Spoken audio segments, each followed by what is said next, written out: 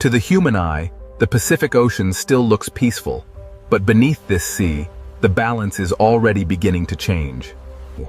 Inside the upper ocean, warmth begins to gather, forming the first quiet signal of El Niño. El Niño is not a single wave in the sea. It is a warm ocean pattern spreading silently through the Pacific. The Pacific Ocean is layered like a living system, and when the surface sea grows too warm, the deeper balance begins to weaken. This warmth does not crash through the sea. It expands quietly, changing the Pacific Ocean one layer at a time. In this 4K Pacific Ocean Sea, the smallest coral movements reveal how warmth begins to press against life. In the sea, behavior changes before disaster becomes visible, and the Pacific Ocean records every movement. Before storms shift across the planet, the first signal begins here, among the smallest life in the Pacific Ocean Sea. The Pacific Ocean Sea is warming from above, but the next question is what this warmth will do to the winds above the water. The Pacific Ocean Sea is no longer only storing heat, it is beginning to guide the air above the water. The warmer the Pacific Ocean Sea becomes, the more the sky above it begins to build new patterns. Even beneath the surface, the Pacific Ocean Sea reflects the change above it, as warmth connects water, sky, and life. In this 4K Pacific Ocean Sea, life begins to adjust before the full force of El Niño is seen. From this 4K Pacific Ocean Sea, the signal is no longer hidden underwater. It is now rising into the sky and moving outward. In this 4K Pacific Ocean Sea, life is still moving, but the rhythm of the water has already begun to slow. In this 4K Pacific Ocean Sea, warm water is no longer trapped where it once belonged.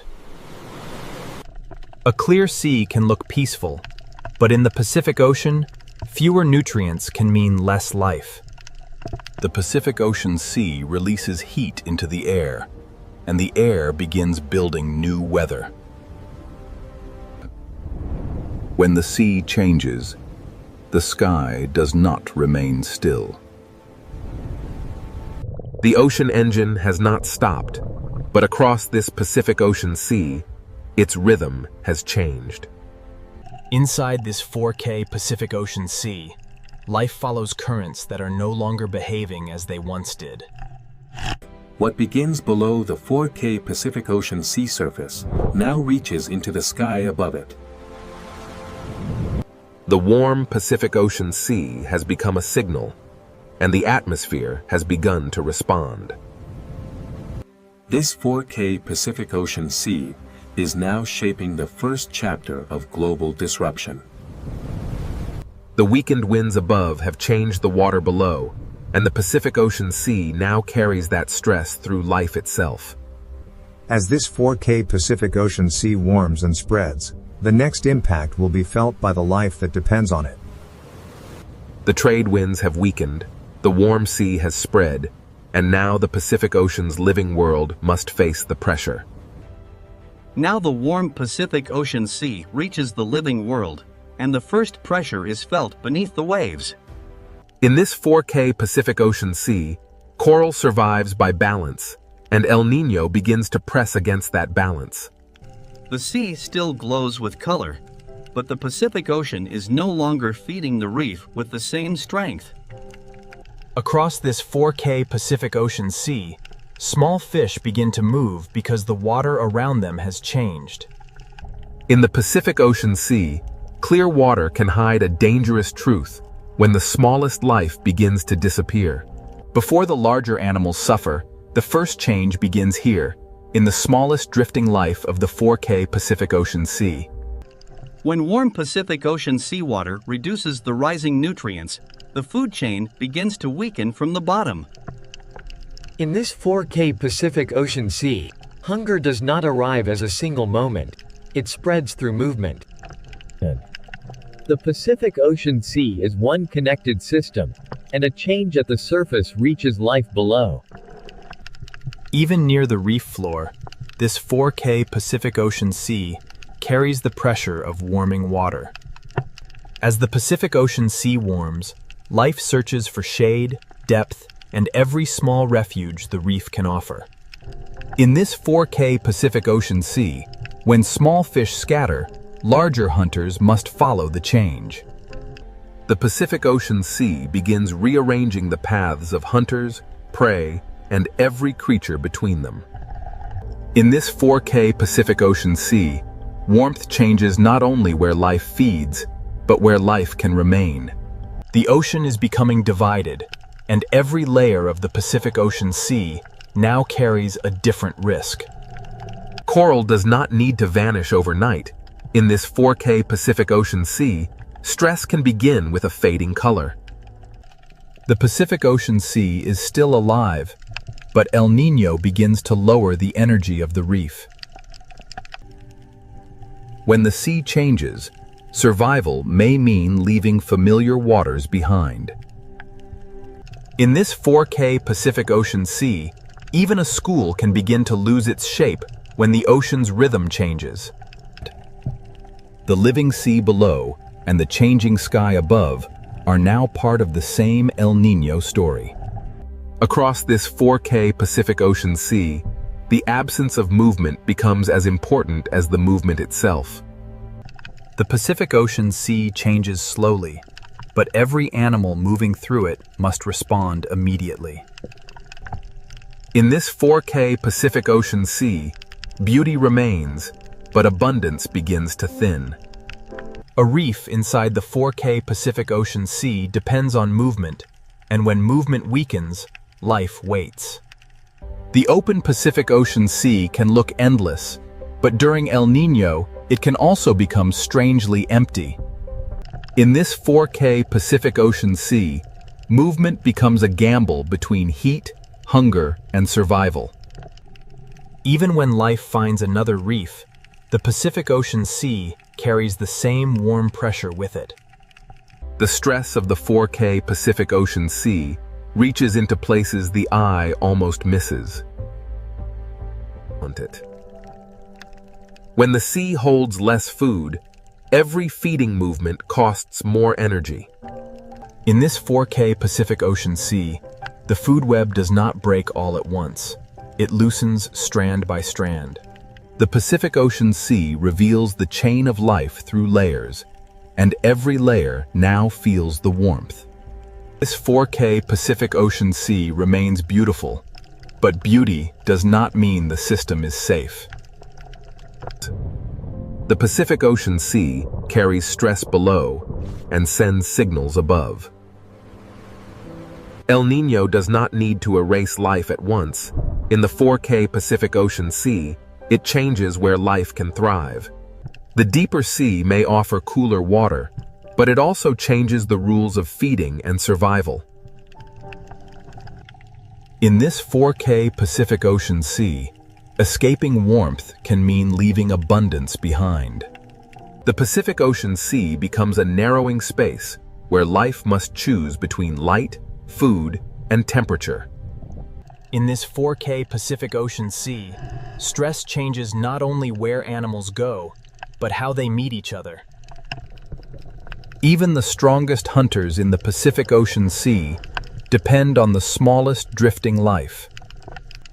This 4K Pacific Ocean Sea shows the food web without words, from invisible life to visible struggle. The Pacific Ocean Sea has stressed its living world, and now the warmth begins to move rainfall across the sky. The Pacific Ocean Sea has stressed its living world, and now the warmth begins to move rainfall across the sky. In this 4K Pacific Ocean Sea, life below and rain above are connected by the same warmth. The Pacific Ocean Sea is not silent because nothing is happening. It is silent because life is adjusting under pressure. As the living sea adapts, the next signal rises into the air, where rain will shift and drought will spread. From this 4K Pacific Ocean Sea, the pressure now moves beyond marine life and into the movement of clouds. The Pacific Ocean Sea has changed beneath the waves, and next, the rain begins to move, and distant lands will feel the ocean's heat. The warm Pacific Ocean Sea has stressed the life beneath it, and now the sky will carry that disruption outward. From this 4K Pacific Ocean Sea, rain begins to move away from its old rhythm.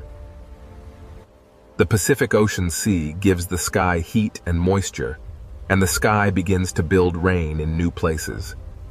In this 4K Pacific Ocean Sea, one area receives heavy rain while another waits beneath a silent sky.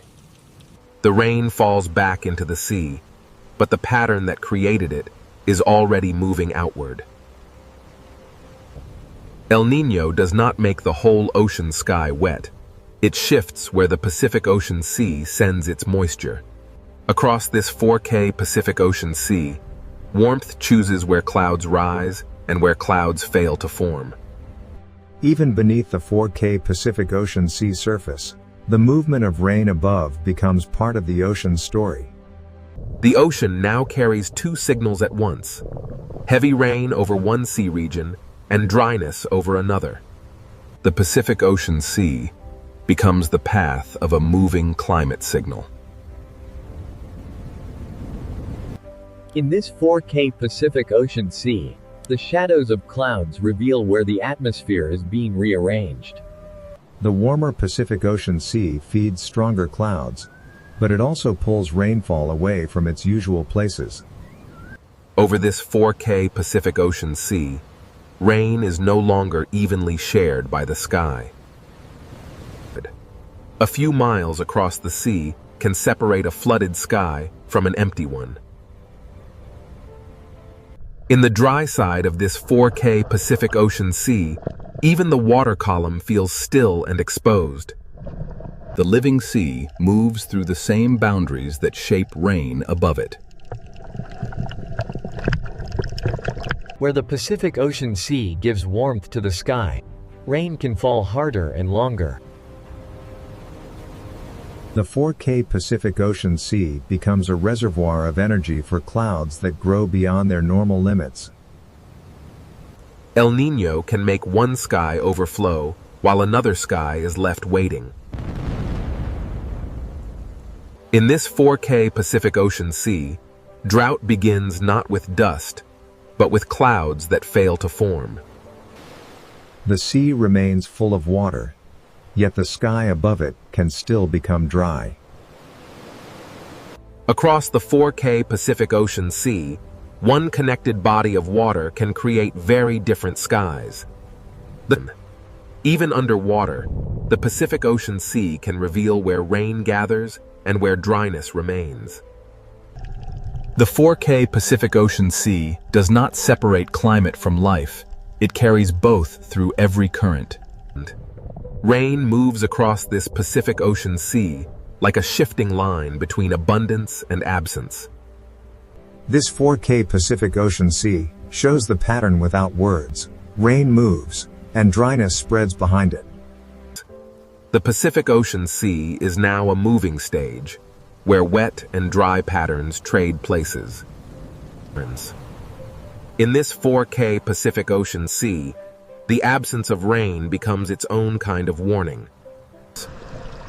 When the sky above the sea stays empty, the water below can grow warmer and quieter.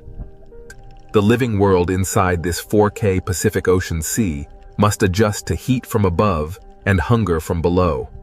The Pacific Ocean Sea carries one story below the waves and another above them, but both are driven by the same warmth.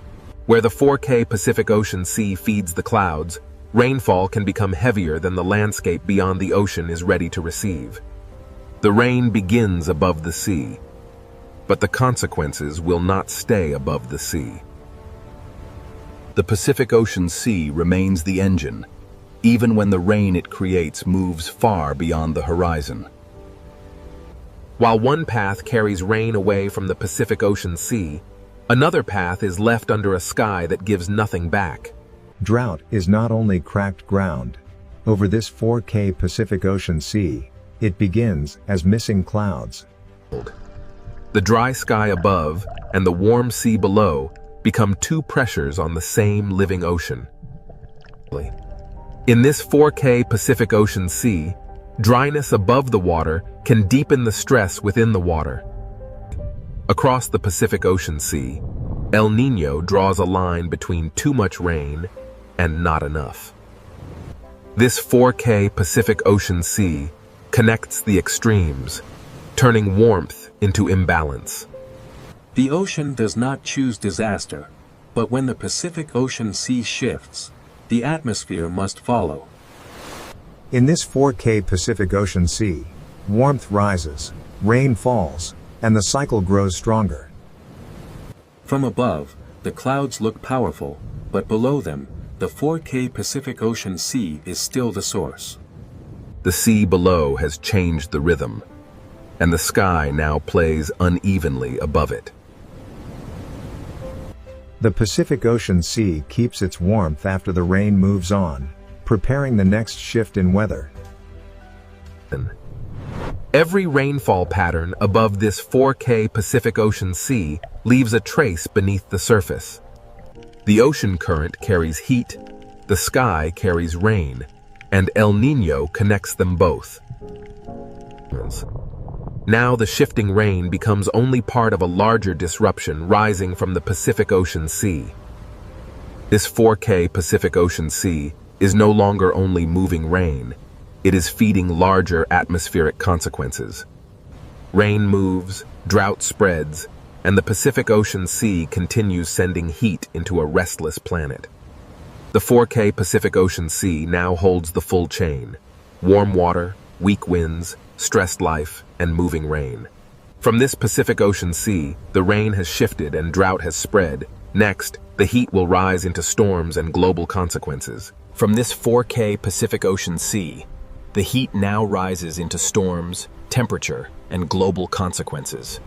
The Pacific Ocean Sea has stored the heat, and now the sky begins to use it. In this 4K Pacific Ocean Sea, warmth becomes energy, and energy begins to build storms. The storm above the sea is not separate from the ocean below. It is born from the heat rising out of the Pacific. Even beneath this 4K Pacific Ocean Sea, the storm leaves its pressure in light, current, and movement. The living world inside the Pacific Ocean Sea moves deeper as heat and weather intensify above. The 4K Pacific Ocean Sea feeds the rain, and the rain returns to the sea with greater force. Across this Pacific Ocean Sea, the storm expands because the warmth beneath it does not fade. In this 4K Pacific Ocean Sea, extremes can exist side by side, connected by the same warm pattern. The Pacific Ocean Sea may calm between storms, but the heat remains, waiting beneath the surface. Inside this 4K Pacific Ocean Sea, beauty hides the accumulated heat that keeps the disturbance alive.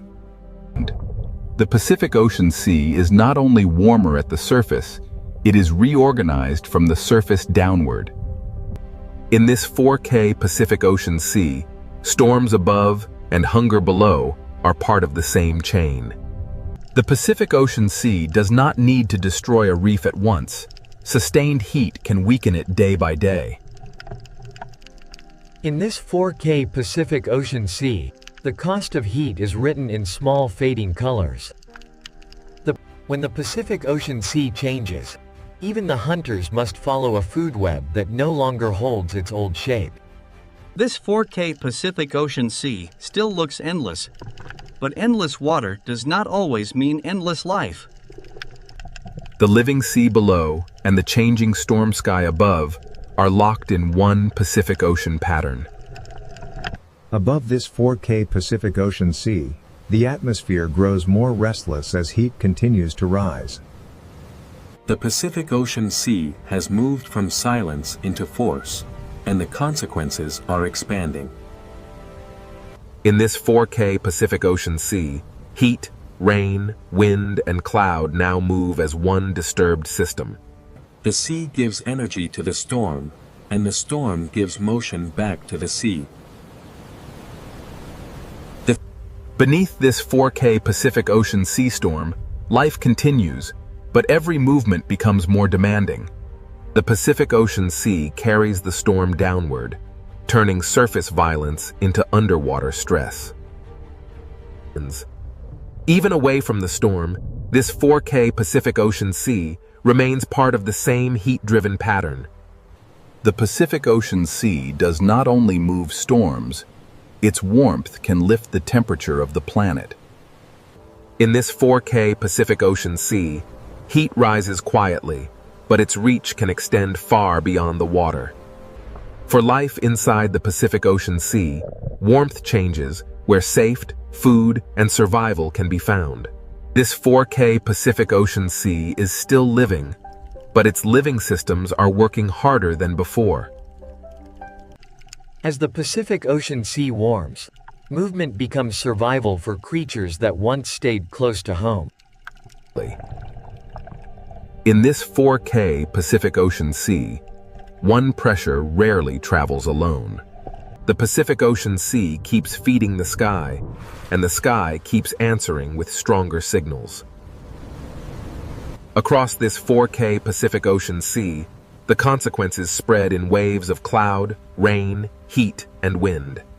What began as shifted rain over the Pacific Ocean Sea now grows into larger atmospheric force.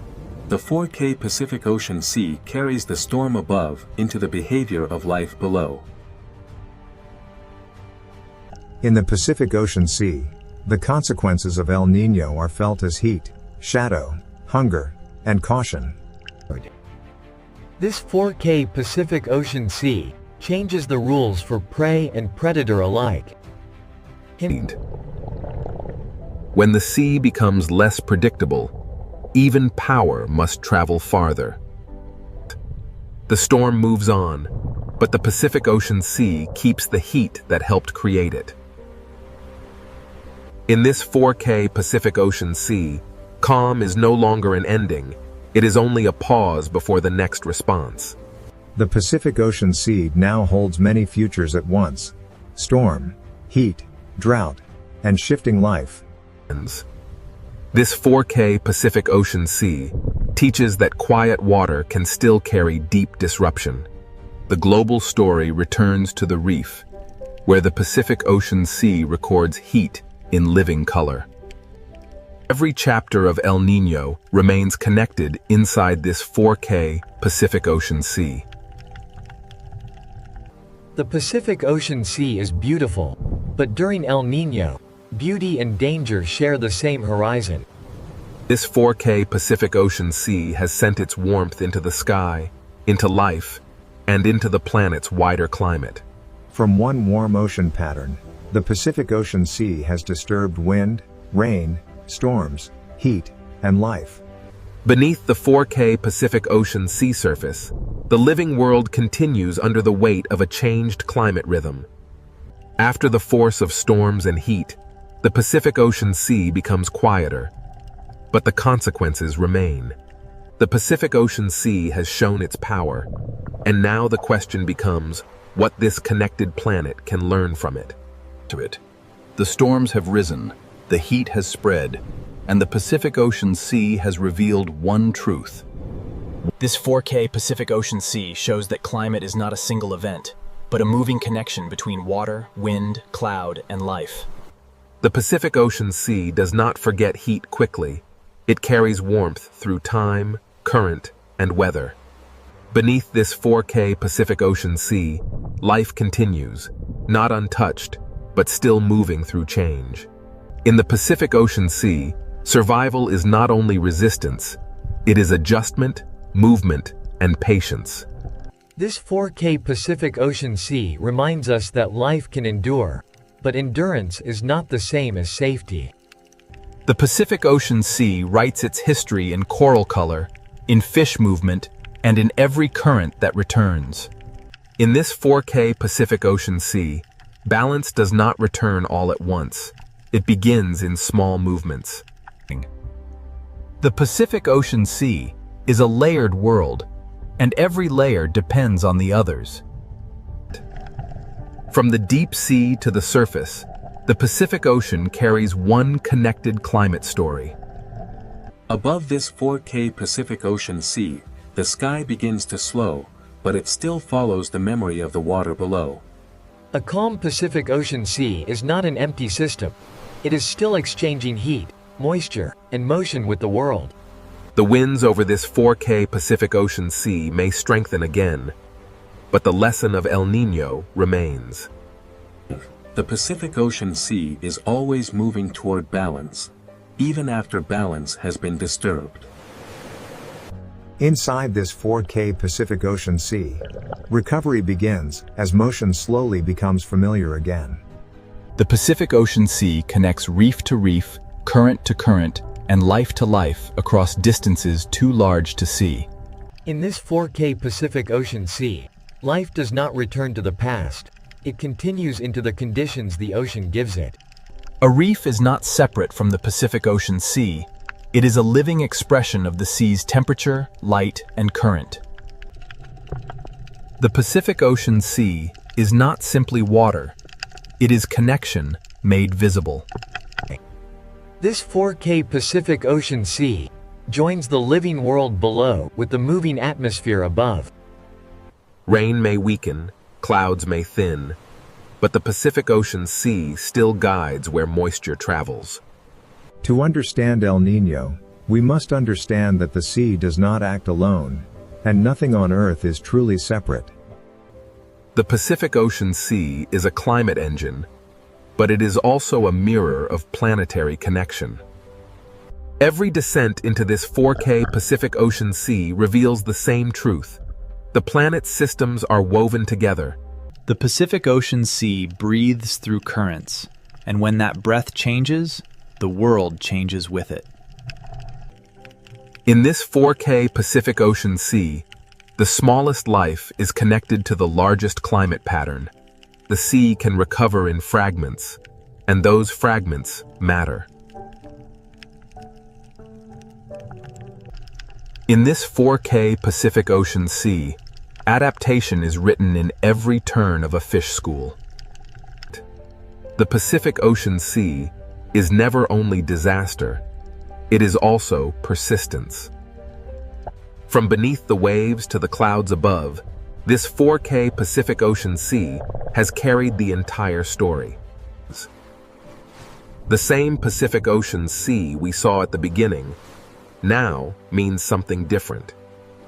This 4K Pacific Ocean Sea is not distant from the planet. It is one of the planet's deepest voices. The ocean shapes the sky, and the sky returns to shape the ocean. Beneath this 4K Pacific Ocean Sea, every creature lives inside a climate system larger than itself. The Pacific Ocean Sea teaches us that fragility and strength can exist in the same living world. One reef is small, but the sea that surrounds it is part of a planetary network. To follow El Niño is to follow the Pacific Ocean Sea, from hidden warmth to global consequence. The Pacific Ocean Sea is vast enough to seem silent, yet powerful enough to change the rhythm of Earth. El Niño may rise and fade, but the connection it reveals never disappears. The Pacific Ocean Sea seeks balance again. But balance is always moving, never fixed. In this 4K Pacific Ocean Sea, life continues not because the ocean is easy, but because life has always followed change. Every living place inside the Pacific Ocean Sea depends on forces far beyond its own horizon. The sea below and the sky above are never separate. They are one moving system. A single warm pattern in the Pacific Ocean Sea can travel through wind, rain, storm, reef, and life. To watch this 4K Pacific Ocean Sea is to watch the planet breathing through water. The Pacific Ocean Sea has shown us that Earth is not a collection of separate places, but one connected system. The story began with warmth in the sea, and it ends with a deeper understanding of what that warmth can mean. Even when the Pacific Ocean Sea is calm, it is still shaping the future of wind, rain, and life. This 4K Pacific Ocean Sea is more than a place. It is one of Earth's greatest climate forces. El Niño reminds us that the ocean does not need to shout to be heard across the planet. Beneath the surface of the Red Sea, an ancient ocean world waits in silence. At first, the ocean appears peaceful, but the Red Sea has never been truly still. This is more than a reef. It is a living ocean fortress, built slowly by the ancient sea. In this sea, even the smallest life becomes part of a greater design. The ocean writes its history in sand, stone, and the silent movement of life. Where small fish gather in the open sea, unseen hunters are never far away. But in the Red Sea, survival often depends on knowing when to vanish into the ocean shadows. Every creature in this ocean listens through movement, sensing danger before it appears. The Red Sea does not always reveal its predators. Sometimes, the ocean only reveals their silence. In the Red Sea, silence is not emptiness. It is the language of survival. Every reef in this ancient ocean is both shelter and trap. To rise into open water is to trade darkness for exposure. In this sea, the smallest movement can travel farther than sound. The ocean often reveals danger through those who fear it first. Before a hunter appears, the Red Sea often becomes strangely calm. Here, beauty is camouflage, and color can hide both fear and hunger. The ancient ocean is built from thousands of hiding places, and each one has a story.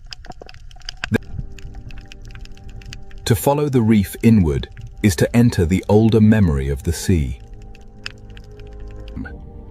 And in the quiet heart of the Red Sea, the first silent hunters begin to wake.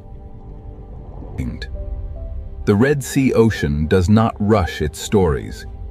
It lets the darkness speak first. In this ancient sea, every shadow belongs to the reef, and every reef belongs to the hunt. Peace returns quickly in the ocean, but never completely. The Red Sea is a world of openings, shelters, edges, and unseen paths. Where the reef begins to fall, the rules of the sea begin to change. Even the sand of this ocean is alive with movement, warning, and escape. Some predators in the Red Sea do not chase. They become part of the ocean itself. In this ancient sea, the difference between stone and hunter can disappear. The ocean teaches every creature to read shape, shadow, and silence. And beyond the reef, the Red Sea ocean begins to reveal the shape of its hunters. The Red Sea ocean gives only glimpses, never answers too soon. Out here, away from the reef, the ocean becomes a place of distance, patience, and hidden movement. A school survives because many eyes become one mind inside the sea. When the ocean suddenly opens around them, the warning has already begun. In the Red Sea, the first sign of a predator is often the silence it leaves behind. Every crack in this ocean wall can become a doorway for hunger. The ocean does not need noise to create fear.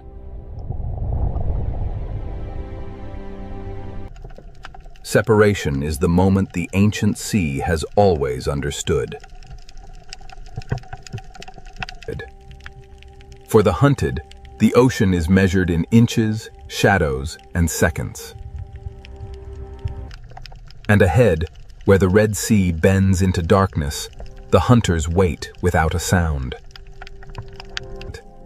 The deeper the Red Sea ocean draws us in, the more its silence begins to feel alive. In this ancient sea, the hunter does not need to be seen to be felt. The Red Sea records every movement, even when the creature that made it has already vanished. Every arch, cave, and hollow in this ocean can become a waiting mouth. Here, survival belongs to those who can become invisible inside the sea. The Red Sea does not separate beauty from danger. It weaves them into the same silence. The hunted may escape one shadow, but the ocean is filled with many. This ancient ocean is not random. Every ledge, current, and shadow shapes the lives within it. In the Red Sea, peace is only a pause between movements. And now, beneath the beauty of this ancient sea, the silent predators of the Red Sea begin to emerge. Beneath the beauty of the Red Sea ocean, the hunters are already in position. Some predators in this ancient sea do not chase. They wait beautifully. In the Red Sea, danger can be graceful enough to be mistaken for beauty. Inside the reef, the Red Sea shelters hunters built for patience.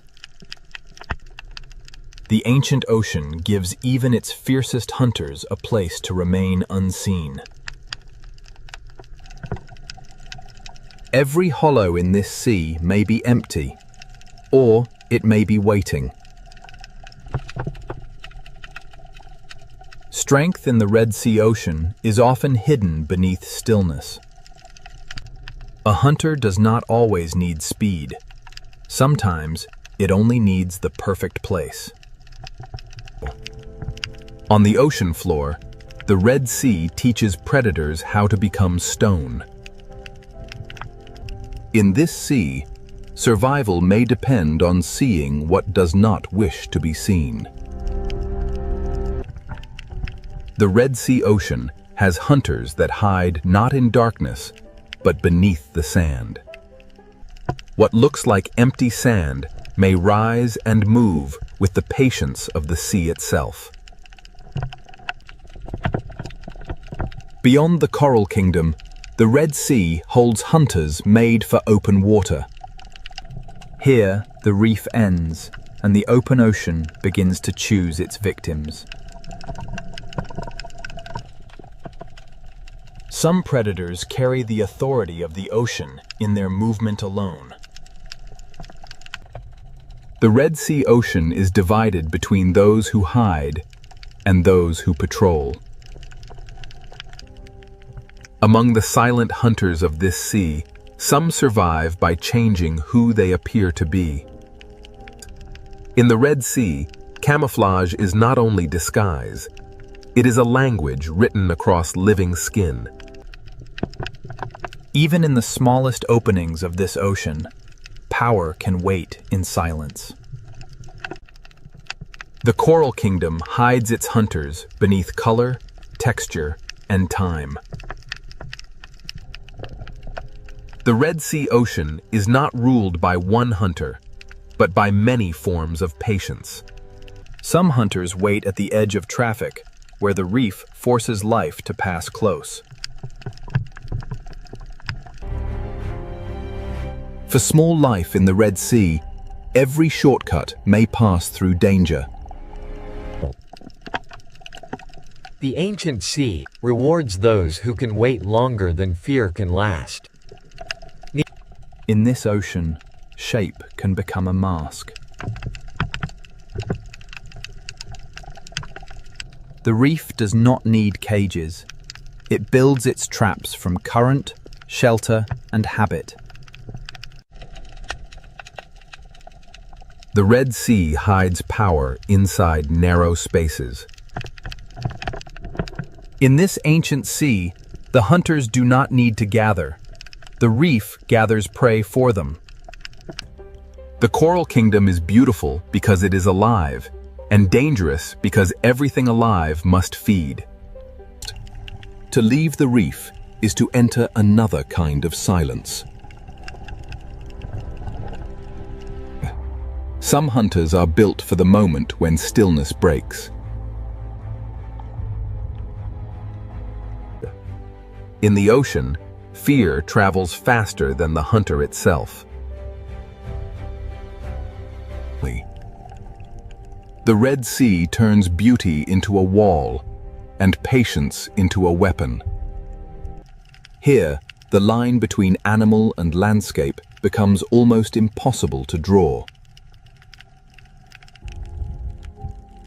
Below the coral, the Red Sea holds a second world of tunnels and teeth. Not all hunters in this ocean hide in shadow. Some hide beneath light. The ancient sea is full of hunters too small to cast a shadow.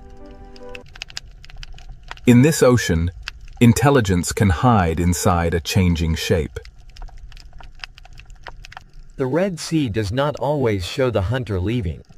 Sometimes, it simply closes around it.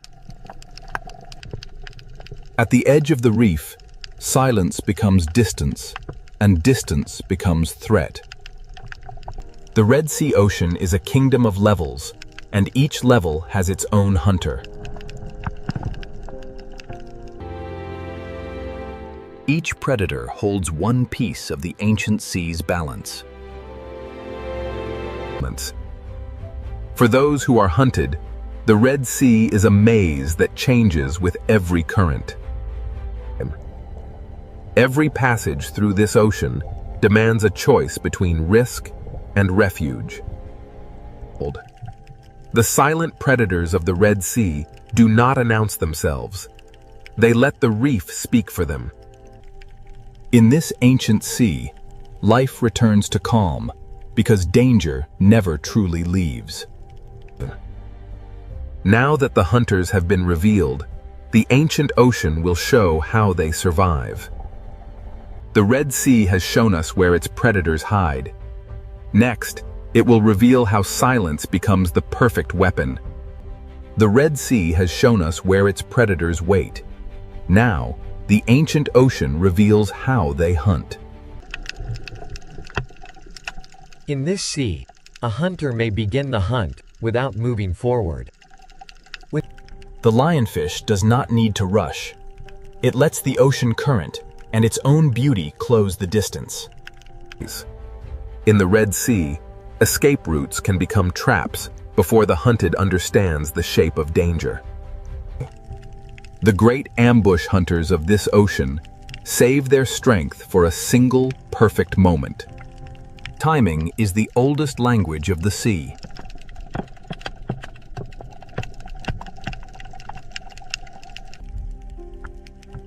Some hunters in the Red Sea survive by becoming the place where they wait.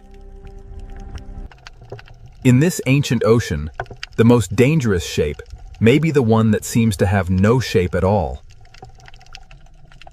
The Red Sea turns ordinary pathways into hunting lines. The hunt begins long before movement. It begins with choosing where the sea will bring life next. In the coral kingdom, even a body shape can become camouflage. To vanish in the Red Sea, a predator does not always need darkness. Sometimes it only needs imitation. Few hunters in this ancient sea understand disguise as deeply as the octopus. Across its skin, the ocean writes a disguise that can change from one breath to the next. The Red Sea rewards hunters that can move without becoming a signal.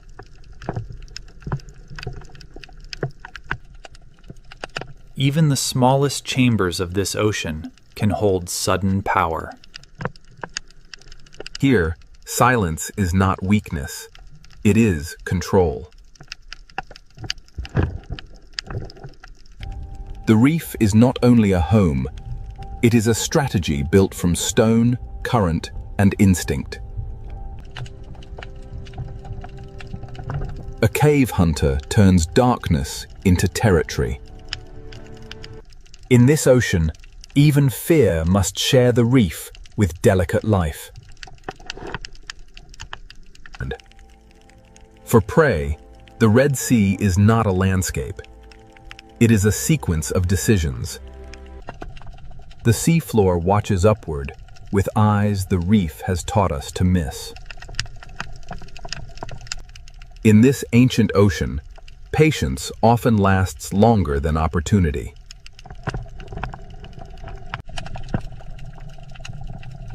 Open water hunters use distance the way reef hunters use shadow.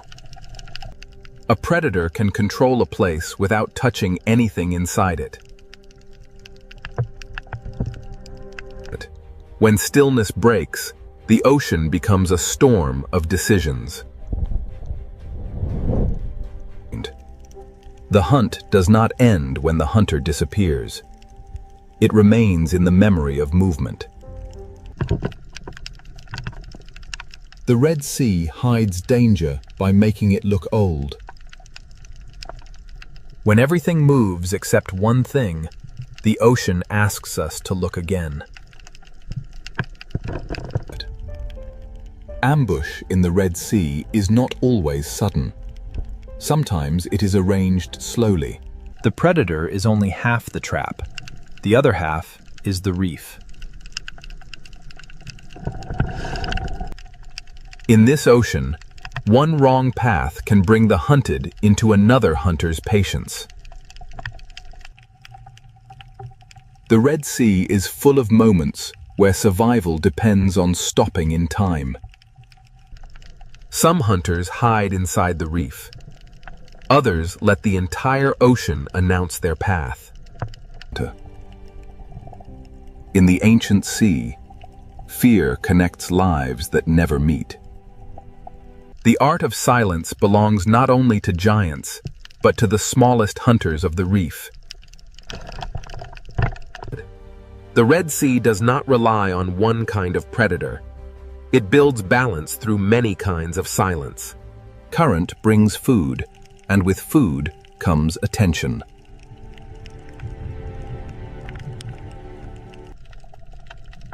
Every feast in this sea has an audience.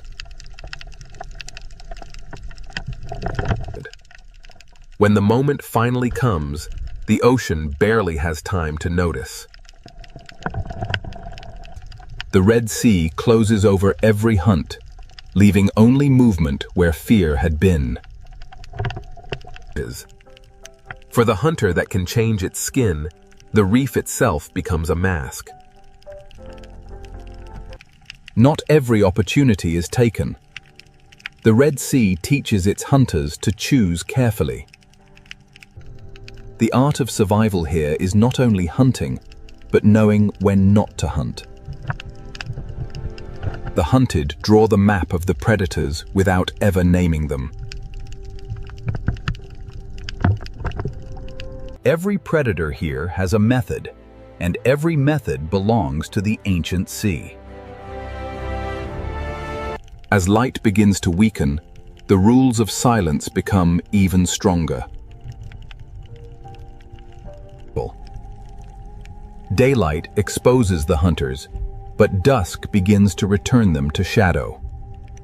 The Dale's silent hunters have shown their craft, but the Red Sea has another world waiting after dark.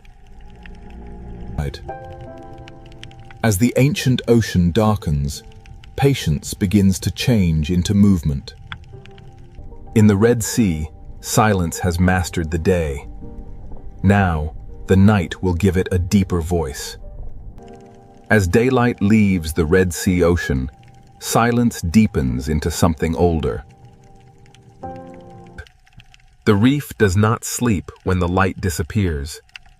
It changes who is allowed to move. When night enters the Red Sea, even the coral begins to hunt. The smallest hunters of this ancient ocean awaken before the larger shadows begin to move. Darkness does not empty the Red Sea. It reveals another ocean within it. By day, the cave protected the hunter. By night, the hunter leaves the cave behind. The night reef belongs to those who know every tunnel in the ancient sea. At night, the Red Sea shortens the space between danger and life. The lionfish becomes more haunting when the ocean loses its color. In the night sea, patience becomes harder to see and easier to obey. Beneath the night water, even the sand may be alive. The Red Sea hides movement beneath stillness until the moment it chooses to rise. Night gives the octopus a larger canvas for disguise.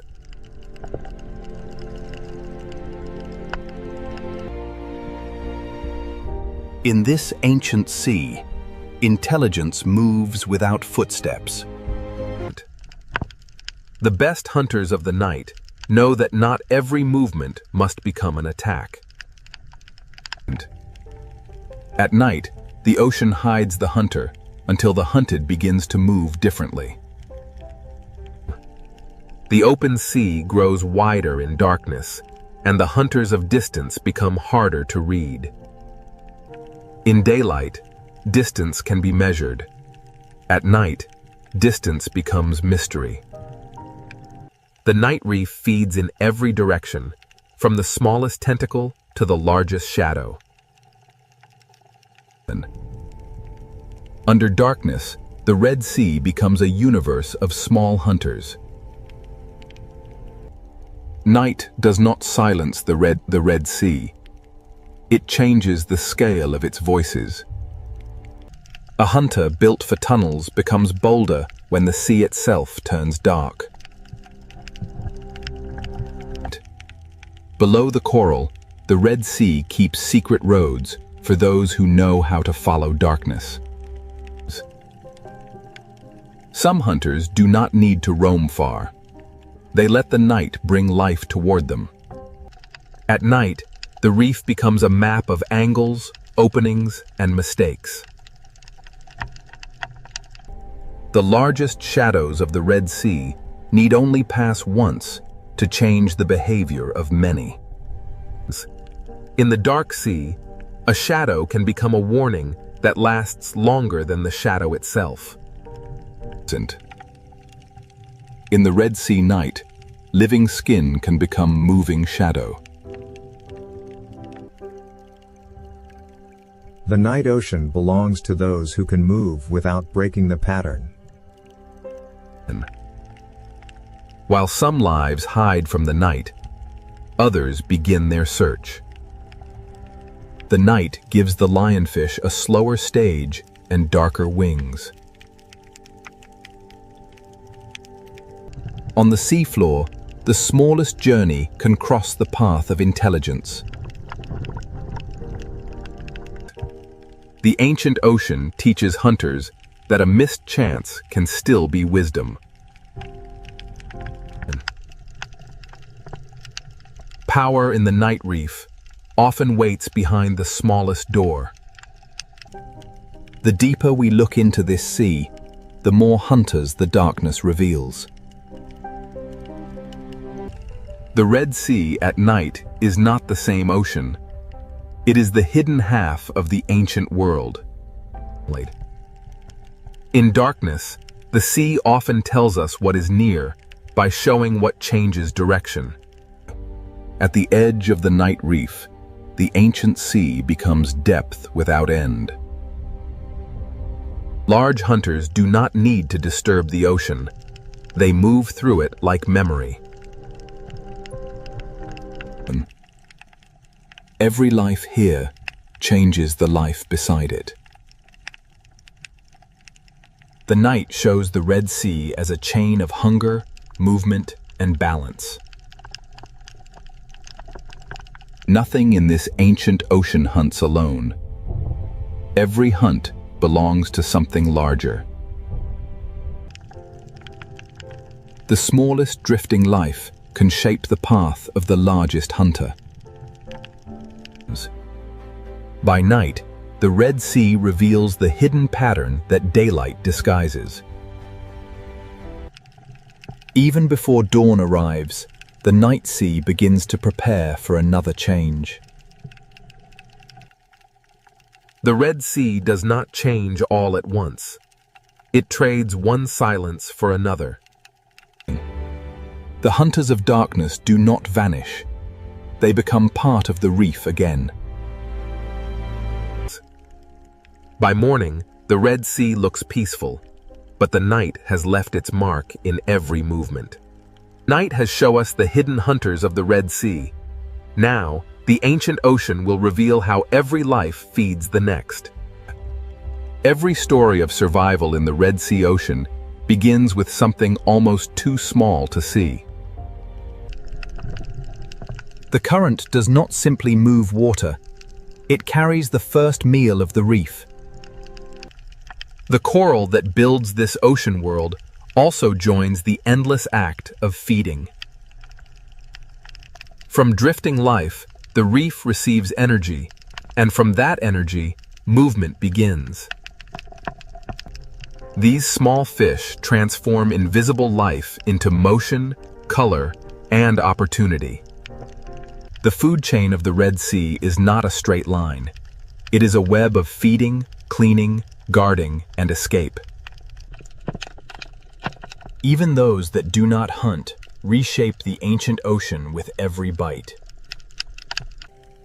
Nothing wasted in the Red Sea truly disappears. It descends into another life. At the bottom of the sea, feeding and hiding often happen in the same breath. In the ancient sea, survival is not only competition. Sometimes it is an agreement. Even hunters must sometimes enter the economy of the reef.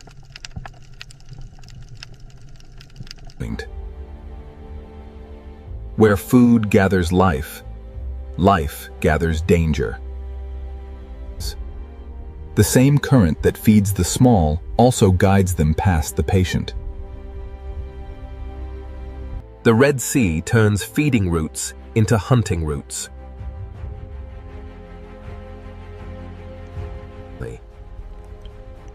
Every escape in this ancient ocean may lead past another mouth. The hunter waits where the ocean teaches the prey to return. As the chain moves away from the reef, the hunters become larger and the distance becomes dangerous. The presence of a predator can shape the sea before the predator acts.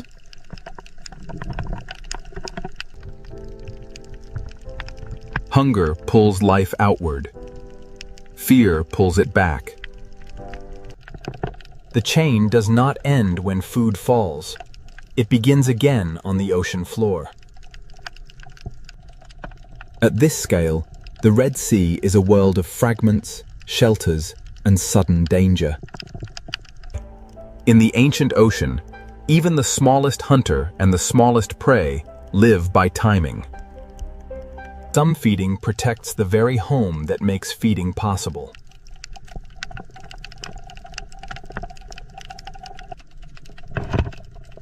The reef feeds the grazers, and the grazers feed the watchers. The ancient sea builds roads for food, and predators learn those roads. The current is the invisible road of the food chain.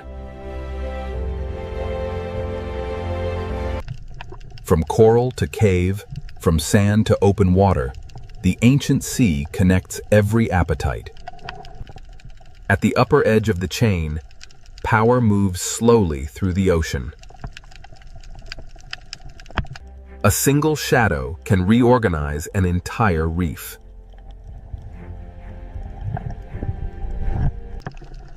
The Red Sea survives because fear pauses life, but hunger restarts it. This is the architecture of hunger beneath the Red Sea. The ancient ocean does not separate beauty from hunger, or hunger from balance. In the Red Sea, endings often become places for new life to begin.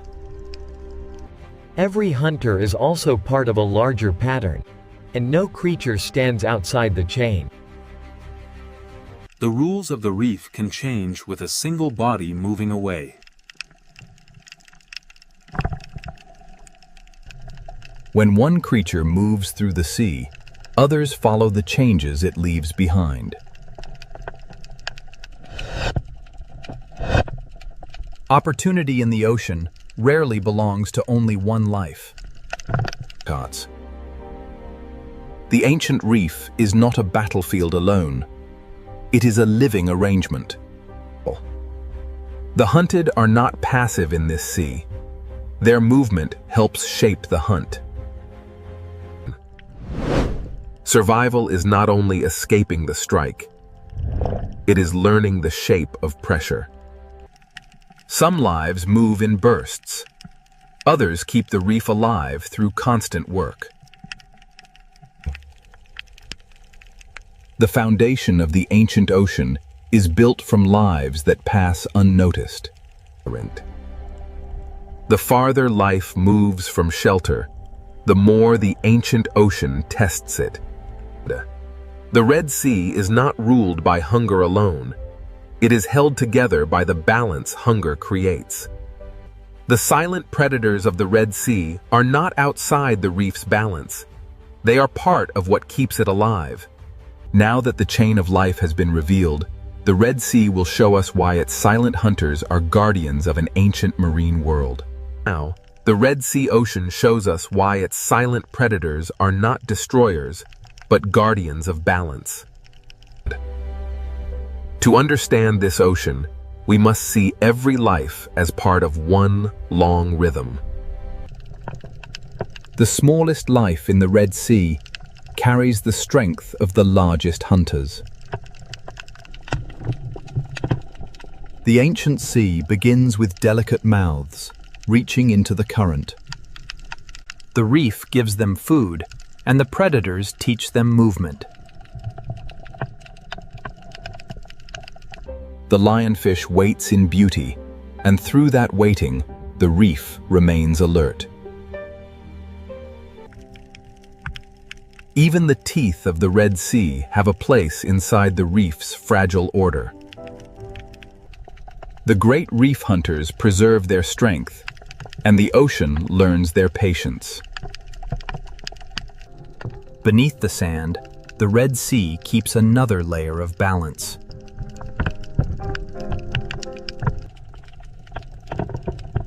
In this ancient sea, intelligence can be as important as strength. At the reef's edge, the open ocean is guarded by distance. Fear in the Red Sea is not only danger, it is information. The ancient ocean survives not only through hunger, but through delicate agreements. The future of the Red Sea begins inside small shelters surrounded by ancient risk. This coral kingdom has no walls, yet every creature knows its boundaries. The current carries food, warnings, memory, and life through the Red Sea. Nothing in this ocean moves alone.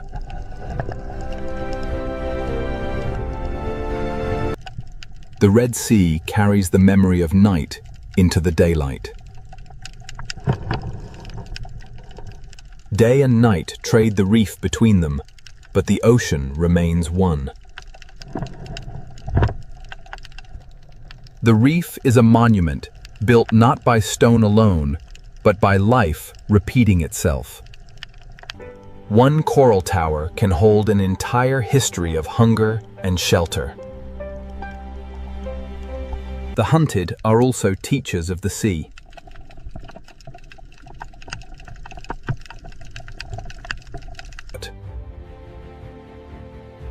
Every turn they make records where danger waits. A guardian does not always protect by gentleness. Sometimes it protects by keeping balance firm. The Red Sea teaches life to look carefully or become part of the lesson. Balance is not peace without danger. It is life continuing with danger understood. The ancient sea survives because nothing is allowed to remain unchanged for too long. What one life removes, another life receives.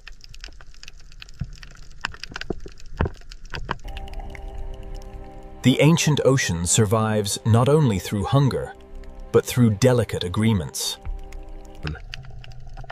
The future of the Red Sea begins inside small shelters surrounded by ancient risk.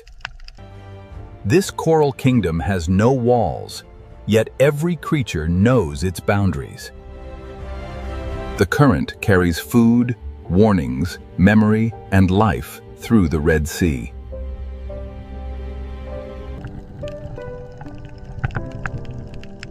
Nothing in this ocean moves alone. The Red Sea carries the memory of night into the daylight. Day and night trade the reef between them, but the ocean remains one. The reef is a monument built not by stone alone, but by life repeating itself. One coral tower can hold an entire history of hunger and shelter. The hunted are also teachers of the sea.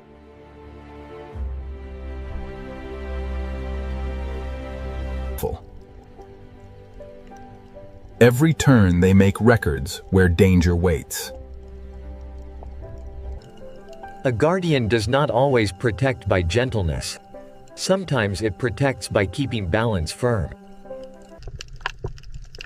The Red Sea teaches life to look carefully or become part of the lesson. Balance is not peace without danger. It is life continuing with danger understood. The ancient sea survives because nothing is allowed to remain unchanged for too long. What one life removes, another life receives. The guardians of the reef are not only the large hunters, they are also the tiny workers beneath them. The Red Sea is built in layers of dependence. The greatest hunters are not outside the reef's story. They are among its oldest sentences. The Red Sea endures because life here never stops answering change. This current has carried us through beauty, fear, hunger, and renewal. The silent predators remain, not as interruptions, but as part of the music of the sea. In the Red Sea, even darkness has a role in keeping the reef alive.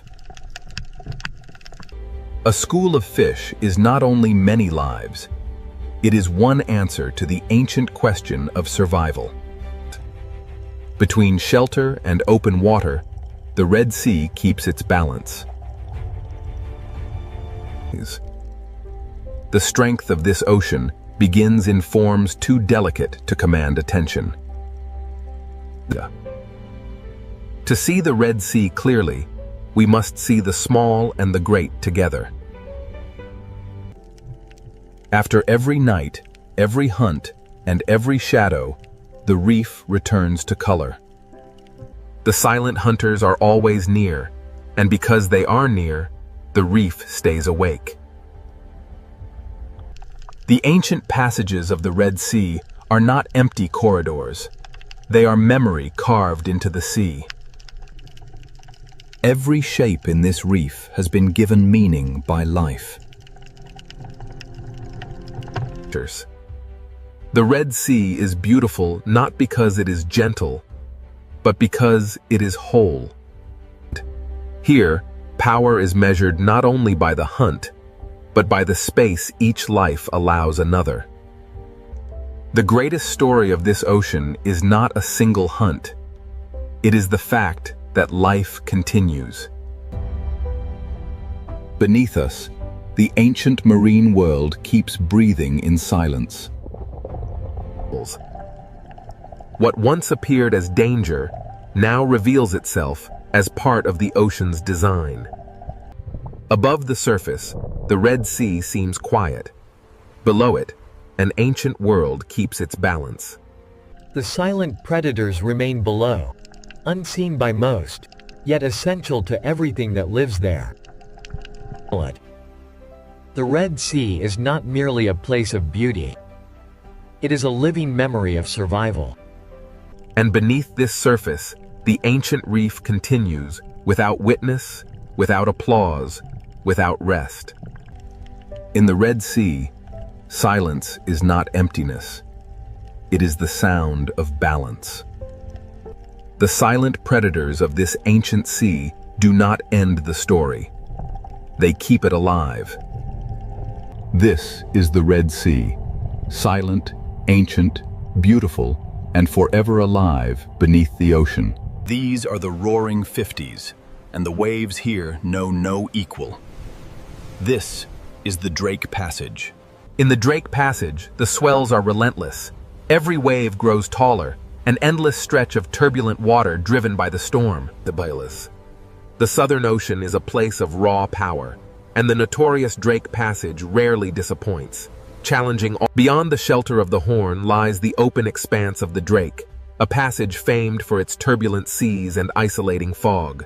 Here, there is no shelter, no safe harbor, only the dark sea and the relentless fury of the wind and waves. The swell builds relentlessly, a living machine of water and wind, culminating in the chaotic fury of the Drake Passage.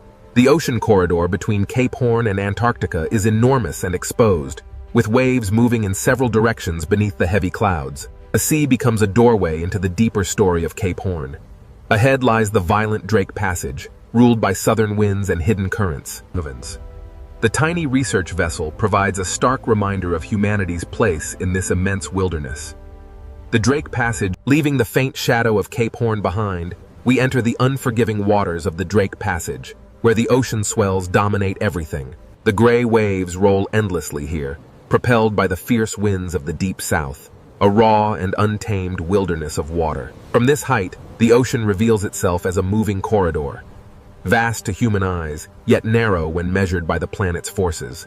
Beneath the gathering storm clouds, the ocean stirs, a vast engine waking, its power unleashed by the relentless wind. Here, in the infamous Drake Passage, the true force of the Southern Ocean is unleashed as massive swells rise and collapse with unimaginable power. The powerful swell dissipates into churning foam, only to be met by a fierce gust, scattering the spray across the relentless currents. Away from the sight of land, the waves themselves form a continuous chain, pulling us deeper into the profound blue-black heart of the ocean. As the camera glides forward, a low cloud bank rolls over the sea.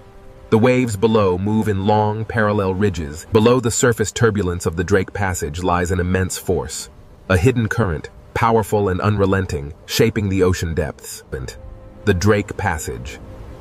Its turbulent waves hint at a power far greater than the surface reveals. The chaotic surface yields to a powerful system. Long, dark ridges begin to form, revealing the hidden forces below the Drake Passage. From this height, the true scale of the Southern Ocean reveals itself, a relentless, rhythmic breathing machine powered by global winds. This is the Drake Passage, a violent gateway where two great oceans converge in a freezing chaos. The westerly winds assert their dominance, tearing at the surface of the frigid sea. The ocean responds with a raw, untamed power.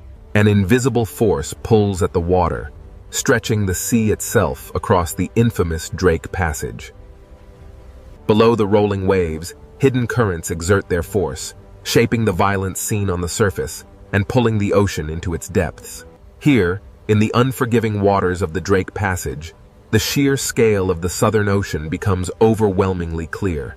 This is the Drake Passage, a volatile stretch of water where the visible storm gives way to the unseen forces below. Below the mist lies the true heart of the Southern Ocean, a vast and dangerous realm where wind meets current in an eternal struggle.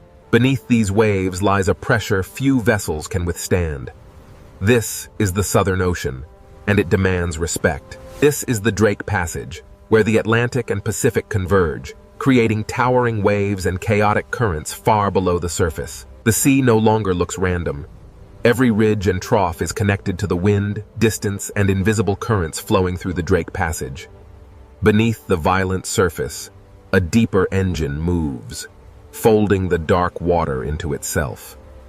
A powerful gust tears across the surface, transforming the ocean into streaks of silver-white motion. But this is the Drake Passage, where the sea itself rises like a dark wall, unleashing the raw energy stored within its depths as it breaks into foam. As the chaos of the impact subsides, the true scale of the Antarctic waters is revealed, stretching endlessly towards the ice. Here, where the continents end and the true ocean begins, the Drake Passage guards the gateway to the deep unknown.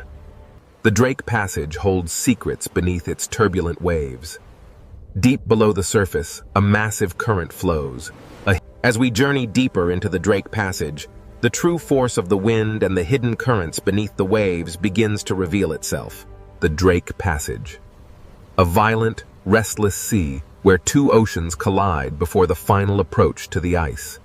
The Drake Passage, a place where every second changes the shape of the world. Descending into the trough reveals the true scale of the Southern Ocean's power, a chaotic gateway into forces unseen. The Drake Passage is endless and exposed. There is no island, no harbor, and no peaceful coastline to soften the ocean's violence. In the infamous Drake Passage, the wind is the undisputed master. It rips across the water, tearing spray from the waves and drudged. The Southern Ocean holds the memory of distant storms. These waves, growing heavier now, carry that immense. The unforgiving swells of the Drake Passage offer no mercy. Here, swallowed by the immense power of the Southern. And so the ship vanished beneath the swell.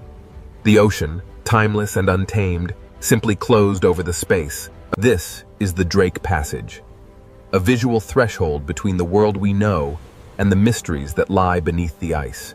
Legend. Behind the mist lies Cape Horn, the final sentinel of the land. Now, the violent expanse of the Southern Ocean tolerates no weakness. Here, the waves are the true masters, and the land merely a fragile witness to their power. Here, at the edge of Cape Horn, the Southern Ocean unleashes its full fury against the Black Rock, a violent prelude to the infamous Drake Passage. For countless millennia, the cliffs of Cape Horn have endured the ocean's endless assault, a testament to the raw, untamed power of the sea. This coastline offers no refuge. It is the final stone edge before the exposed, endless ocean swallows the horizon. As the cliffs of Cape Horn recede, the true scale of the Drake Passage begins to emerge. As the shelter of Cape Horn recedes, the true nature of the Southern Ocean reveals itself. Here, the swells run unimpeded toward Antarctica. Beyond the cliffs of Cape Horn, the ocean asserts its dominance. The small vessel is dwarfed by the immense. As the cliffs of Cape Horn vanished into the churning wake, the vessel pushed into a sea that grew darker, wider, and less forgiving with every passing moment. Here, in the unforgiving Drake Passage, the ocean demonstrates its power, quickly erasing the fleeting presence of the ship's passage. We leave the shelter of Cape Horn now, entering the infamous Drake Passage. Ahead lies the raw power of the Southern Ocean, Cape Horn, the very edge of the world's navigable waters. Beyond this churning chaos lies the frozen expanse of Antarctica, and the coastline stands as a warning. Every wave impact reminds us that even the land itself is shaped by the ocean's relentless force. The coastline ends here, swallowed by the mist. Southward, the ocean stretches like an open gate into unimaginable violence. This is Cape Horn, the gateway to the vast, untamed waters of the Drake Passage. As the swell travels outward, Cape Horn recedes into the mist, and the immense power of the open ocean takes control of the narrative.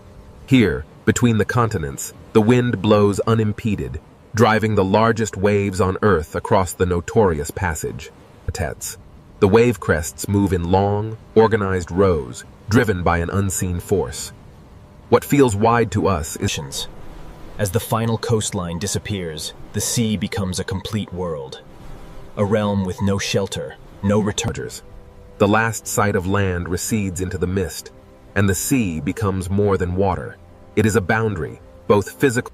As the waves subsided, Cape Horn vanished. We were now truly exposed to the raw power of the Drake Passage.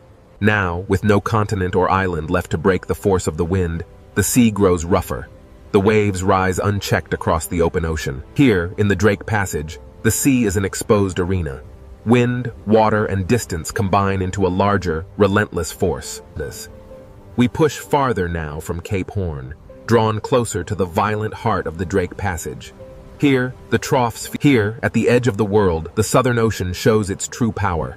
The small research vessel is merely a toy in the hands of the Drake Passage. The sea cares little for the machines of man. It rolls on, indifferent to our passage, reminding us that this crossing belongs to the water. The sea erases scale, direction, and certainty. The vessel is but a fleeting moment in the ocean's eternal power. As the land disappears, the sheer emptiness of the Drake Passage becomes apparent. Nothing but water, wind, and the humbling scale of the open ocean. Below the waves, the water turns to an impenetrable black. Here, in the heart of the passage, the horizon vanishes completely. The true scale of this desolate ocean world remains hidden, obscured by the endless fog and the relentless churning of the waves. Watch closely as the waves lift in sequence. This is how energy truly moves across the vast, open ocean, uninterrupted. As the spray clears, the immense breadth of the Drake Passage is revealed. A world swallowed by the sea. Standing here, you understand the true meaning of isolation. The sea is absolute, and we are merely guests in its domain. As the land disappears behind the mist, we turn south. Now, there is only the sea, and the realization that we are truly alone. As we move south, away from the land, the sea grows colder, rougher, and more commanding with every passing moment. We leave the steep ridges behind as the crossing moves from geography into the raw power of the weather-driven ocean. We leave the shelter of the continent now, entering the infamous Drake Passage. Here, the Southern Ocean winds. Here, at the edge of the world, the Southern Ocean unleashes its full power. This is the infamous Drake Passage. Here, at the convergence of the Atlantic and Pacific, lies the infamous Drake Passage, a place where the ocean swells run unimpeded around the globe. With Cape Horn behind us, the wind pulls the sea into motion, a natural bridge toward the atmospheric engine ahead. These waves, bending under the immense pressure of the wind, carry an energy that travels across the vast expanse of the open sea. With Cape Horn now gone, the sea becomes the only landscape, the only road, and the only danger between us and Antarctica. As the clouds race overhead, the immense power of the Southern Ocean winds begins to organize the sea into massive, unstoppable rows. Without land masses to slow them, the westerly winds howl across the open water, turning this passage into Earth's most violent and unpredictable marine corridor. Now fully exposed to the Southern Ocean, the westerly winds begin their relentless assault on the Drake Passage. This is the Drake Passage, where the Atlantic and Pacific converge in a violent clash of wind and water. As we rise, the true force of the westerly winds becomes visible. Long lines of foam sweep across the water. The relentless wind writes across the ocean's surface, etching temporary patterns into the rolling waves before they vanish into the deep blue.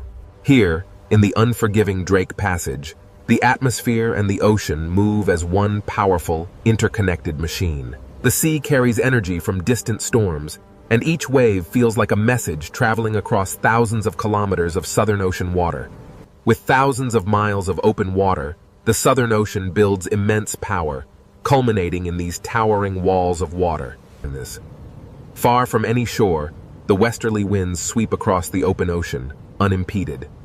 It is this vast... In the Drake Passage, the atmosphere presses its rhythm directly into the water, synchronizing the sky and the sea in a powerful, relentless surge. As the storm intensifies, a powerful gust of wind rips across the water, turning the ocean surface into a blinding sheet of silver spray and foam. The wind rips water from the crest as the massive wall of the ocean roars forward, an ancient and primal force unleashed. A force larger than any single storm pulls at the sea, revealing the deep troughs beneath the churning foam. The sea looks chaotic at first, but the wind reveals a hidden order in the direction of crests, spray, and foam lines. Here, where the water ends and the atmosphere begins, the horizon dissolves into a single gray boundary. Here, the westerly winds command the sea, reminding even the sturdiest vessels of nature's dominion. The ship departs, and the relentless wind-driven spray sweeps across the surface, allowing the sea to reclaim its untouched, powerful... The Drake Passage is infamous for its massive seas.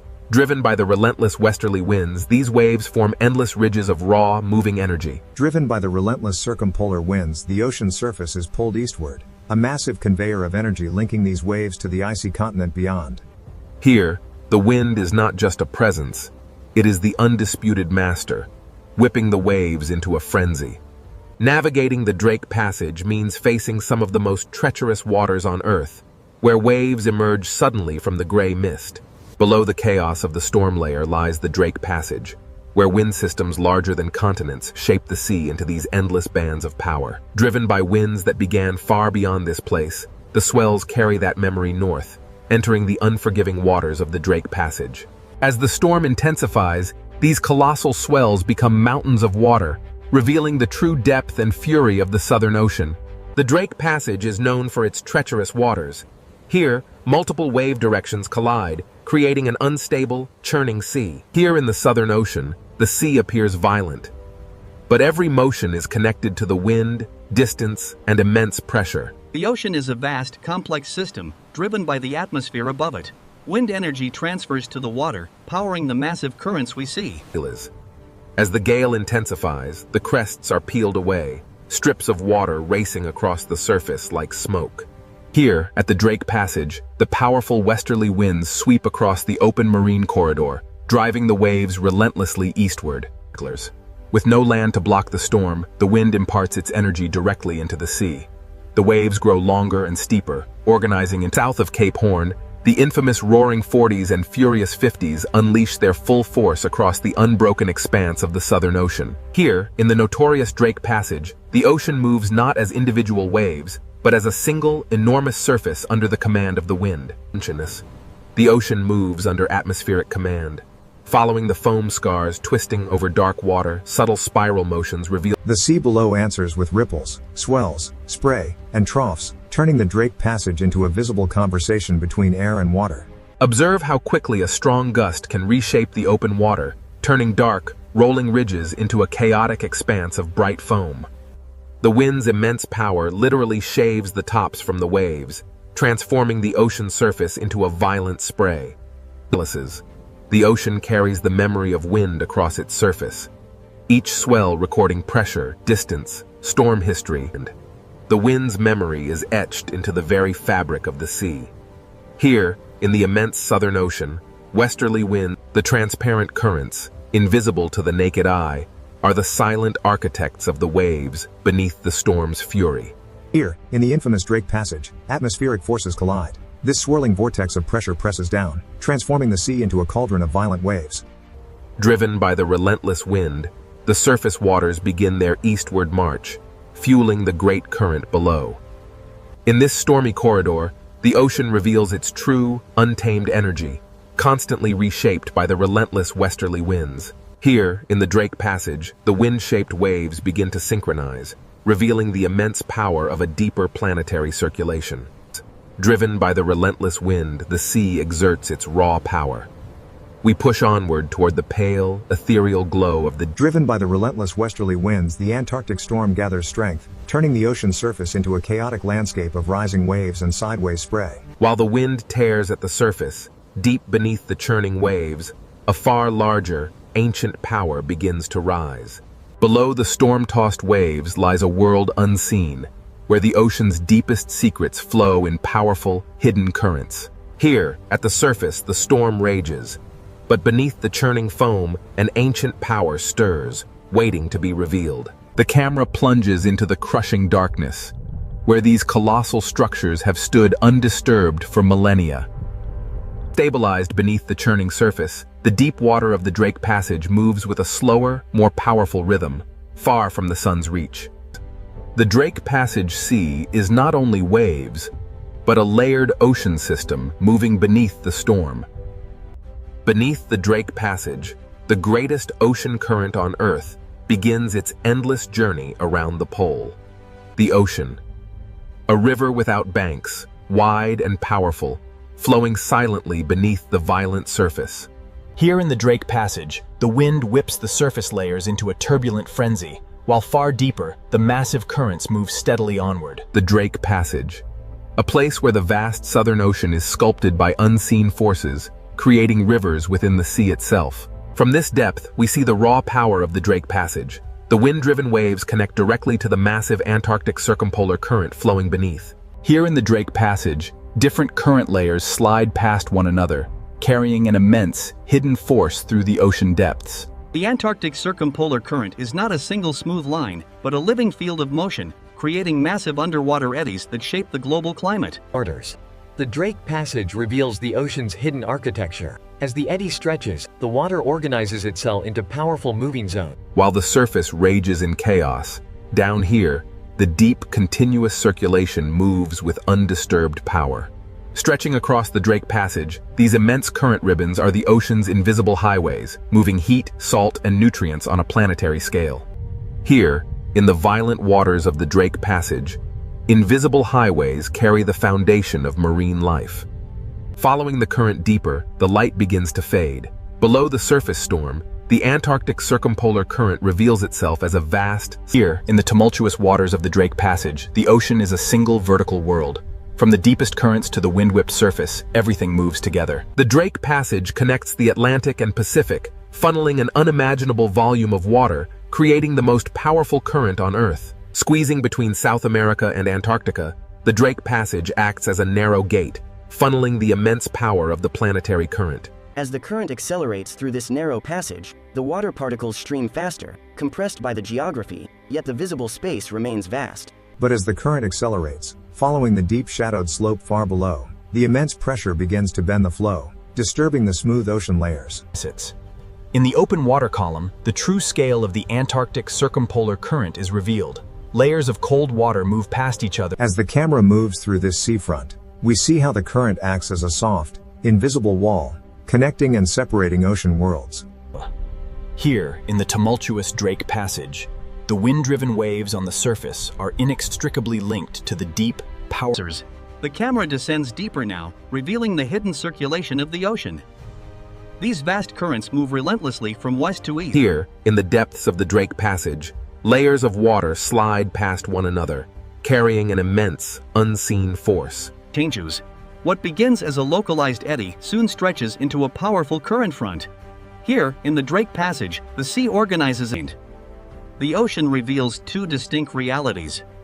Above, chaos reigns in the storm-tossed waves. But these immense current ribbons pass through the Drake Passage like invisible highways, moving water, heat, salt, and nutrients across the Southern Ocean. Flowing through the Drake Passage, these invisible highways carry the very foundation of marine life across the violent sea.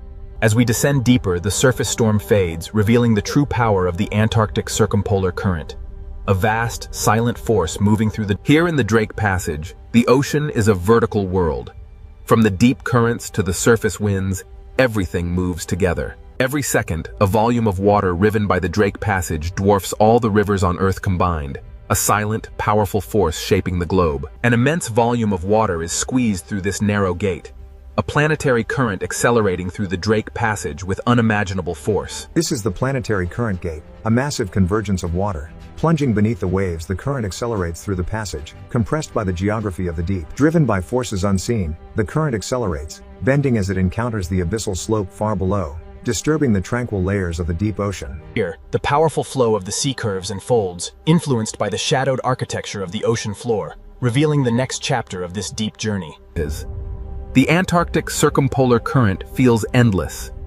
It is constantly carrying the planet's water around the frozen south. The seafront acts as an invisible wall, a dynamic boundary where different worlds converge, yet remain forever distinct in the vast ocean currents. Within the turbulent waters of the Drake Passage, powerful currents gather tiny particles, concentrating the life-supporting materials that feed this vast marine ecosystem. Though the storm flickers violently above, casting shadows and light, the deep current below continues its calm, unstoppable persistence.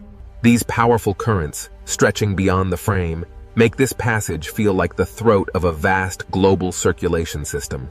Even here, in the cold depths of the Drake Passage, the violent sea creates highways of current, transporting the foundation of all marine life. Following the current into a darker zone, the ocean pressure grows heavier. The Antarctic circumpolar current is a vast, silent force beneath the surface storm. Emerging from the crushing darkness of the pressure zone, the Drake Passage reveals its vertical nature. Here, the deep currents merge with the distant pull of surface winds. Every second, an unimaginable volume of water surges through the Drake Passage, connecting the great oceans. Here, between South America and Antarctica, the Drake Passage acts as a narrow gate for the immense planetary current. Here, the planetary current accelerates, a massive river of water compressed by the geography of the seafloor. Here, the accelerating current plunges deeper, disturbed and bent by the immense, shadowed slopes of the seafloor far below. As the current ribbons deform over the shadowed terrain, the flow curves and folds, hinting at the hidden architecture that will shape the next chapter of the deep. The Antarctic circumpolar current is a force unlike any other. It constantly carries the planet's water around shelters. The current acts as both architect and boundary, where blue cold water meets greener, nutrient-rich streams. The relentless currents of the Drake Passage concentrate life-supporting material along the boundary, showing how even violent waters sustain these ecosystems. Sunlight struggles to pierce the turbulent surface, but the deep ocean currents flow onward, undisturbed by the chaos above. Deeper now, into the Drake Passage. This vast underwater current acts as the throat of a global circulation system. As the deep currents wrap around Antarctica, they accelerate, squeezing through the Drake Passage and continuing their journey northward, driving the planet's climate.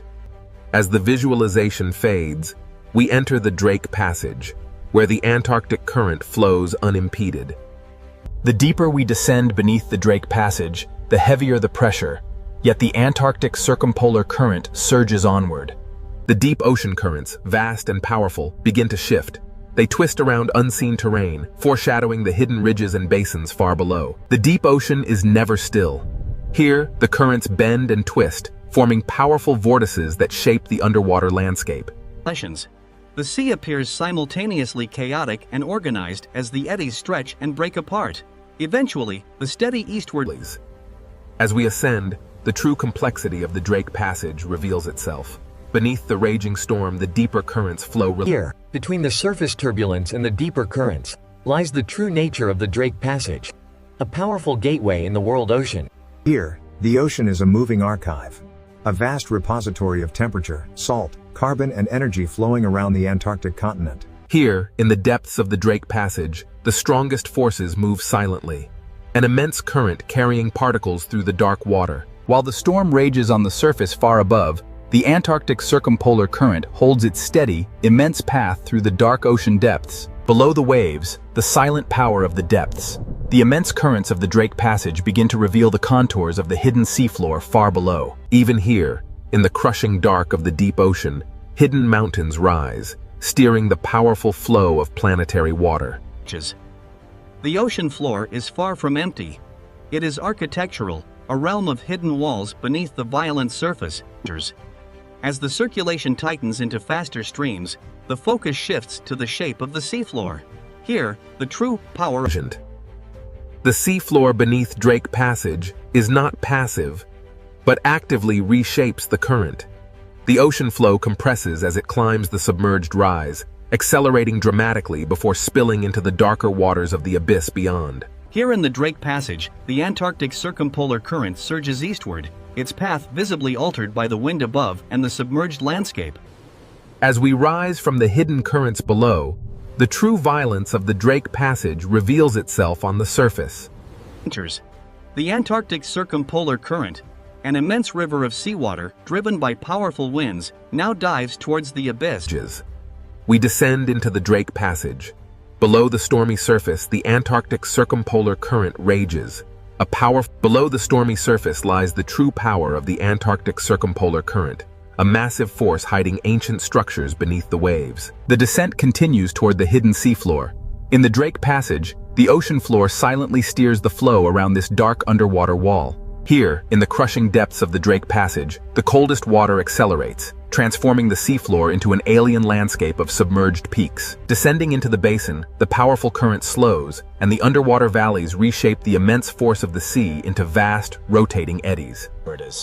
Here in the Drake Passage, beneath the violent waves, the rotating basin eddy begins to stretch.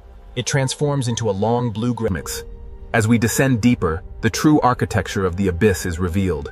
Invisible walls carved into the seabed funnel the powerful... The camera glides into the narrow channel, and the current accelerates, a planetary river forced through hidden gates deep within the Drake Passage.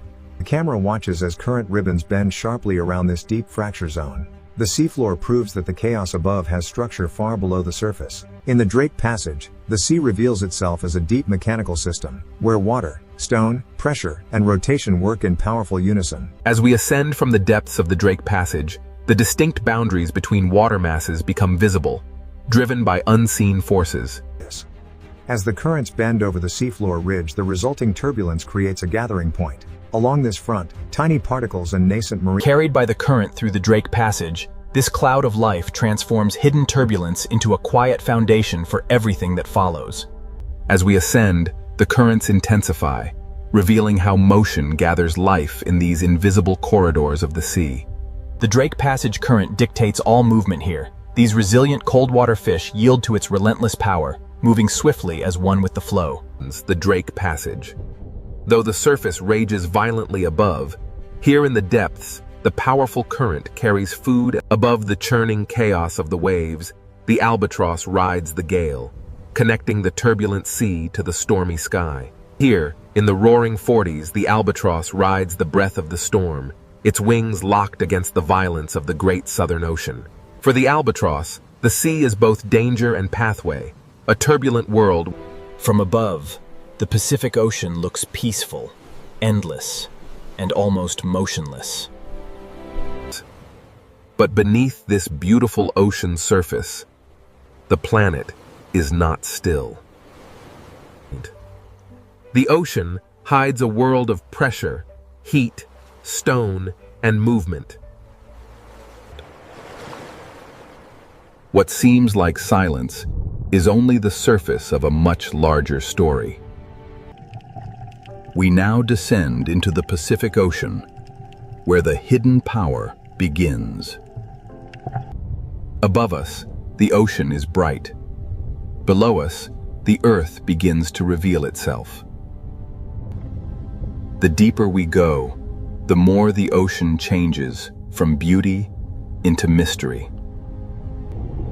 The Pacific Ocean is not only a body of water, it is a cover over a moving world. Below this ocean, entire plates of rock move slowly through time. They move too slowly for the eye to see, yet strongly enough to shape the planet. This ocean floor is not an empty place. It is a map written in stone. Every crack beneath the ocean tells us that Earth's crust is under pressure. Here, beneath the Pacific Ocean, pressure builds where no sunlight reaches. The surface above may be calm, but this hidden ocean floor is constantly changing. If the ocean water vanished, the Pacific would not look smooth at all. It would reveal mountains, trenches, fracture zones, and scars carved into the ocean floor. Some of these ocean trenches are deeper than mountains are tall. These are not empty holes in the ocean. They are places where Earth's crust bends downward. At the edges of the Pacific Ocean, one plate can be forced beneath another. This slow descent is the beginning of the Ring of Fire. The Ring of Fire is not a perfect circle of flames. It is a horseshoe of geological pressure around the Pacific Ocean. Around this ocean, tectonic plates meet, collide, slide, sink, and fracture. This hidden boundary crosses the edges of continents, island arcs, and deep ocean basins. Volcanoes rise here because the ocean floor is being recycled into the planet. Some volcanoes reach the sky as islands. Others remain hidden forever beneath the ocean. The ocean hides much of Earth's volcanic power from human eyes. Here, fire does not need the open air. It can build new rock beneath the sea. Under the Pacific Ocean, heat, water, and stone meet in darkness. The seafloor itself seems to breathe where Earth's interior reaches the ocean.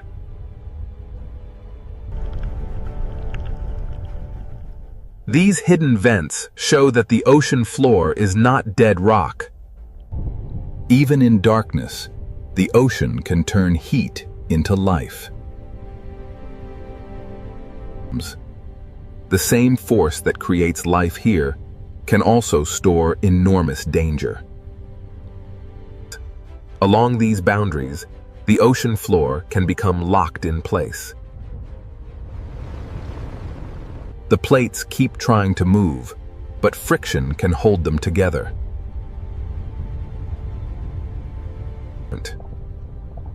Stress can gather beneath the ocean for decades, or even centuries.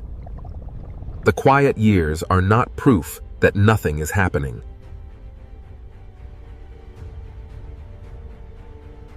When a locked boundary finally breaks, slow motion becomes sudden release. This is how the hidden ocean floor can become the source of a powerful earthquake. If the movement is strong and shallow beneath the ocean, the water above can be displaced. A tsunami does not begin as a wall of water. It begins when the seafloor moves. In deep ocean water, this energy may pass almost unseen. The Pacific Ocean can look peaceful while a force is already crossing it. This is the danger of the hidden ocean floor. What happens below can travel far beyond the source. The Ring of Fire connects trenches, volcanoes, earthquakes, and ocean waves into one vast system. And it is not a single doomsday switch. It is a long chain of active tectonic edges. The scale is difficult to imagine because the ocean hides almost everything. From below, the Pacific Ocean feels like a lid over a restless planet. The world above sees waves. The world below holds the engine.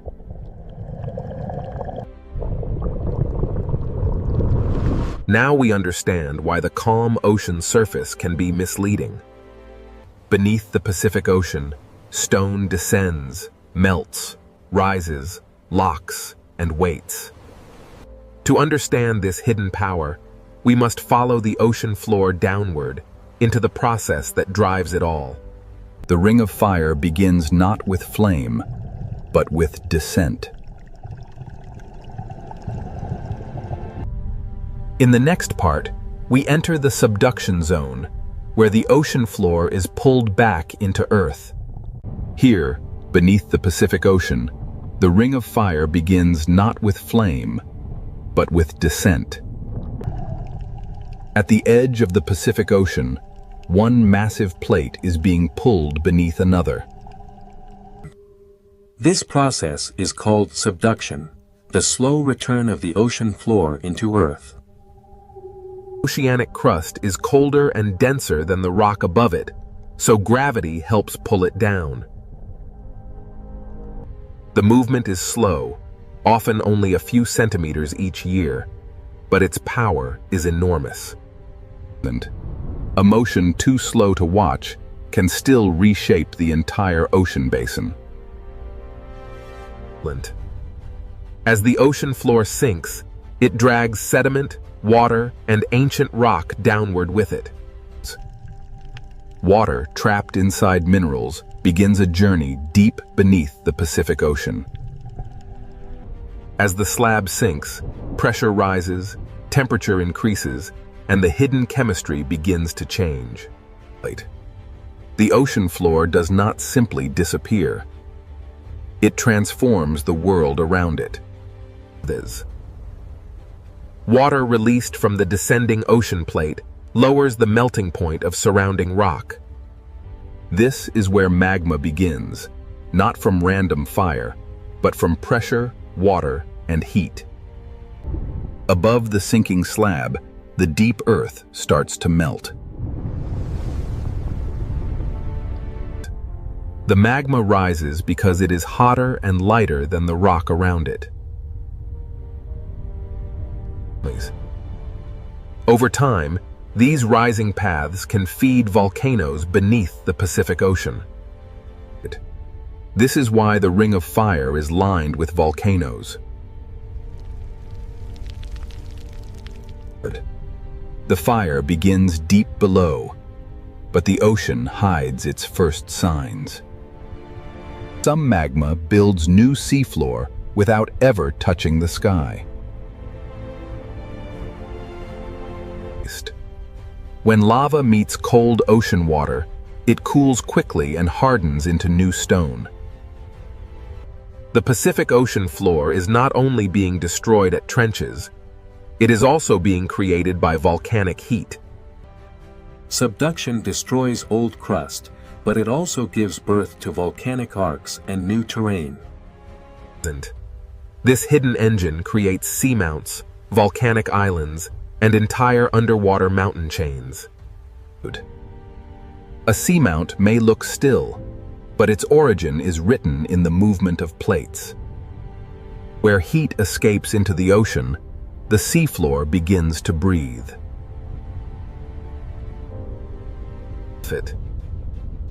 Hydrothermal vents are signs that Earth's interior is reaching into the ocean.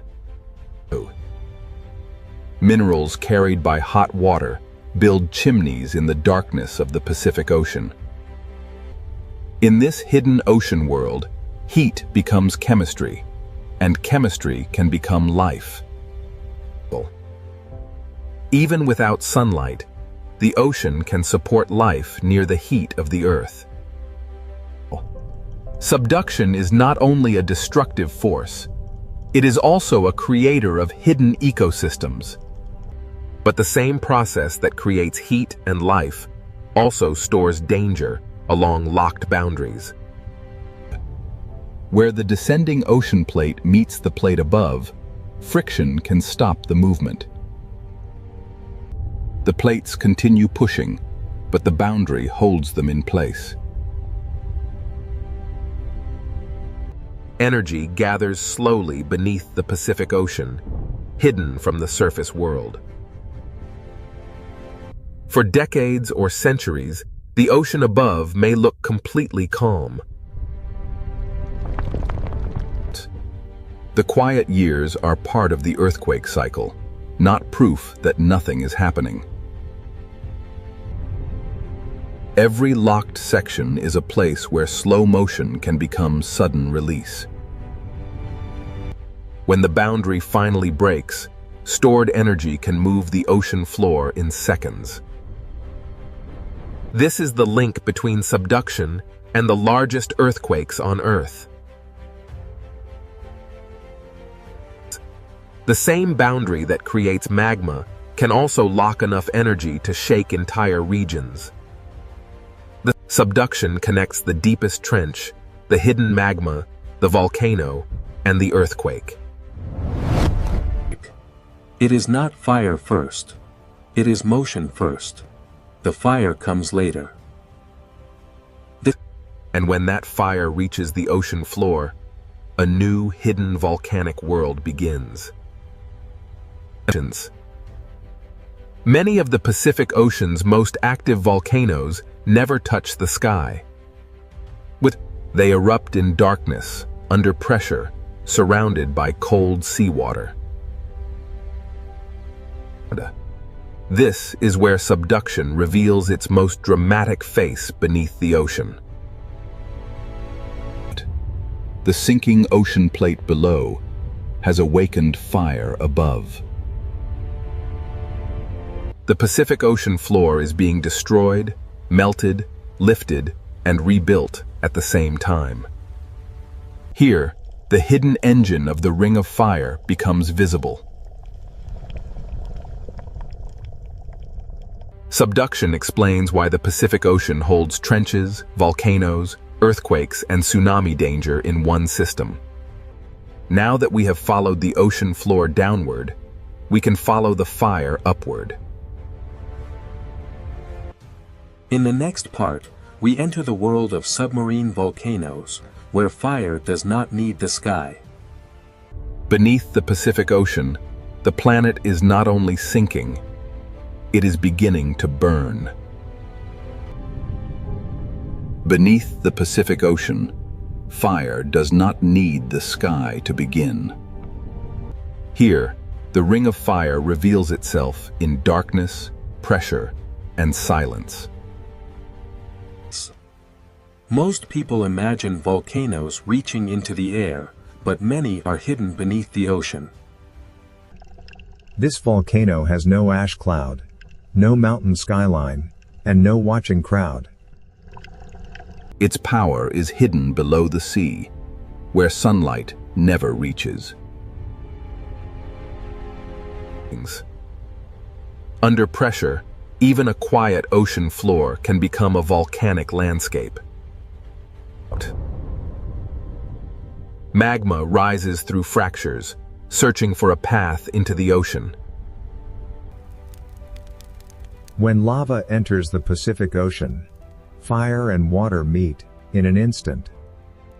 The ocean cools the lava quickly, turning molten fire into new stone. These rounded forms are pillow lava, one of the signatures of underwater eruption. The ocean floor is being built one cooled layer at a time. A submarine volcano is not only a place of destruction, it is a factory of new terrain. Every slope records older eruptions beneath the ocean, layered in darkness over time. Some eruptions build slowly, while others reshape the ocean floor in sudden bursts. Not every eruption is glowing lava. Sometimes the ocean floor exhales heat through mineral smoke. With hydrothermal vents form where seawater enters cracks, heats below, and rises again, loaded with minerals. In the deep ocean, minerals can build towers where heat escapes from the earth. These chimneys are monuments to the hidden connection between the ocean and Earth's interior.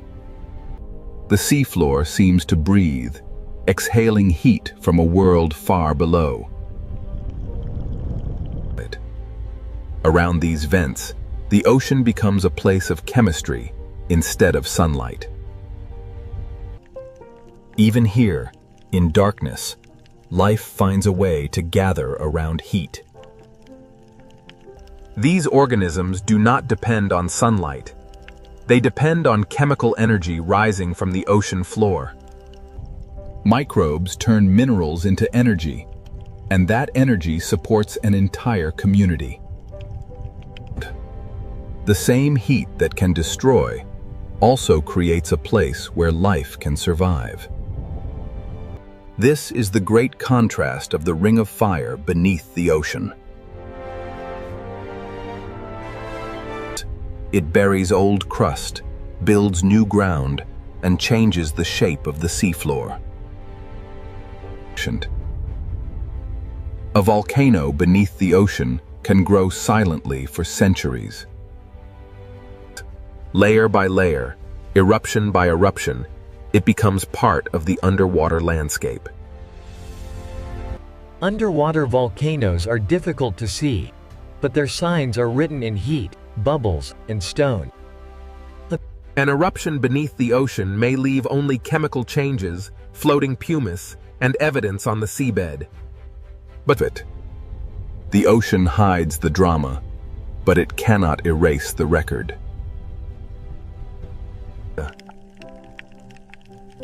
After the heat passes, the ocean floor keeps the memory of eruption. New rock is born hot, then sealed quickly by the cold Pacific Ocean. Here, time is layered across the ocean floor. Submarine volcanoes can build, collapse, fracture, and rebuild beneath the waves. Even underwater, volcanic slopes are shaped by instability and pressure. Gas, heat, and pressure rise through cracks long after an eruption begins to fade. The volcano becomes a living machine of rock, water, heat, and chemistry. This hidden world proves that destruction and creation are not separate beneath the ocean. Life gathers at the edge of heat, where the deep ocean should seem impossible. Above the vents, the Pacific Ocean remains cold and silent, hiding everything below. From the surface, none of this fire can be seen. The ocean hides not just one eruption, but a long history of volcanic change. Across the Pacific Ocean, countless volcanic worlds rise from the seafloor. Some will never become islands, but they still shape the ocean around them. Minerals from these vents paint the ocean floor with traces of Earth's interior. Old vents die, new vents open, and the volcanic system keeps changing. But even in the deep ocean, nothing here is truly frozen in time. The same heat that feeds the vents also reminds us that pressure is still rising below. A submarine volcano is connected to forces much larger than the vent itself. Behind the lava and vents lies the same tectonic engine that bends the ocean floor downward. The volcano is the visible breath of a hidden system beneath the Pacific Ocean. But the same boundary that creates volcanic fire can also lock dangerous energy in place. The Ring of Fire does not separate volcanoes from earthquakes. It connects them. Where the plates become stuck, the next story begins. The hidden fire builds new worlds, but the locked boundary stores the power to shake them. In the next part, we enter the locked boundary, where a megathrust earthquake can begin. Here beneath the Pacific Ocean, the hidden fire gives way to a different kind of power. This is where the ocean floor can become locked by friction. The plates continue trying to move, but the boundary resists. The movement does not stop. It becomes stored energy. Over decades or centuries, the upper plate can bend like a spring. The ocean above may look calm while stress gathers below. A megathrust fault can extend for hundreds of kilometers beneath the ocean. Its scale is difficult to imagine because the ocean hides almost everything. The same system that builds volcanoes can also store earthquake energy. Nothing dramatic may happen at the surface for a long time. The quiet years are part of the earthquake, not proof that the ocean floor is still. Stress leaves small signs before the great release. Gas, pressure, and motion reveal that something deep below is changing. The boundary is locked, but the force behind it keeps pushing. This is the silent tension of the Pacific Ocean. Like a compressed spring, the ocean floor holds energy until the locked section can no longer resist. Then, in seconds, the locked boundary begins to fail. The release starts in one place and races through the boundary. A vast section of Earth's crust can move in moments. This sudden movement is the heart of a megathrust earthquake. The shaking begins below the ocean, where no city lights can see it. The rupture can travel across an enormous fault surface.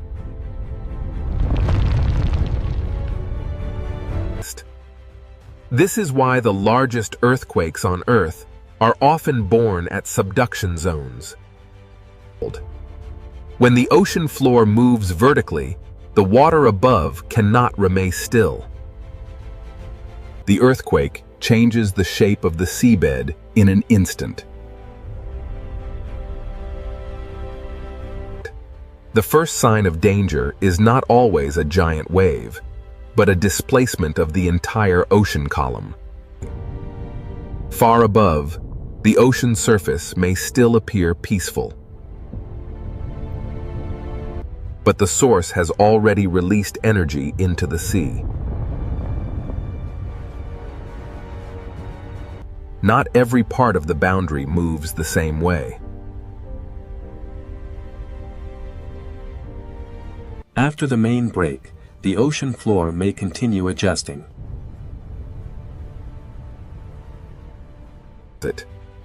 Each adjustment reminds us that an earthquake is not a single simple moment. The surface can hide the scale of what has happened below.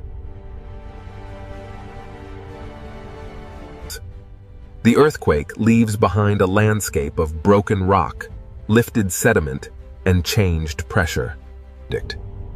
A fault scar on the ocean floor is the visible wound of hidden energy release.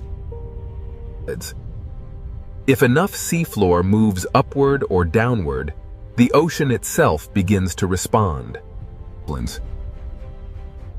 This is the moment when an earthquake can become something more than shaking. The entire column of ocean water can be disturbed from seafloor to surface. A movement in darkness can send energy toward distant coastlines. In deep water, this energy may travel almost unseen. The rupture may last only moments, but the consequences can travel across the ocean. Subduction, friction, rupture, and displacement are linked in one hidden chain. Even after one section breaks, other parts of the ocean boundary may continue to store energy. This is why the Ring of Fire must be understood as a long-term system, not a single event. The Earth is not angry. It is releasing stress stored in stone. From above, the Pacific Ocean may still look unchanged. But beneath that calm ocean surface, the seafloor has already moved. The danger of a megathrust earthquake is not only the shaking. When the ocean floor shifts vertically, the sea above it can be lifted. This is how the hidden earthquake can become a tsunami.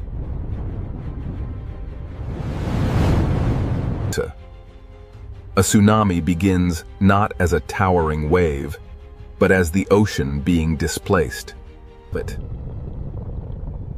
In deep water, the first movement may be almost impossible to see. In the next part, we follow that energy as it crosses the Pacific Ocean and becomes a tsunami. Beneath the ocean, the boundary has broken. Now the water begins to move. Beneath the Pacific Ocean, the boundary has broken, and now the water begins to move. A tsunami begins when the ocean floor moves and displaces the water above it. But this is not a wind wave. It is the movement of the ocean from bottom to surface.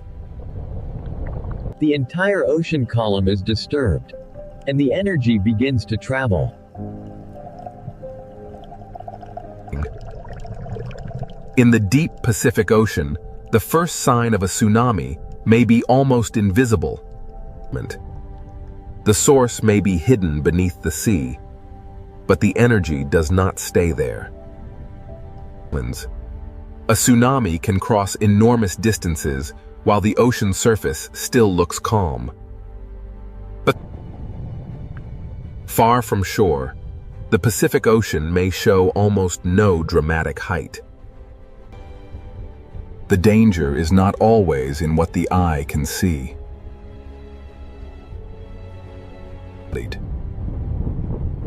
The wave is long, fast, and filled with energy.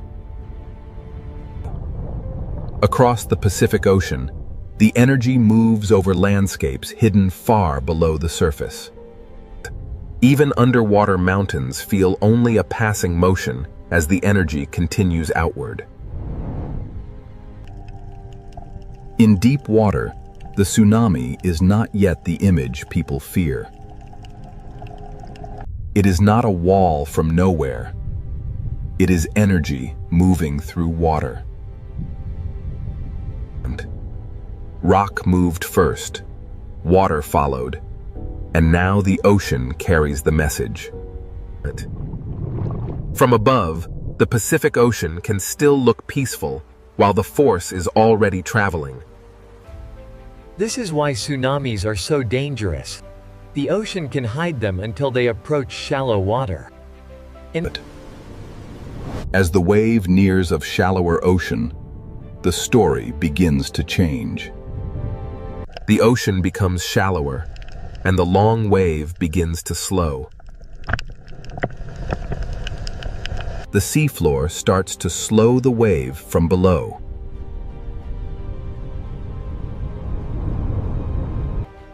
As the wave slows, its energy is squeezed into a smaller space. The hidden motion begins to grow into visible force. Near shore, the ocean floor feels the change first. The energy that was almost invisible in deep water now begins to rise. The ocean surface changes because the whole water mass is being forced upward. What was low and fast in deep water becomes higher and more dangerous near shore. A tsunami near shallow water is not just a wave. It is a moving mass of ocean. Sometimes the first warning is a strange retreat of the sea. When the ocean pulls away suddenly, it can be a sign that a stronger surge is coming. The ocean does not always announce danger with height. Sometimes it begins with motion. Then the sea returns with the energy gathered across the basin. The force is not only above the surface, it moves through the full depth of the water. This is why even a modest-looking tsunami can carry enormous power. Near shore, the Pacific Ocean can transform from calm surface into a relentless moving force. The source may be far away, but the result can arrive with little time to react. Below the surface, the tsunami is a current as much as a wave. The shape of the ocean floor can focus and strengthen the moving water. Every coastline receives the energy differently because every seafloor is shaped differently. A tsunami is physics. Rock moves, water is displaced, and energy spreads. The chain begins at the ocean floor and ends wherever the energy reaches shallow water. To understand a tsunami, we must connect the quiet surface to the hidden seafloor. The ocean remembers the movement long after the first rupture has passed. One movement in darkness can send waves across thousands of kilometers of ocean. This is why the Pacific Ocean demands understanding, not panic. Fear alone does not save lives. Understanding the mechanism does. Science cannot stop the ocean floor from moving, but it can listen. Warnings begin with measurement, observation, and respect for the ocean. The more we understand the deep ocean, the better we can live with an active planet. The Pacific Ocean is dangerous because it is alive with movement, but it is also readable. After the surge, the ocean may look peaceful again. But beneath that calm blue surface, the same geological system continues to work. The tsunami is not separate from the volcano, the trench, or the earthquake. It is one chain of motion beneath the Pacific Ocean.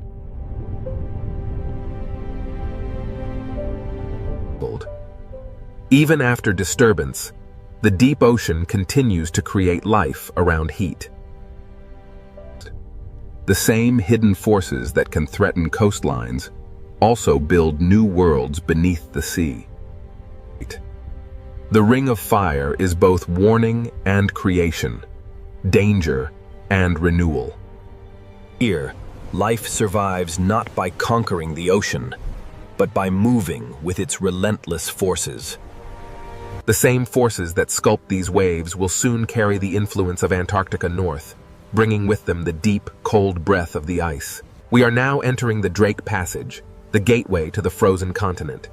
Here, the ocean currents collide with the first signs of ice. Moving beyond the ice, the ocean reveals its power.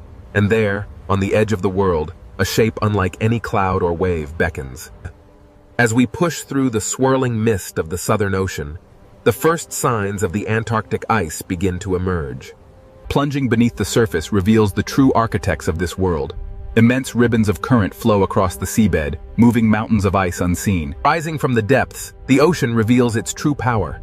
The living wind of the Drake Passage gives way to the silent majesty of Antarctic ice. Here, the Drake Passage reveals itself as a living system. We move now towards the story of the ice. Emerging from the mist of the violent Southern Ocean, the first giants appear. Blue and white sentinels, beginning their long voyage north. Emerging through the mist, the great glacier stands silent, a wall of frozen history, while the dark waves crash below. Against these walls of blue ice, the waves of the Southern Ocean spend their fury, a timeless battle between water and frost. Antarctica holds its secrets in the ice, a vast, frozen memory, contrasted by the restless sea. Adrift in the formidable swells of the Drake Passage, this solitary iceberg begins its final voyage, a silent messenger from the deep south. Rising from the turbulent ocean, the iceberg's visible peak suggests the immense mass hidden beneath the waterline. Below the turbulent surface, the true scale of the iceberg is revealed, a colossal structure of ancient ice extending deep into the dark ocean abyss. Here, beneath the waves, the ancient ice begins its slow, inevitable return to the sea. Meltwater streams carry. Here, frozen land meets the moving sea. This quiet exchange of meltwater fundamentally alters the ocean's chemistry and currents. Rising from the depths, we witness the sheer magnitude of the iceberg. Here, wind and wave collide with millennia of compressed ice. The Drake Passage possesses a raw power unmatched anywhere on Earth, constantly reshaping the Antarctic coastline. The ocean slowly breaks, moves, and transforms the frozen landscape, demonstrating an unstoppable force. Wonders. Here, at the edge of the Antarctic, the Drake Passage lives up to its fearsome reputation. A place of raw power. Between these towering monoliths, the ocean's fury is trapped, a violent contrast to the stillness of the ice. Leaving the icy embrace of the bergs, the open ocean beckons. Here, the world of ice merges with the dark, The Drake Passage is a place of immense power. Here, the ocean's ceaseless current demonstrates that even the most ancient. Passing through the arch, the true scale of the Southern Ocean reveals itself. Dark waters and floating ice stretch toward the distant peninsula. The dramatic currents of the Drake Passage carry these ice fragments, a visual testament to the hidden power of the Antarctic circumpolar current below. Beneath the surface, the cold currents begin their journey, a vast planetary pathway moving ice and water in a cycle spanning the entire globe. As the meltwater trails sink and spread, the ocean absorbs the cold freshwater memory, fundamentally altering the deep currents. Here, the ocean reveals its true complexity. Layers of temperature, salt, and melting ice converge in a dynamic, global climate space. Emerging from the depths, the visualization reveals the vast currents circling Antarctica, accelerating as they funnel through the narrow Drake Passage. What appears as energy from space is revealed at the surface as the immense power of the ocean, where the exchange of cold water drives global circulation. The sheer power of the ocean is evident here. Yet, this small autonomous research buoy shows us that even this battered by the relentless waves of the Drake Passage, this solitary buoy continues its silent vigil, recording the vital statistics of the Southern Ocean. Even as the storm rages above, deep beneath the waves, the true power of the ocean currents remains constant, observed by silent scientific sentinels. Here, in the vast expanse of the Drake Passage, the ocean itself becomes an observatory without. Rising from the depths, the ocean's true power becomes evident. The hidden currents measured below reveal a climate story unfolding violently at the surface. The Drake Passage, a turbulent gateway where the world's oceans converge, driven by forces that shape the global climate. As the massive iceberg slowly turns, the powerful waves carve deep into its base, demonstrating the relentless force of the warming sea. Here, the ancient ice surrenders to the sea. Drop by drop, the Antarctic meltwater begins its long voyage. As the wind strengthens, the ocean reminds us that even climate processes are wrapped in violence, motion, and the profound cold of the water. Here, at the edge of the world in the Drake Passage, the ocean reveals itself as a vast, powerful transport system. Look closely at the foam lines stretching eastward. They reveal a massive circulation pattern moving far beyond the confines of the Drake Passage. Hidden beneath the waves, the deep currents silently carry the signals of a changing climate, a powerful force shaping the planet's future. These luminous currents represent the raw, physical power of the Drake Passage, connecting surface life with the deepest reaches of the ocean. The ocean currents are relentless. They transport these fragments across the globe, even as the warming waters slowly begin to break them apart. Cast adrift from the frozen continent, these fragments begin their final journey, surrendered to the warming currents. Life here is defined by the elements. The albatross, master of the wind, navigates the turbulent sea and the towering ice of the Drake Passage. These waters are a reminder that some forces are far greater than any single creature.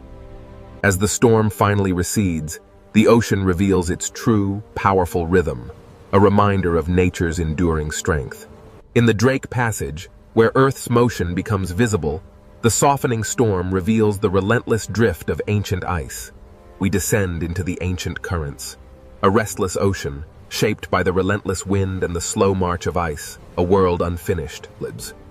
As the camera turns south, we see the true source of global ocean influence. Antarctica.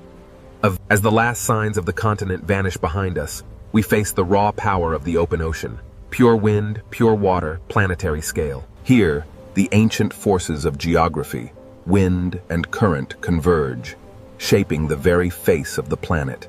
Here, at the edge of the world, the clouds momentarily part, revealing the terrifying beauty of the Southern Ocean. Each wave carries the memory of wind, hidden current, deep seafloor, drifting ice, and the cold breath of Antarctica. As the last iceberg yields to the dark sea, the ocean continues its timeless journey, carrying the memory of Antarctica. Here, in the vastness of the Drake Passage, no map, no ship, no instrument, and no human voice can truly tame this waterway. The immense power of the Southern Ocean is revealed as storm clouds and drifting ice merge with the dark sea of the Drake Passage. As this six-part journey concludes, the Drake Passage reminds us that the ocean is still alive, still violent, and still beyond human control. Between desert and deep ocean, the Red Sea hides a world far more alive than its surface suggests. From above, this ocean looks narrow, but below the surface, it opens into a vertical kingdom. The desert disappears, the heat fades, and the ocean begins to reveal its hidden world. At first, the reef looks like paradise, a living ocean city filled with color, fish, and light. But this beauty is not peaceful in a simple way. Every fish here lives close to danger. In this ocean, coral is not only shelter, it is a maze where every path can become a trap. The Red Sea Ocean is a corridor of predators, where every layer has its own hunter. Beyond the reef edge, the ocean changes. The blue becomes deeper, quieter, and more dangerous. Hammerheads patrol the blue, reef sharks guard the walls, barracudas wait in the current, and silent hunters hide below. So who truly rules this narrow ocean corridor? The answer begins here. Inside, to understand who rules this ocean, we must begin with the reef, the living city where every hunt starts. For small fish, the reef is protection. But for predators, it is also a map. Every shape has meaning here. A narrow branch can save a fish, and a narrow passage can guide it toward danger. In this ocean, fear moves faster than teeth. One shadow can change the entire reef. The reef does not simply hold life. It organizes life, forcing fish, hunters, and currents into patterns. Even the open sand is part of the ocean's design. It looks empty, but hidden hunters may be waiting below. Power in the ocean does not always come from above. Sometimes it waits silently beneath the floor. The Red Sea Ocean is narrow from above, but underwater it rises in layers, and each layer has its own danger. Where the reef ends, the blue begins. And in that open ocean, a different kind of ruler moves. This is why the question is not only which creature is strongest. The real question is, which predator controls which layer of the ocean? Beyond the reef wall, the Red Sea Ocean opens into a deeper world, where distance itself becomes power. The hammerhead does not need to rush. Its shape alone tells every fish that the open ocean is not empty. Its strange head is not a mystery of design. It is a living sensor built to read the ocean. This predator connects layers, from coral walls to deeper water, from visible reef to hidden blue. The Red Sea Ocean is not only narrow, it is vertical, and the hammerhead uses that vertical world. Down here, the reef is no longer a city of color. It becomes a memory of light above the hunter. Its presence travels ahead of its body. The fish feel the pressure before the shadow fully arrives. The hammerhead may rule the blue edge, but the reef itself still protects those fast enough to read the warning. In this ocean corridor, even after the shadow leaves, the behavior of the reef has already changed. But the hammerhead does not rule the coral itself. Closer to the reef, another hunter keeps the ocean city alert. But the hammerhead does not rule the coral itself. Closer to the reef, another hunter keeps the ocean city alert. A reef shark does not need violence to command attention. Its patrol alone sends a warning through the ocean. Here, power is rhythm. The shark follows the wall, and the fish reshape themselves around its path. The reef gives fish places to hide, but it also gives predators routes to follow. A single shark can turn open water into risk, and a safe path into a difficult choice. Not every reef shark moves the same way. Some patrol the edge, while others wait inside the hidden architecture of coral. In the Red Sea Ocean, even a resting predator changes how fish use space. In shallower ocean light, another reef shark carries the same message. The open edge is never neutral. These sharks do not simply hunt fish. They shape the behavior of every fish that shares the reef. Reef sharks rule the patrol line, but above the coral and inside the current, another predator waits like a silver blade. Reef sharks rule the patrol line, but above the coral, another predator waits in perfect stillness. Barracuda do not command the ocean by size. They command it by timing, patience, and sudden speed. In this narrow ocean corridor, stillness can be more frightening than motion. One break in the pattern, and the quiet ocean becomes a chase. The reef saves some fish, but the open water always demands a price for hesitation. But not every hunter in the Red Sea Ocean needs speed. Some rule by waiting inside the reef itself. The grouper does not need the whole ocean. It only needs one cave, one ledge, and one careless fish. Below the reef, the ocean hides another kind of power, silent, flat, and almost impossible to see. The ray does not patrol the wall or chase through the current. It reads the ocean floor like a secret map. So who truly rules this narrow ocean corridor? The answer is not one creature. The Red Sea Ocean does not begin with predators alone. It begins with the reef that makes predators possible. The Red Sea Ocean does not begin with predators alone. It begins with the reef that makes predators possible. A reef is a city built by living animals, filled with streets, rooms, tunnels, and hidden doors. Every narrow path can protect a fish, but every narrow path can also guide it toward danger. In this ocean, danger often arrives first as pressure, not as teeth. The reef creates choices, and in a predator's ocean, every choice has a cost. Grazing fish feed in the open, but they never forget the shelter behind them. Small fish survive by reading space, current, shadow, and distance to coral. A school can disappear into coral in a heartbeat, leaving the ocean above it silent. The reef protects life by hiding it, releasing it, and hiding it again.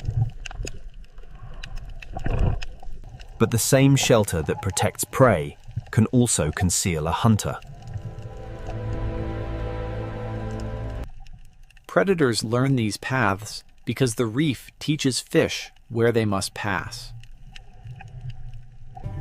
A gap that lasts only a second can become the most dangerous place in the ocean. Safety is never permanent here. It is borrowed from the shape of the reef. This is why the Red Sea Ocean feels larger than it looks. It is narrow, but it is layered. Between coral walls, even sand becomes part of the hunting system.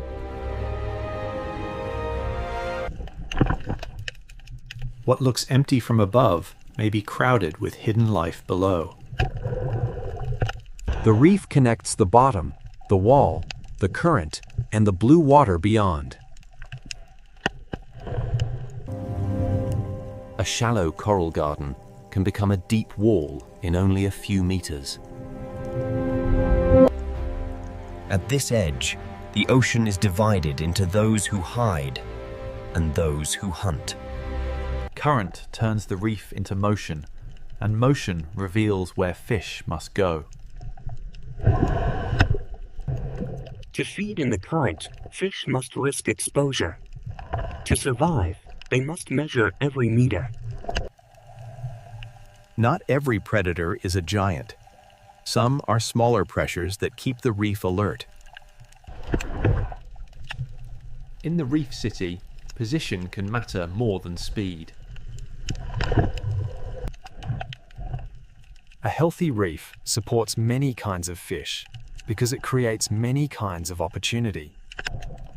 Where there are many fish, there are many eyes, many warnings, and many chances for a hunter. The reef can look peaceful until every fish vanishes at once.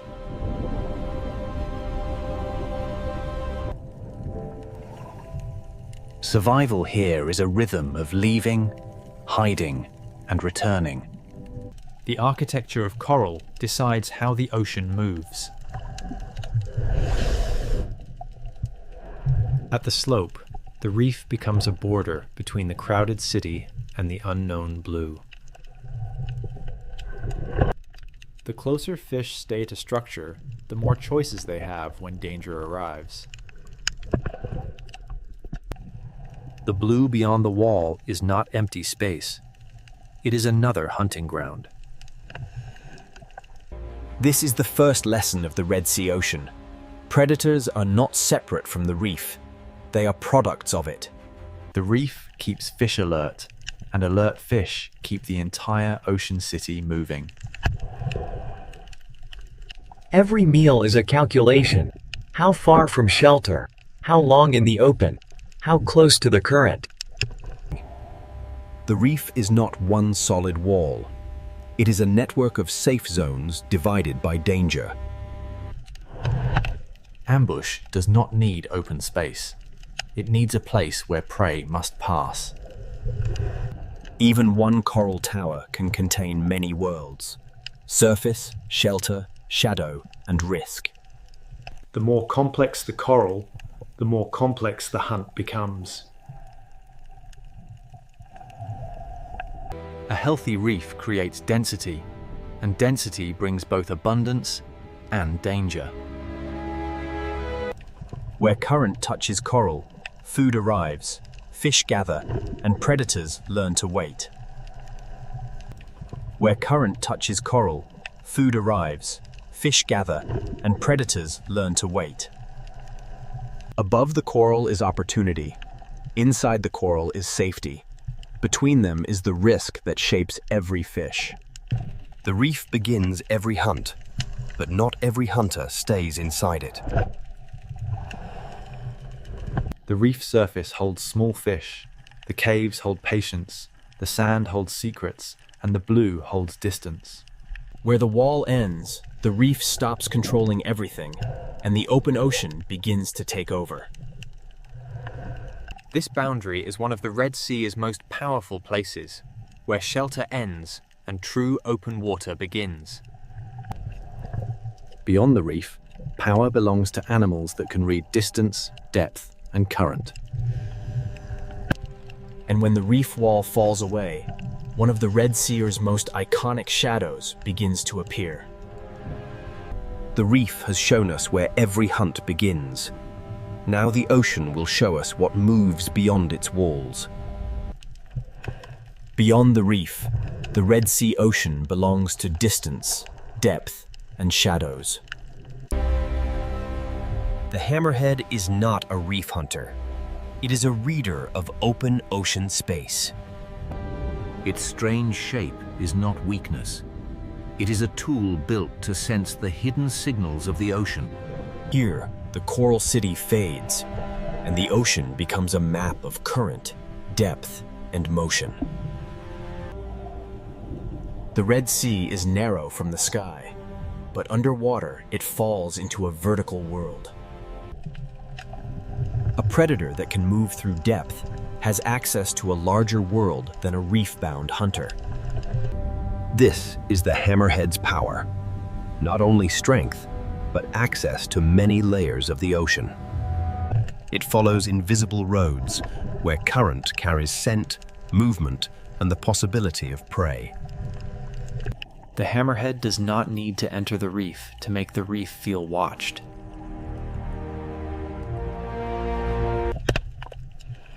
Small fish answer the shark with distance, shelter, and sudden silence.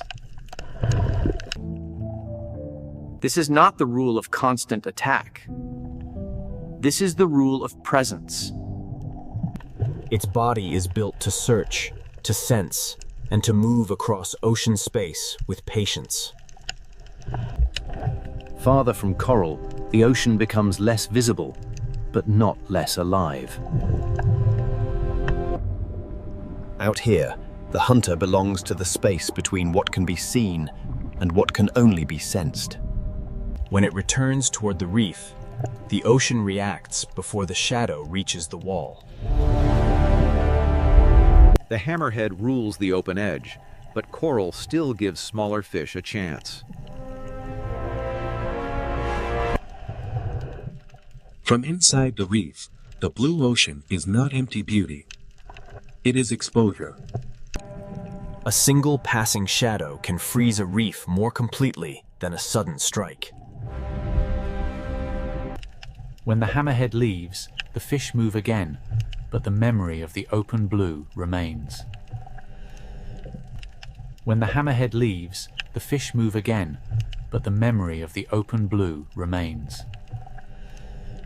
But the hammerhead does not rule the coral itself.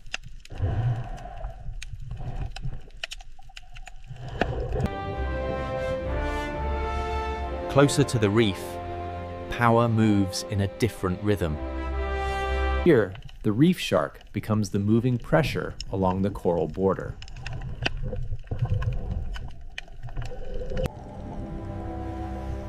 It does not need to be the largest predator to change the order of the reef. The reef gives fish shelter, but the shark turns every open lane into a decision. A channel is not just a passage. With a shark nearby, it becomes a test. The reef shark reads edges, walls, current, and hesitation. Its power is not chaos. Its power is order. Once the patrol passes, the reef relaxes, but never completely. Some reef sharks patrol in motion. Others turn the hidden spaces of coral into quiet danger. Even resting, a predator changes the way fish approach the reef. In shallower light, another shark carries the same ancient pressure. The blacktip moves through sunlight, but its message is the same. Open water is never neutral. The shark does not simply search for food. It shapes the movement of everything smaller than itself. From inside the coral, even a passing shark becomes the sky of danger. Predators create caution, and caution shapes where fish feed, hide, and travel.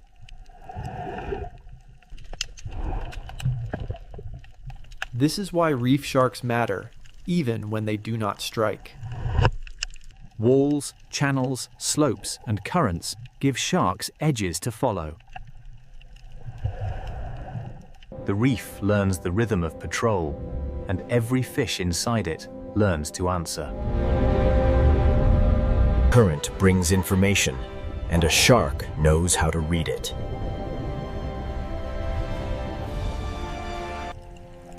Here, the Red Sea's narrow shape does not limit life. It compresses it.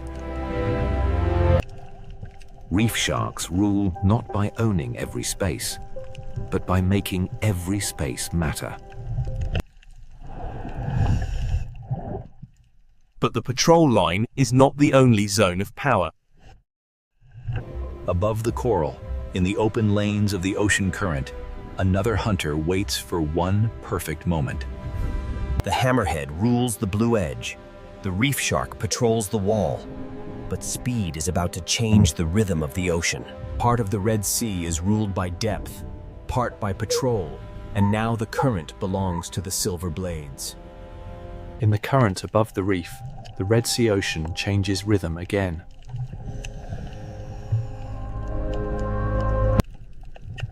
Barracuda do not rule by size. They rule by stillness before speed. The ocean looks calm, but every fish beneath them is calculating distance to shelter. For prey, the reef is safety. For barracuda, the space just outside it is opportunity. A current can become a corridor, and a corridor can become a trap. One instant of hesitation, and still water becomes a chase. The reef saves the quick, but the open ocean punishes the separated. Barracuda power lives in contrast. Long patience, then one precise explosion of speed. Where current touches coral, food gathers, fish gather, and predators learn the timing. The current feeds the reef, but it also exposes every fish that moves too far from shelter. In this layer of the ocean, power belongs to the animal that knows when not to move. A school survives by becoming one body, one turn, one warning. Barracuda do not chase chaos. They look for the one place where order breaks. A few meters of separation can turn a bright ocean lane into danger. Speed is not only movement, it is the ability to arrive before escape becomes possible. After every burst, the ocean returns to stillness, but every fish remembers the cost of drifting apart. The reef shark controls the wall, but barracuda control the open lane above it. Their bodies are built for clean acceleration, with no wasted movement and no warning.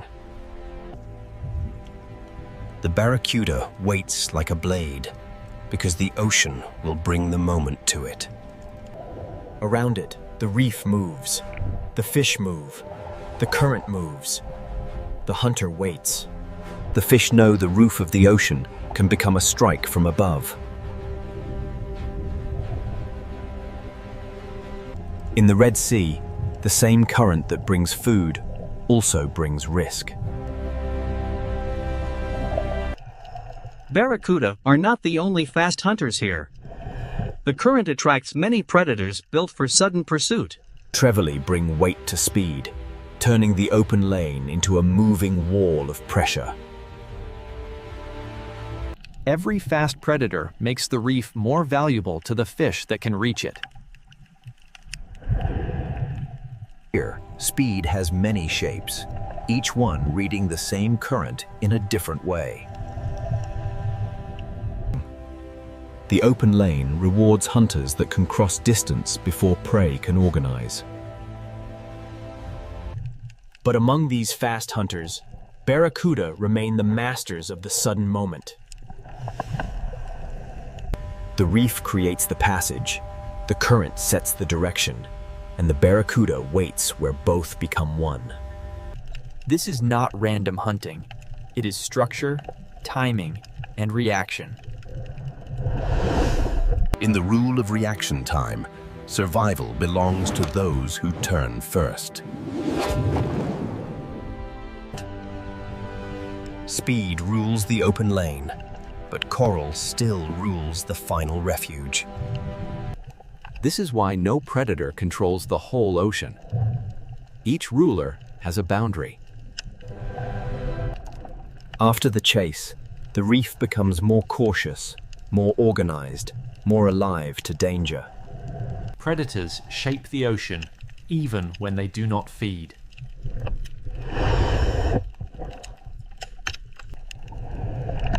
The map is not drawn in sand or stone. It is drawn in movement. For the viewer, they are beautiful. For the reef fish, they are the shape of the open water's danger. The Red Sea Ocean gives them a perfect stage. Clear water, strong current, and fish forced close to structure. But the reef has predators that do not need open water or sudden acceleration. Below the silver hunters, the reef holds a slower kind of power. Here, dominance is not measured in speed, but in position.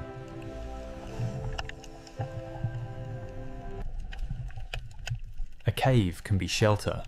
It can also be a mouth in the architecture of the reef. After the speed of the current, the Red Sea Ocean now reveals the power of waiting.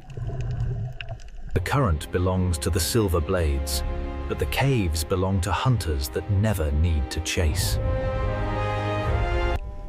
To understand the next ruler of the Red Sea, we must leave speed behind and enter the shadows.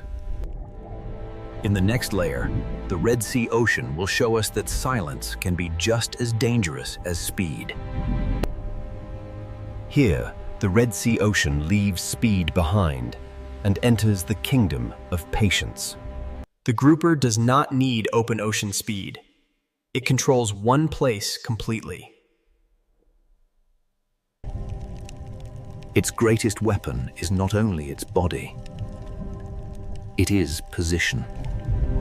The reef builds the stage, and the grouper chooses the best place on it. A predator does not need to strike to control the movement of fish. This is ownership through stillness, a small kingdom ruled by waiting. In the reef, the most dangerous distance can be the last few inches. A ledge is not just rock. It is a boundary between visibility and surprise. The Red Sea Reef is full of doors, but not every door leads to safety. The grouper's world is not wide like the hammerheads, but inside this structure, its control is complete. And in smaller cracks of the same ocean city, another hidden hunter waits. The moray does not need a wide territory. It turns a crack in the reef into danger. In this layer of the ocean, visibility belongs to prey, but concealment belongs to the hunter. The reef does not only create shelter for fish, it creates invisibility for predators. Every fish that passes this crack must decide how close is too close. Inside the reef, The ocean becomes a maze of safe routes and forbidden openings. Some predators dominate by making fish avoid spaces they cannot see into. The reef gives life many exits, but every exit opens into another risk. Grouper and moray share the same lesson. In the reef, structure can be stronger than speed. But not all hidden power waits inside the coral.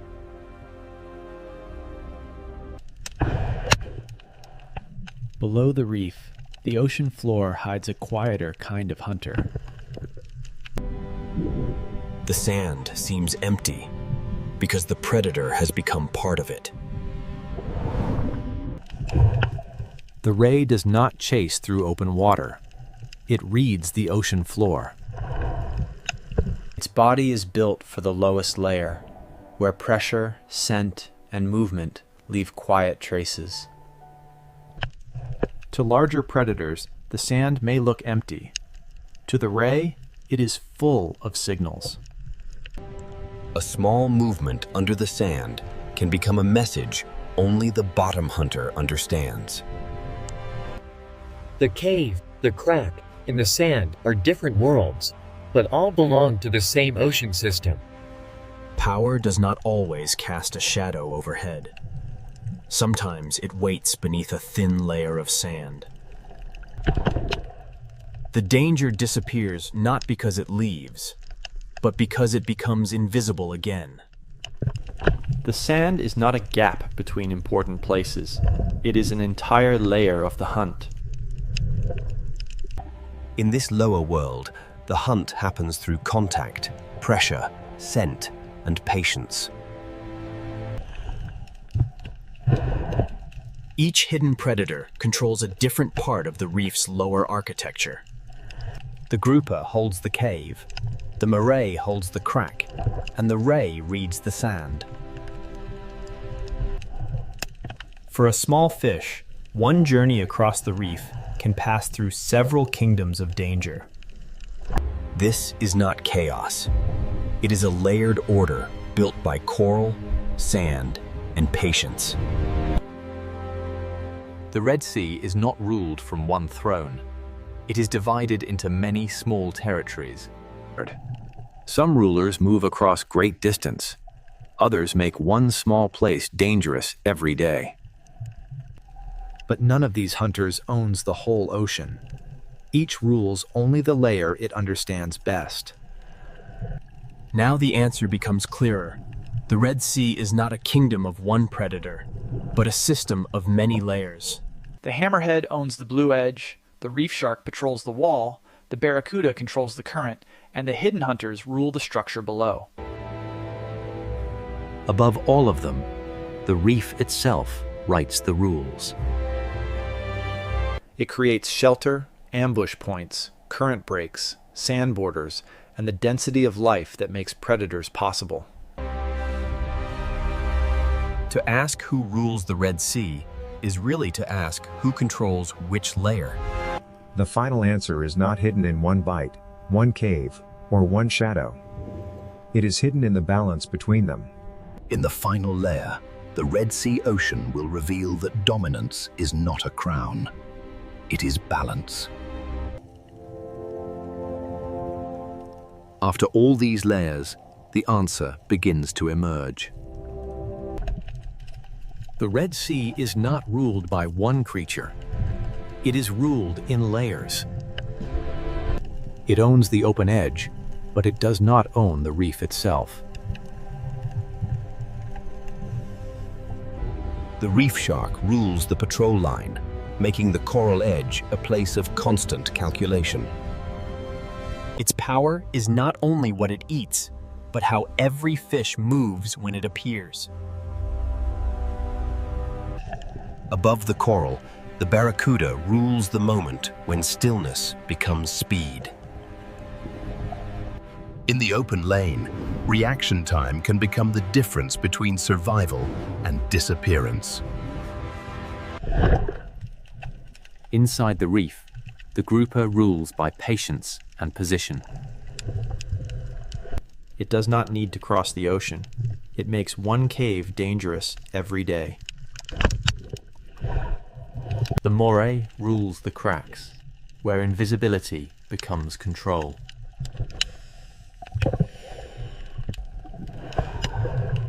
On the sandy floor, the ray rules the world that many predators ignore. It reads the floor the way a shark reads open water. Each predator rules a place, but none of them rules the entire ocean alone. The real structure is not a throne. It is a map of layers. For small fish, survival means knowing which layer belongs to which hunter. Predators create caution. Caution shapes movement. Movement shapes the reef. A reef is more than coral. It is coral plus fish, grazers, predators, current, sand, depth, and time. When predators disappear, the ocean does not simply become peaceful. It becomes different. A reef may still look alive, but one invisible layer of control can be missing. A predator's presence is part of the reef's rhythm. The grouper changes how fish use the cave.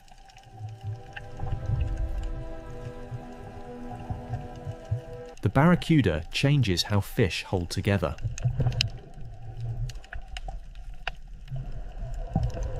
The ray changes how life moves across the bottom.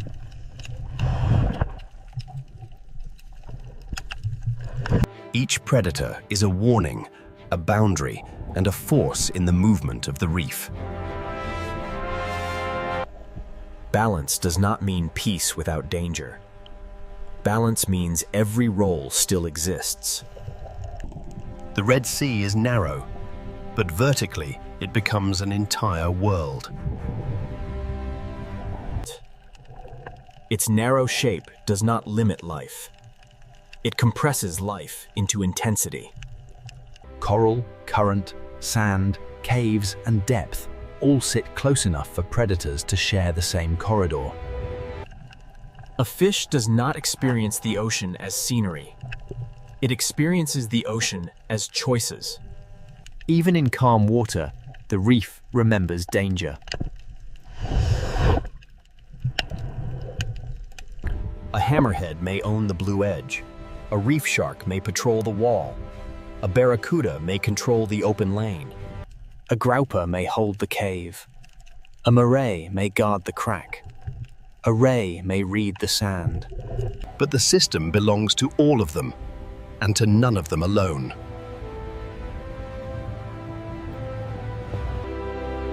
Above all predators, the reef itself rules the rules. It builds the shelters, the hunting lanes, the current breaks, and the density of life. Without the reef, the predators lose the structure that gives their power meaning. Without predators, the reef loses part of the pressure that keeps it dynamic. Caution shapes movement. Movement shapes feeding. Feeding shapes coral. Coral shapes shelter. And shelter shapes the next generation of reef life.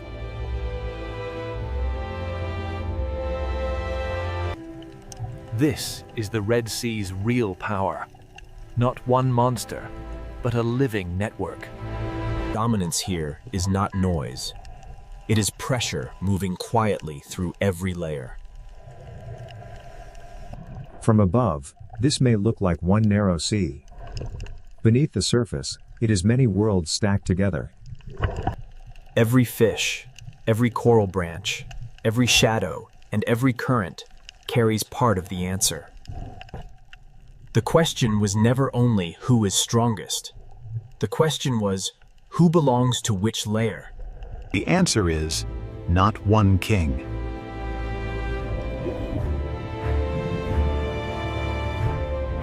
The Red Sea is ruled by balance, fragile, ancient, and moving quietly through every layer of the reef. A hammerhead may own the blue edge, but the blue edge is only one part of the story. A reef shark, a barracuda, a grouper, a moray, and a ray each hold a different piece of power. But no piece is the whole ocean. The real ruler is the relationship between them.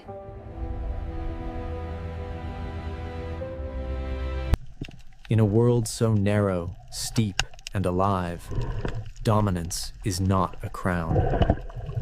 It is balance.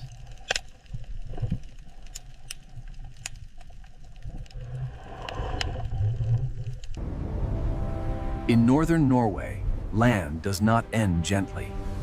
It breaks apart into fjords. Here, the ocean is not scenery. It is the force that decides where life can remain. The coast is shaped by wind, ice, and ocean, and every edge feels exposed to the next storm. In winter, the light can fade for weeks, and the ocean turns almost black beneath the Arctic sky. Small fishing villages cling to the ocean's edge, as if one more storm could pull the world into the dark water below. These houses do not stand apart from the ocean. They survive by staying close to it, and by respecting its power. The ocean gives fish movement, memory, and danger. It feeds the coast, then tests it without warning. This is not the soft coastline of a warm sea. It is a place of cold currents, rough weather, and sudden life. The ocean cuts into the land through fjords, carrying salt, cold, food, and the rhythm of survival. From above, the coast looks frozen and severe. But beneath the ocean surface, nothing is still. The secret of this coast begins below the waves, where the ocean moves long before life becomes visible. Above the sea is wind and ice. Below the sea is current, darkness, and hidden energy. In this cold ocean, life begins quietly, almost invisibly, in the movement of water and light. The smallest life in the ocean prepares the way for fish, birds, whales, and people. When the ocean gathers enough food, small fish arrive, and the silence begins to change. A single fish is fragile, but in the ocean, thousands can move like one living body. The Arctic Ocean teaches life to move together, to read pressure, shadow, current, and danger. Above the sea, wings begin to gather. Below the sea, silver movement calls the coast awake. The birds read the ocean from above, searching for the first signs that fish have risen. Even the wind becomes part of life here, lifting wings above the restless ocean. The fjord looks silent from far away, but the ocean beneath it is beginning to concentrate life. Then, from the cold ocean, a breath appears, proof that giants have followed the fish. The ocean has sent a signal, and the largest hunters in these waters are beginning to answer. Nothing here is random.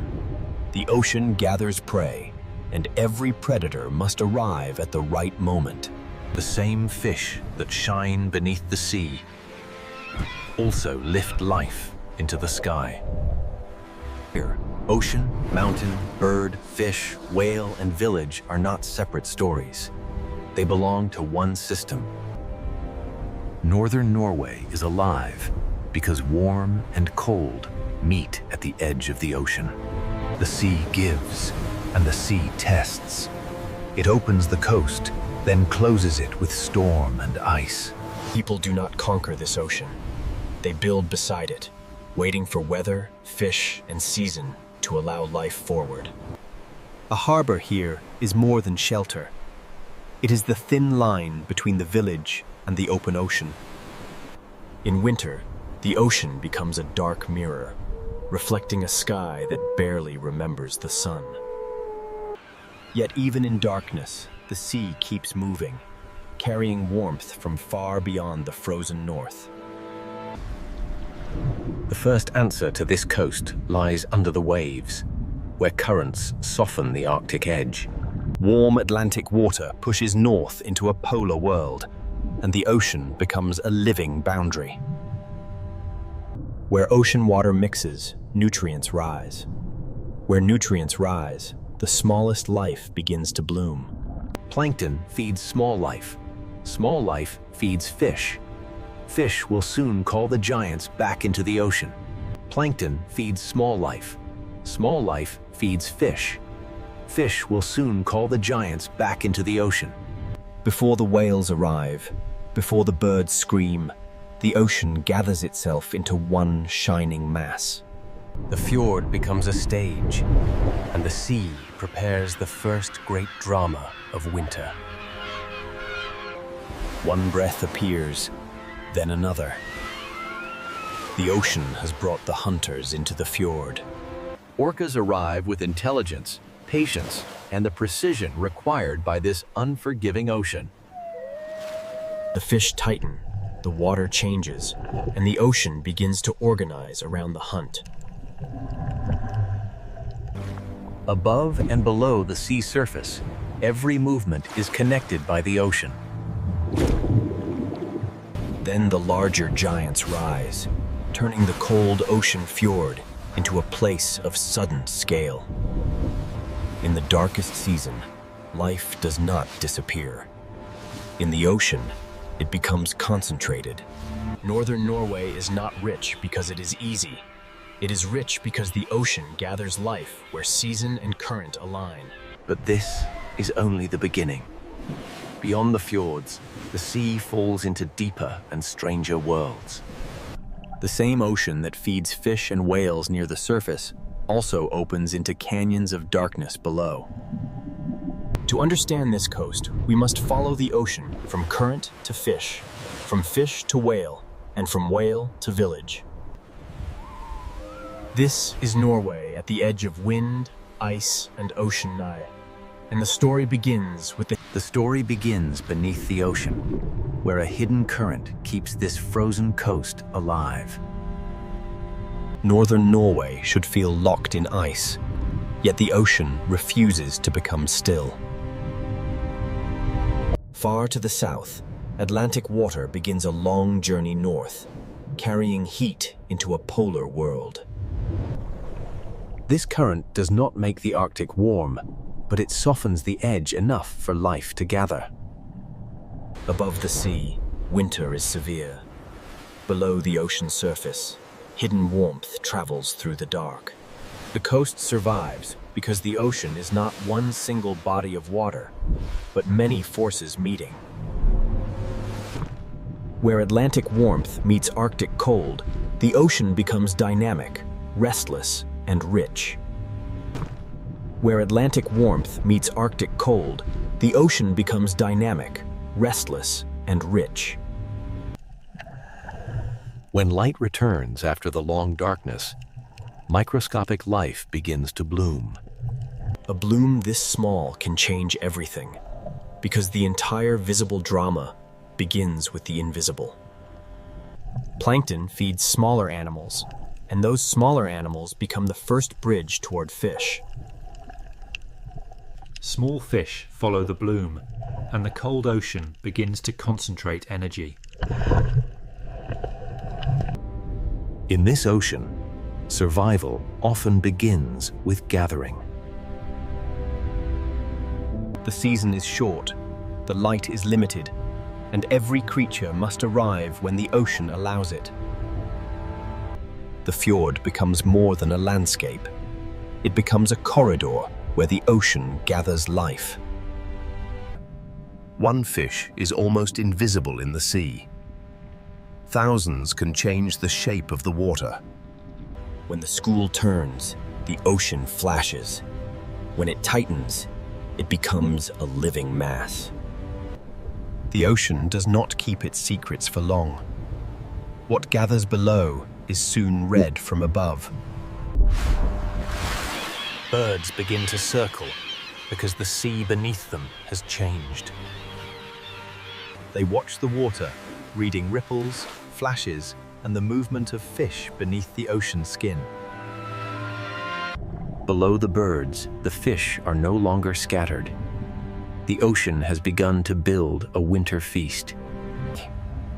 This movement is not random. It is timing made visible inside the ocean. Across the cold sea, scattered life begins to come together.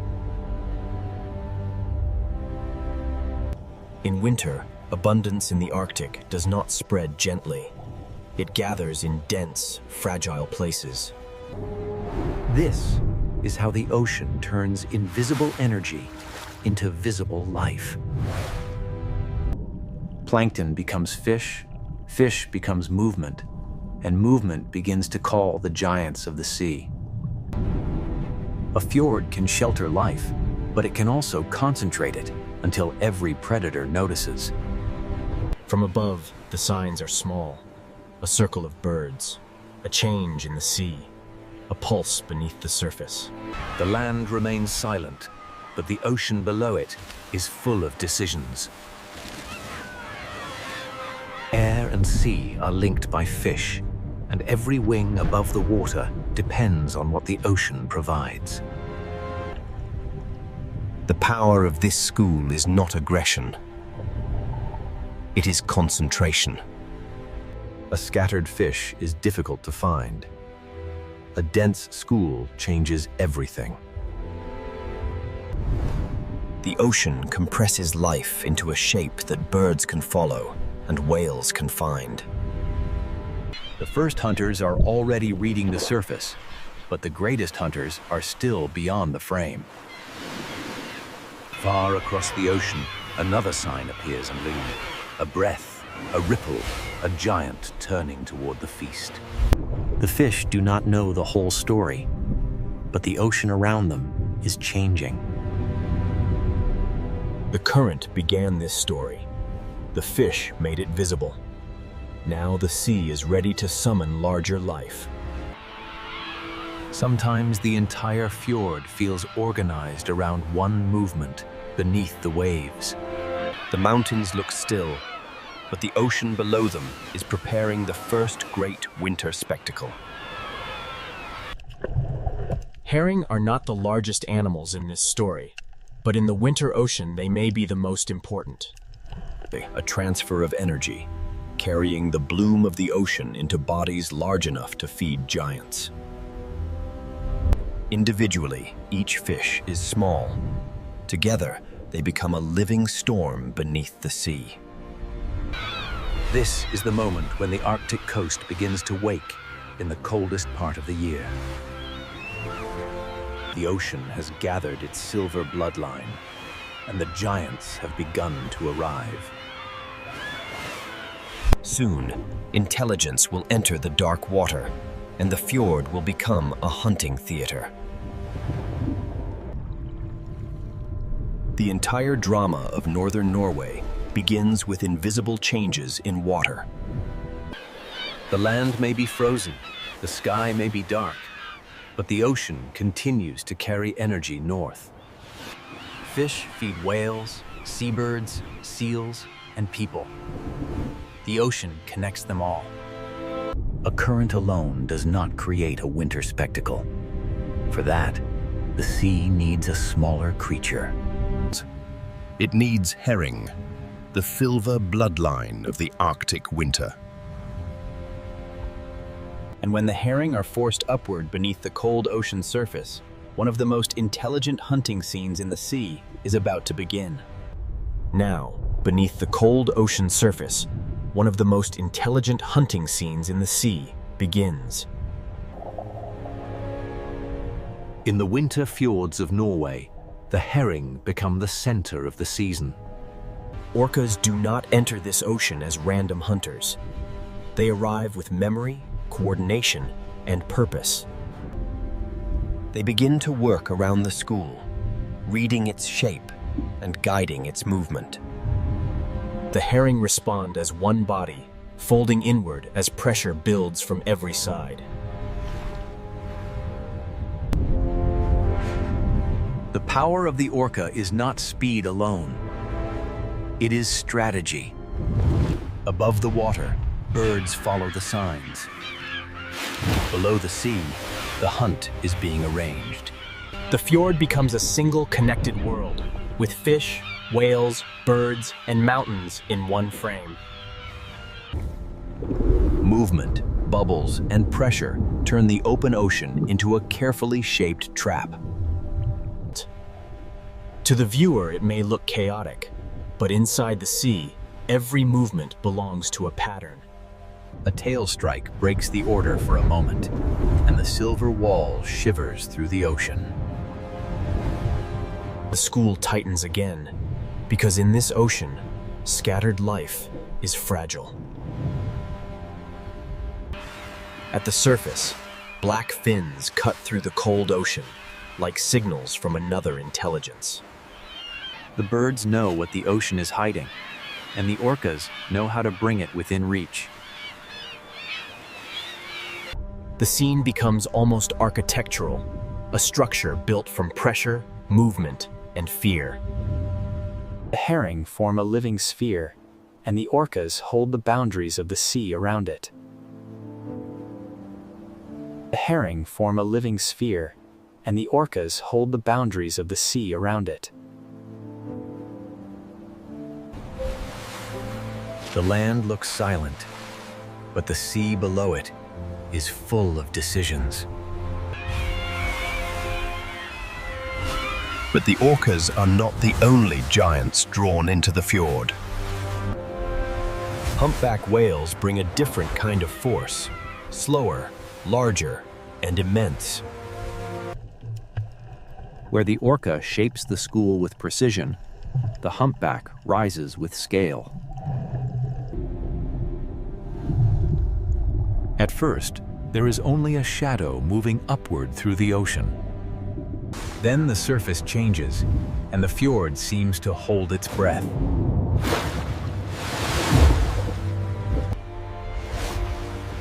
For 1 second, the ocean opens, and a giant becomes visible. Water drains away, the whale sinks again, and the surface closes over the feast. The school breaks, then gathers again, because the ocean keeps forcing life back into motion.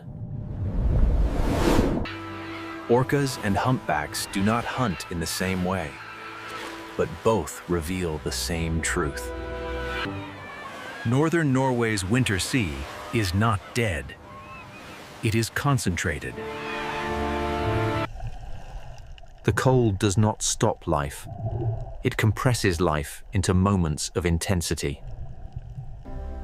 Under this different light, every animal must use the season before the season closes. Breath turns white in freezing air, fins cut the dark ocean, and birds scream over the waves. Below it all, the herring flash like a hidden silver storm.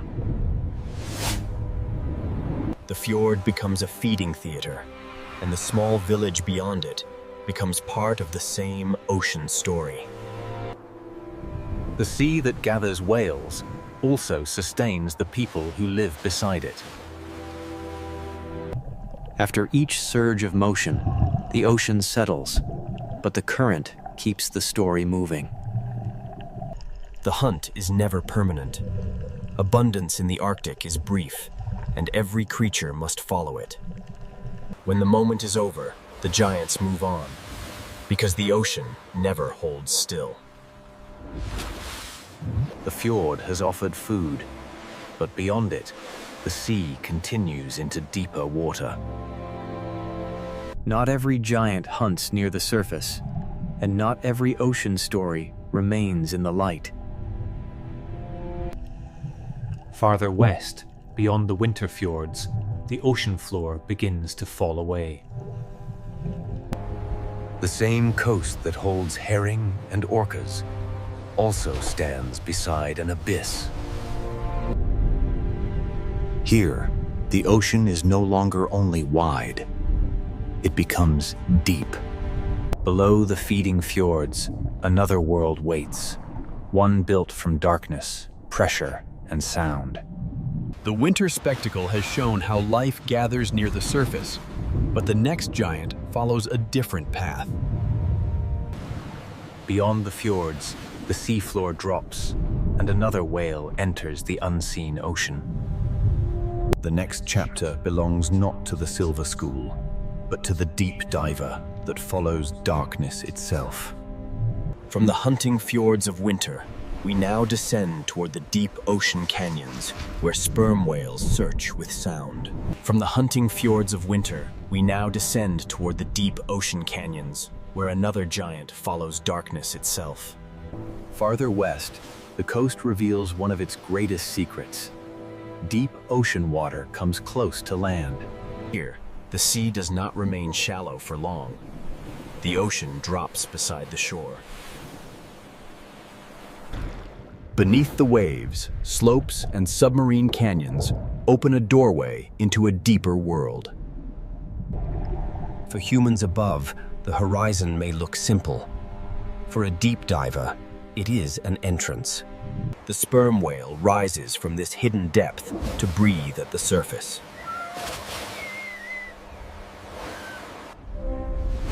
This is not a hunter of the shallow herring fjord. It is a giant built for vertical journeys. Before the dive, the whale waits and breathes, gathering oxygen for a world without light. Its body seems almost still, but every breath prepares the descent. Then the back arches, and the surface moment becomes a doorway. The ray's tail is like a door closing between the world of air and the world of depth. Below the surface, the whale leaves the human world almost completely. The water turns from blue to deeper blue, then toward black. Light fades quickly here, and pressure begins to shape every movement. In this deep ocean, sight becomes less important than sound. The sperm whale sends clicks through the ocean and listens for echoes in the dark. Those echoes become a way to read the unseen. The coastline is dramatic above water, but below the sea, the drama continues downward. The seafloor falls, depth opens, and a mammal of air enters a world of pressure. Above is the coast of villages and storms. Below is the acoustic world of the sperm whale. Somewhere in this darkness, squid and other deep-water prey move beyond human sight. The hunt is rarely seen, but the idea of it gives this ocean its weight.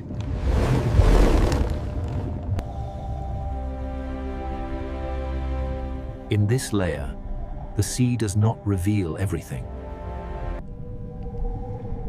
The sperm whale carries one of the ocean's most powerful natural sonar systems. Each click searches the darkness, returning fragments of shape, distance, and direction. This is not the fast silver chaos of the herring fjord. It is slower. In northern Norway, the village and the abyss can be neighbors. On the surface are boats, weather, birds, and light. Beneath are canyons, pressure, and sound. The human world floats above, while the whale moves through a depth human senses cannot survive. After the descent, the whale must return to air. The journey is vertical, from breath to darkness and back again. Every dive reminds us that this coast is not only horizontal, but layered. The whale rises toward a world of wind, cliffs, islands, and winter ocean. Then the breath returns, and the hidden world briefly touches the surface. For a moment, the deep diver becomes visible again, and the ocean closes its secret behind it. Vesterålen matters because it shows how close deep ocean systems can come to the human coast. A village may stand beneath snowy peaks while a whale searches the abyss nearby.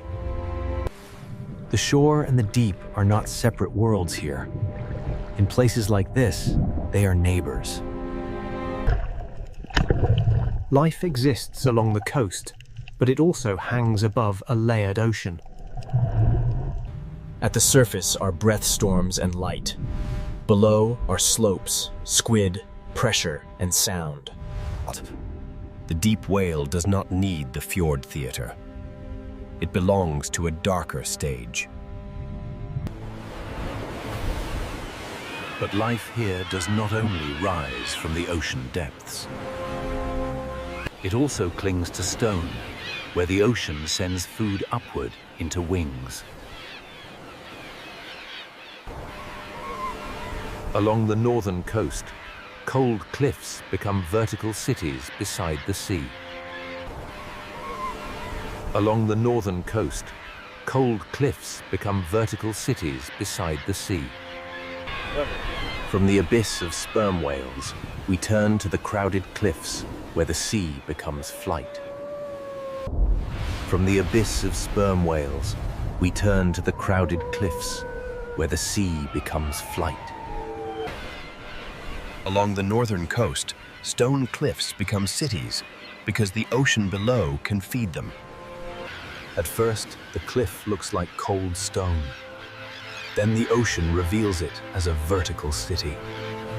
Every ledge is a place of balance, where life clings between rock, wind, and ocean. The sea feeds them below, but the cliff gives them a place to return. A puffin carrying fish is carrying the energy of the ocean onto land. Each small fish began in the sea, but now it becomes part of a life built high above the waves. The birds dive into the ocean, take from the sea, and bring that life back to stone. A seabird colony is not only a spectacle, it is evidence that the ocean nearby is productive. Some birds dive, some glide, some wait on ledges, but all of them depend on the sea. On these cliffs, survival is measured in inches of stone and miles of ocean. The cliff is built from rock, but its life is built from fish. When they leave the cliff, they enter the ocean's weather. When they leave the cliff, they enter the ocean's weather. When fish shift, birds must search farther, and the ocean becomes harder to read. A cliff can roar with life, but a quieter ledge can also tell a story from the sea. When birds vanish from a place like this, it is not only a loss of sound, it is a signal from the ocean. Seabirds make absence visible because they return from the sea to land. If food becomes harder to find, the cliff feels it long before the viewer understands why. The bird reads the surface, the fish reads the current, the cliff records the result. Yet the cliffs remain alive because the ocean still sends food into the air.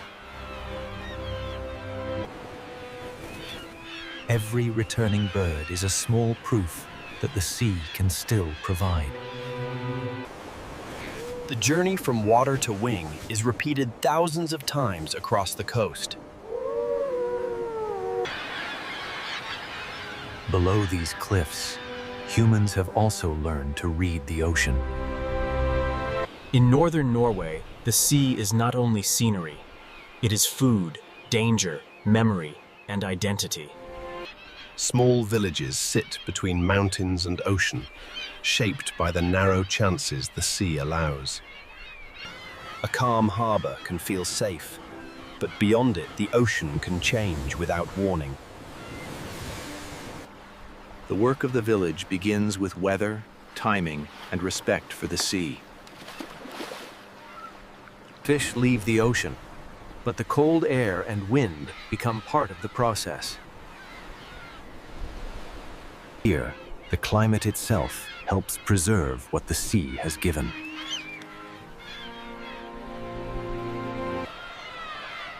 The village is not separate from nature. It is woven into the ocean's rhythm. People here have not lived by conquering the ocean. They have lived by negotiating with it. A fisher reads wind, current, fish movement, and season before trusting the sea. The coastline may look beautiful from far away, but the ocean does not forgive carelessness. Knowing when to turn back can be as important as knowing where the fish are. A harbor light in winter is not only beautiful, it is a signal of adaptation.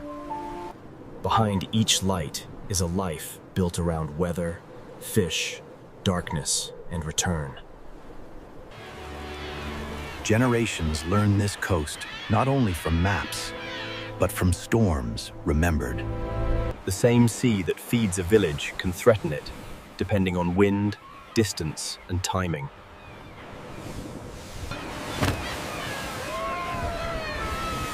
The ocean gives and tests in the same breath.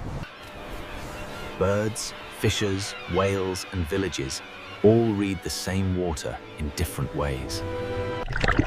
Beneath the harbour, the food web continues, quiet and essential. The village survives because the ocean remains alive, beyond what the eye can see.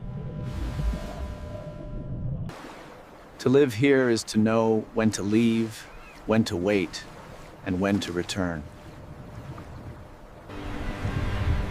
The return to harbor is part of the rhythm, as important as the journey out. This human layer keeps the coast from becoming only a wilderness postcard. The birds return to ledges, the boats return to harbor, and both returns depend on the sea. Northern Norway is a coastal system where ocean productivity climbs into wings and settles into villages. Everything here depends on reading the ocean accurately. The whale reads fish. The bird reads the surface. The fisher reads the wind. But this relationship is changing because the Northern Ocean is changing its rhythm. Fish may shift, seasons may move, and old knowledge must adapt to a sea that no longer behaves exactly as before. For the birds, for the whales, and for the people, survival depends on the ocean's pattern. And now, across the far north, ice is retreating, seasons are shifting, and the Arctic Sea... Across the far north, ice is retreating, seasons are shifting, and the Arctic Sea is beginning to change its rhythm. Less ice does not simply mean more open ocean. It changes the boundary between Arctic cold and Atlantic warmth. Warmer, saltier water can move farther north, reshaping where life can gather. The change is not always dramatic in a single frame, but the ocean remembers every small shift. This is not a simple disaster scene. It is a rhythm slipping out of its old timing. This is not a simple disaster scene. It is a rhythm slipping out of its old timing. For fish, temperature can influence movement, growth, spawning, and where the next meal will be found. If the fish move, everything that follows them must also move. For seabirds, the question becomes how far they must fly before the ocean offers food. A quieter cliff is not only a quieter cliff. It may be a message from the sea. A quieter cliff is not only a quieter cliff. It may be a message from the sea. When the food web shifts beneath the surface, the change rises into the air. For whales, the location of prey decides where the journey must go. If herring gather differently, the giants must search differently. For fishing communities, these changes are not abstract. They arrive as questions at the harbor. Where will the fish be? When will they come? Will the old calendar still work? Knowledge built over generations must now listen to an ocean that is changing its behavior.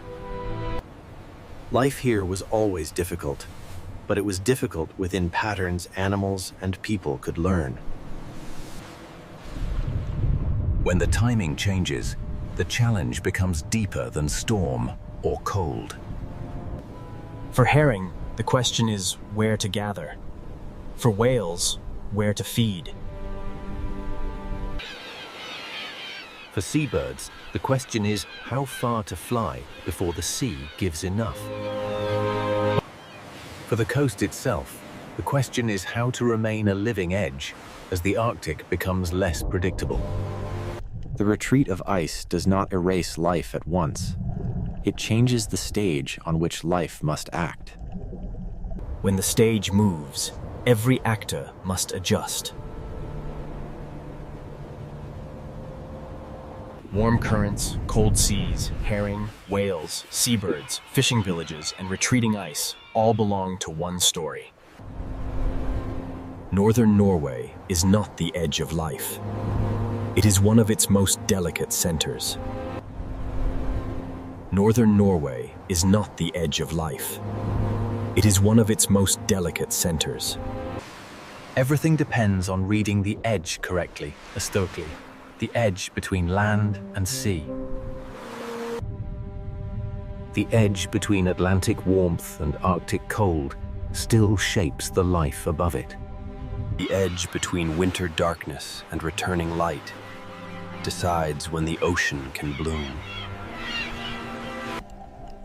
The edge between abundance and hunger may begin with light no wider than a season. Whales do not come because people hope to see them. They come when the ocean gathers food. Orcas follow herring. Humpbacks arrive when the season offers enough prey. Sperm whales use deep ocean waters where sound can find what sight cannot. Sperm whales use deep ocean waters where sound can find what sight cannot. Humans are part of this system too, reading weather, current, fish movement, and season. A family drying fish in cold air is using the climate as part of the process.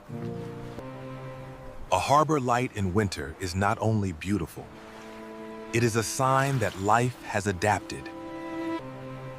A harbor light in winter is not only beautiful, it is a sign that life has adapted. Edges are where forces meet. Warm water and cold water, mountains and fjords, birds and cliffs, whales and herring. Life here becomes precise because it must. A whale must be where the fish are. A bird must find food before the season turns. A fisher must choose the right day to leave harbor because the ocean remembers every mistake. This precision is not weakness. It is wisdom. The animals do not fight the Arctic Ocean as if it were an enemy. They use what it gives. Wind becomes flight. Cold water becomes a feeding ground. Darkness becomes a season of whale breath and herring movement. Fjords become shelter. Canyons become hunting routes. The people here do the same. They build low against the wind and place villages near protected water. They follow fish, respect weather, and understand that the sea is never only a view. It is a force with memory, and that is why this coast stays with people who see it. Northern Norway is not only beautiful, it is honest. It does not pretend nature is gentle. It shows that life can continue in severe places. To live at the edge is not to be far from life. It is to live where life must become most aware. A school of herring can call whales back into dark fjords.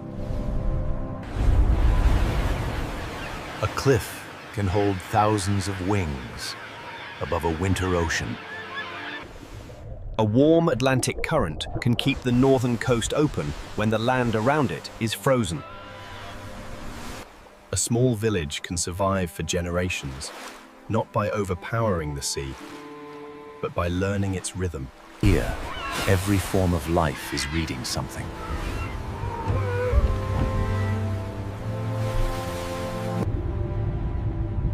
The blue whale reads the fish. The albatross reads the surface. The fisher reads the wind. The village reads the season. The coast reads the meeting of warm Atlantic water and Arctic cold. Northern Norway is not the end of life. It is where life becomes precise. Between wind, ice, and ocean, every breath, every wing, every returning boat. Not by conquering nature, but by listening carefully enough to remain. This is Norway. Life at the edge of wind, ice, and ocean. From above, Greenland looks silent, but along the edge of the Arctic Ocean, life is already waiting. This is not an empty white world. It is a world where life hides, where ice and ocean meet. The fjords are ocean roads carved into stone, carrying cold water deep into the frozen land. Every dark opening in the ocean ice can become a doorway, a warning, or a lifeline. In Greenland, the frozen surface is never just scenery. It is the stage where survival begins. The silence holds signs, tracks, scent, wind, hunger, and memory. A hole in the ice may look small, but beneath it lies an entire ocean world. For the seal, this is not simply water. It is the border between breath and darkness. Below the ice, the ocean is quiet, but it is not still. Greenland's story begins in this thin boundary between frozen air and living sea. The polar bear looks powerful, but even power depends on the ocean ice beneath its feet. It reads the sea ice through scent, sound, pressure, and patience. Every step costs energy, and in this frozen ocean world, energy is never wasted. The strongest hunter here is still only one life, moving across a fragile frozen floor. Where the ocean opens, the food chain begins to gather. Birds follow the cracks because the ocean below carries food upward. From far away, these cliffs look lifeless, but the sea has already begun to fill them with motion. Here, wings turn ocean food into life on stone. The cliff is not only rock, it is a vertical city built beside the sea. Beneath the noise of wings, a smaller survivor reads the same ocean edge. The fox is small, but in a hard ocean-bound world, smallness can be a form of strength. It survives not by ruling the landscape, but by noticing what others miss. Where the ocean feeds birds, it also creates chances for the fox.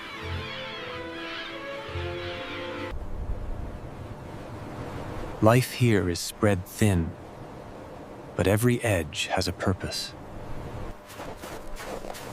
Even the quietest animals are tied to the rhythm of snow, wind, and sea. Some survive by moving lightly. Others survive by standing together against the ocean wind. In Greenland, warmth is stored in bodies, in herds, and in every careful choice. Land and ocean are never separate here. The sea shapes the weather, the food, and the movement of life. The fjords carry the ocean into the frozen land, and with it comes the possibility of life. Below these icebergs, the ocean continues downward into a colder and darker world. The frozen surface hides an ocean system where small lives support giants. In this cold ocean, even the smallest forms of life can decide what survives above the ice. Fish turn invisible ocean energy into movement, flesh, and survival. The seal carries this ocean energy upward toward the frozen world above. A single layer of ice separates two worlds, but every life on both sides is connected. Glaciers bring the frozen interior to the sea, and the ocean answers with movement. To the animals of Greenland, ice is shelter, distance, danger, and direction. Far beyond the cliffs, giants follow the same cold ocean rhythm. A whale changes the fjord in a single breath, revealing that this frozen land is also an ocean world. Some animals walk on ice, some breathe through it, and others move beneath it like living mountains. Each life seems separate, but the ocean connects them all. In Greenland, survival gathers where elements meet: ice and water, cliff and sea, hunger and patience. Nothing here is careless. Every mark in the snow belongs to a decision. The same frozen surface can be a roof, a road, a nursery, and a hunting ground. The ocean feeds the birds feed the cliffs, and the cliffs feed another kind of survival. This opening chapter is only the surface. Beneath it lies a deeper system of timing, hunger, and adaptation. To understand Greenland wildlife, we must follow the edge where the ocean shapes every life. The first rule of this frozen world is simple. Ice decides where life can move. When the ocean opens, the story begins to move from silence into survival. And so we begin with the fragile foundation beneath every track, every dive, every flight, and every breath.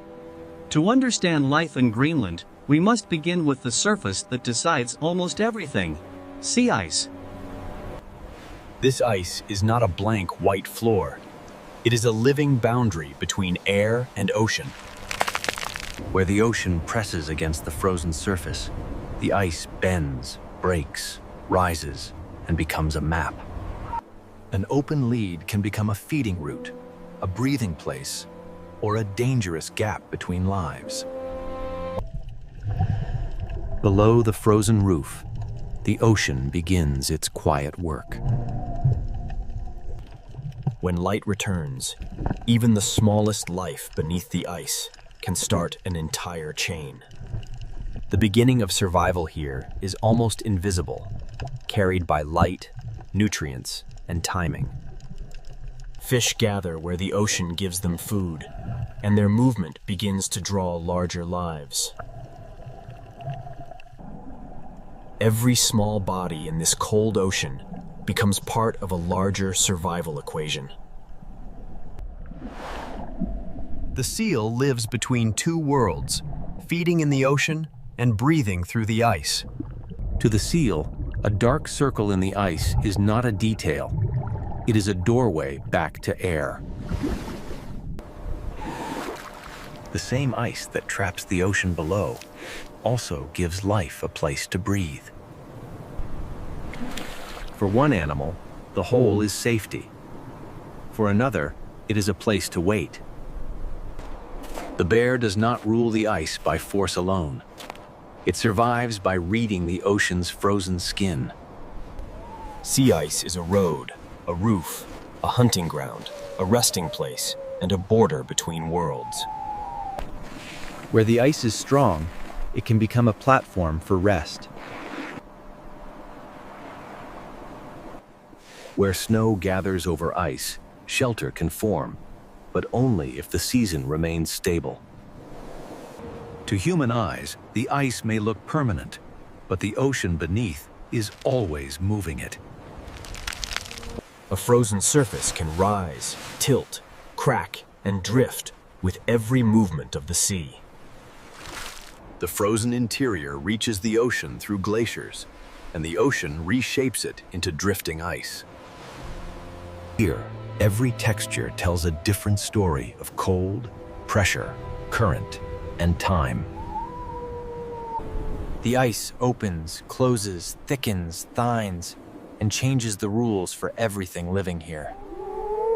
When the ocean opens, birds read the signal from above. A crack in the ice can connect sky, ocean, and hunger in a single dive. Below the opening, the ocean gathers movement that cannot be seen from the frozen surface. The sea feeds the birds, and the birds carry the ocean's energy toward the cliffs.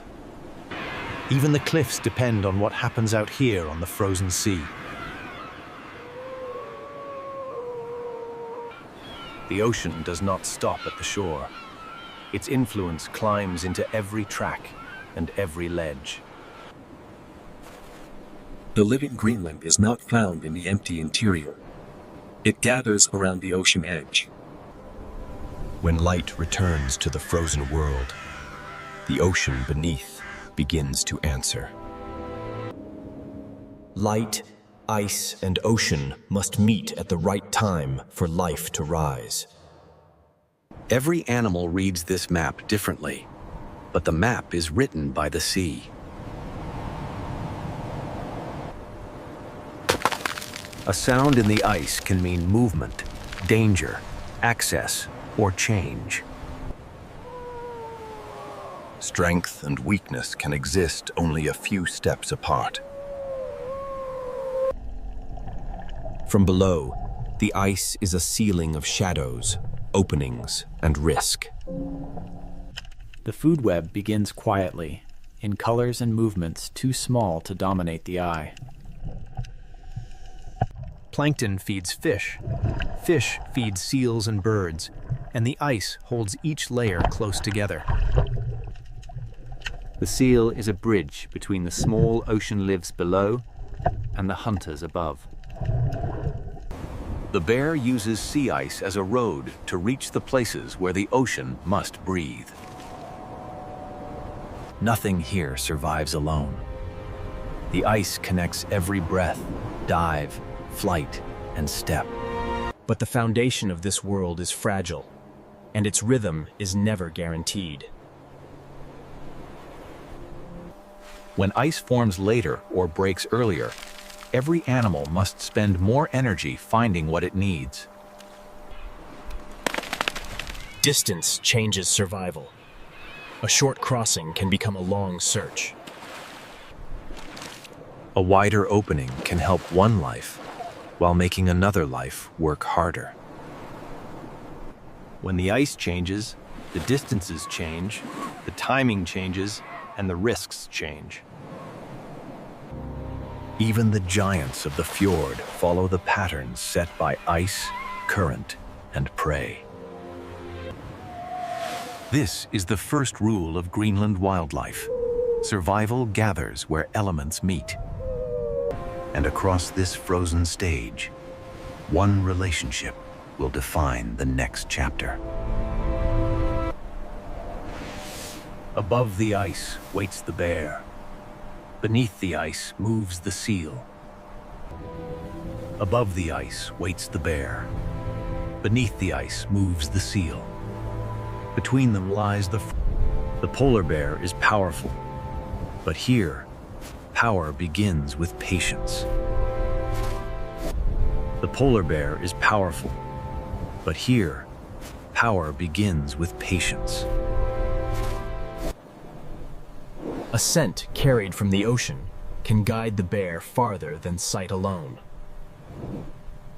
Every step is a calculation, because every movement burns energy that may not return. To survive here, the bear must understand a map that is always shifting.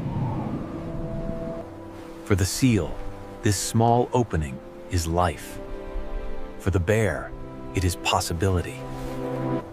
For the seal, this small opening is life. For the bear, it is possibility. The seal is built for this hidden ocean, where movement must be quiet, precise, and efficient. The seal is built for this hidden ocean, where movement must be quiet, precise, and efficient.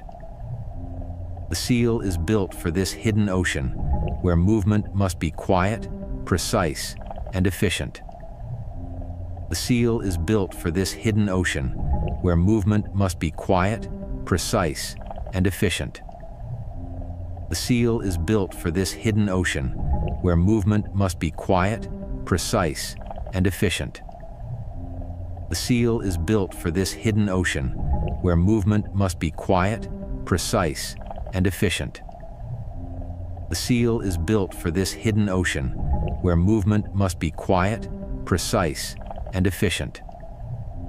The seal is built for this hidden ocean, where movement must be quiet, precise, and efficient. The seal is built for this hidden ocean, where movement must be quiet, precise, and efficient.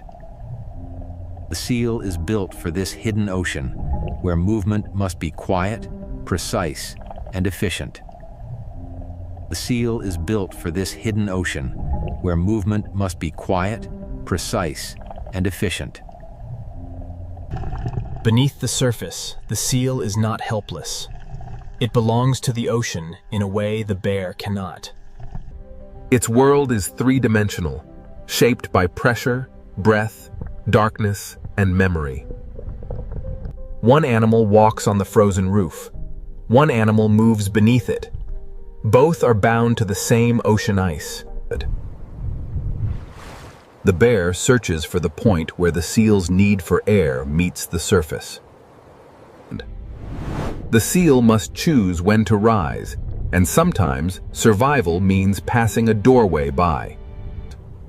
The most powerful image of the bear is not a roar. It is the weight of waiting. Somewhere below, a seal must breathe. Somewhere above, hunger is measuring time. Below the ice, the seal also waits, listening to a world it cannot fully see. A few meters of ice, distance, and timing can become the difference between danger and breath. For now, the ocean receives the seal again.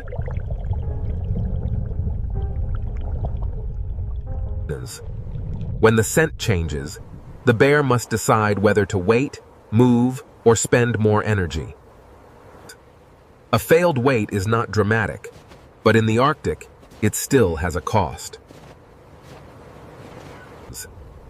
The bear's hunting ground is also a moving platform, shaped by temperature, wind, and sea. When the ice changes, the distance between predator and prey changes with it. The seal's survival depends on food below, air above, and ice stable enough to connect them. Fish become seal energy, and seal energy becomes part of the world above. The food web is not a diagram here. It is a path through water, ice, and wind. Rest is not weakness. In a place where every calorie matters, rest is strategy. The ocean below is always active, even when the surface appears still. The seal moves where the bear cannot walk, but it must always return to the surface for air. A crack in the ice can help the seal breathe and force the bear to travel farther. In Greenland, the shortest path is often impossible. The ice decides the journey. For the seal, open water can mean freedom, but also exposure. Neither animal controls this place. Both negotiate with the ice. The bear is a hunter, but it is also a listener in a frozen ocean landscape. The seal is prey, but it is also a specialist of water, pressure, ice, and breath. Without sea ice, the bear can still walk, swim, and search, but its most efficient world begins to vanish. The seal also depends on ice, but in a different way, as sealing, shelter, and access to air. Both lives need ice, but not the same kind, not in the same way, and not at the same moment. Greenland's ice records movement, but only for a little while before the wind rewrites it. Storm, cold, hunger, and timing press on both animals at once. The bear's hunting ground is also a moving platform, shaped by temperature, wind, and sea. When the ice changes, the distance between predator and prey changes with it. The seal's survival depends on food below, air above, and ice stable enough to connect them. Fish become seal energy, and seal energy becomes part of the world above. The food web is not a diagram here. It is a path through water, ice, and wind. Rest is not weakness. In a place where every calorie matters, rest is strategy. The ocean below is always active, even when the surface appears still. The seal moves where the bear cannot walk, but it must always return to the surface for air. Here, survival becomes smaller, quieter, and no less exact. The Arctic fox is small enough to vanish, but clever enough to read every edge of this frozen world.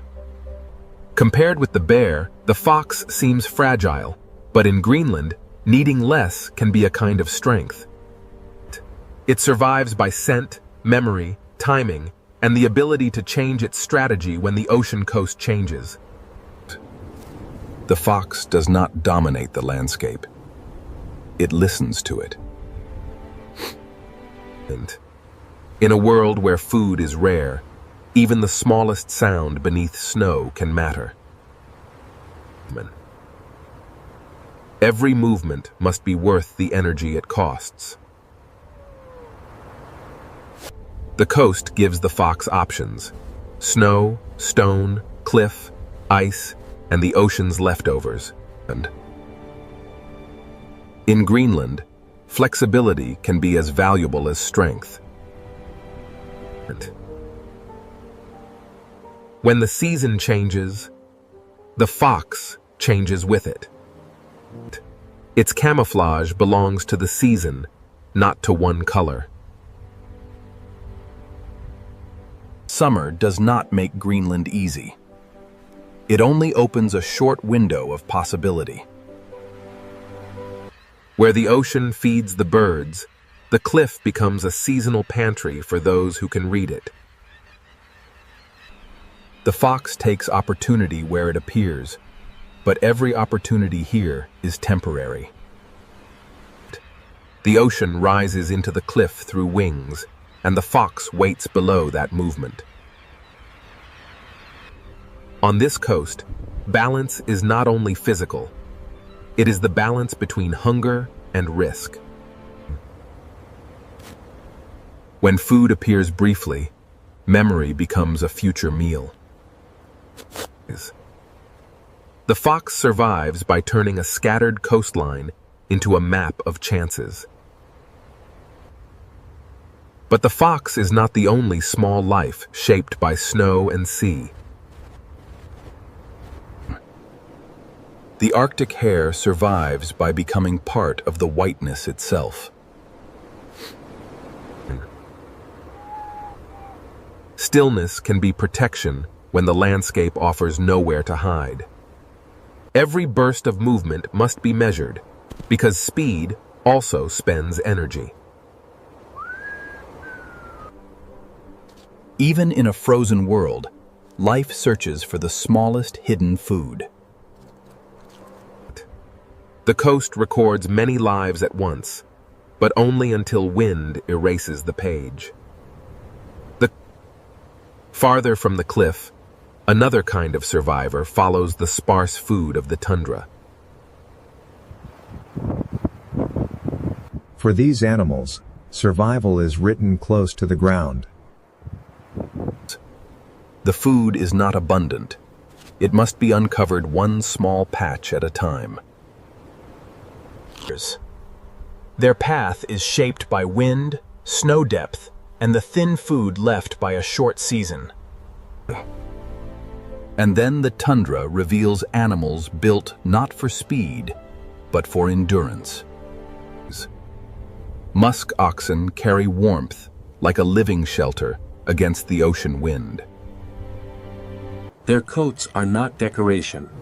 They are insulation, armor against cold, and the memory of survival. Like the hare and caribou, they live from what little the frozen ground allows. In a place this exposed, the group itself becomes part of survival. The sea does not feed every animal directly, but it shapes the weather every animal must endure. Many strategies cross the same frozen coast, each one answering the same question in a different way. Survival here is not one kind of greatness. It is many precise answers to cold, hunger, and time. The fox may be one of Greenland's most precise survivors, because it is never tied to only one chance. It searches the boundary where the ocean leaves small gifts, and the tundra hides small meals. Opportunity is brief here, and the fox must know when to move on.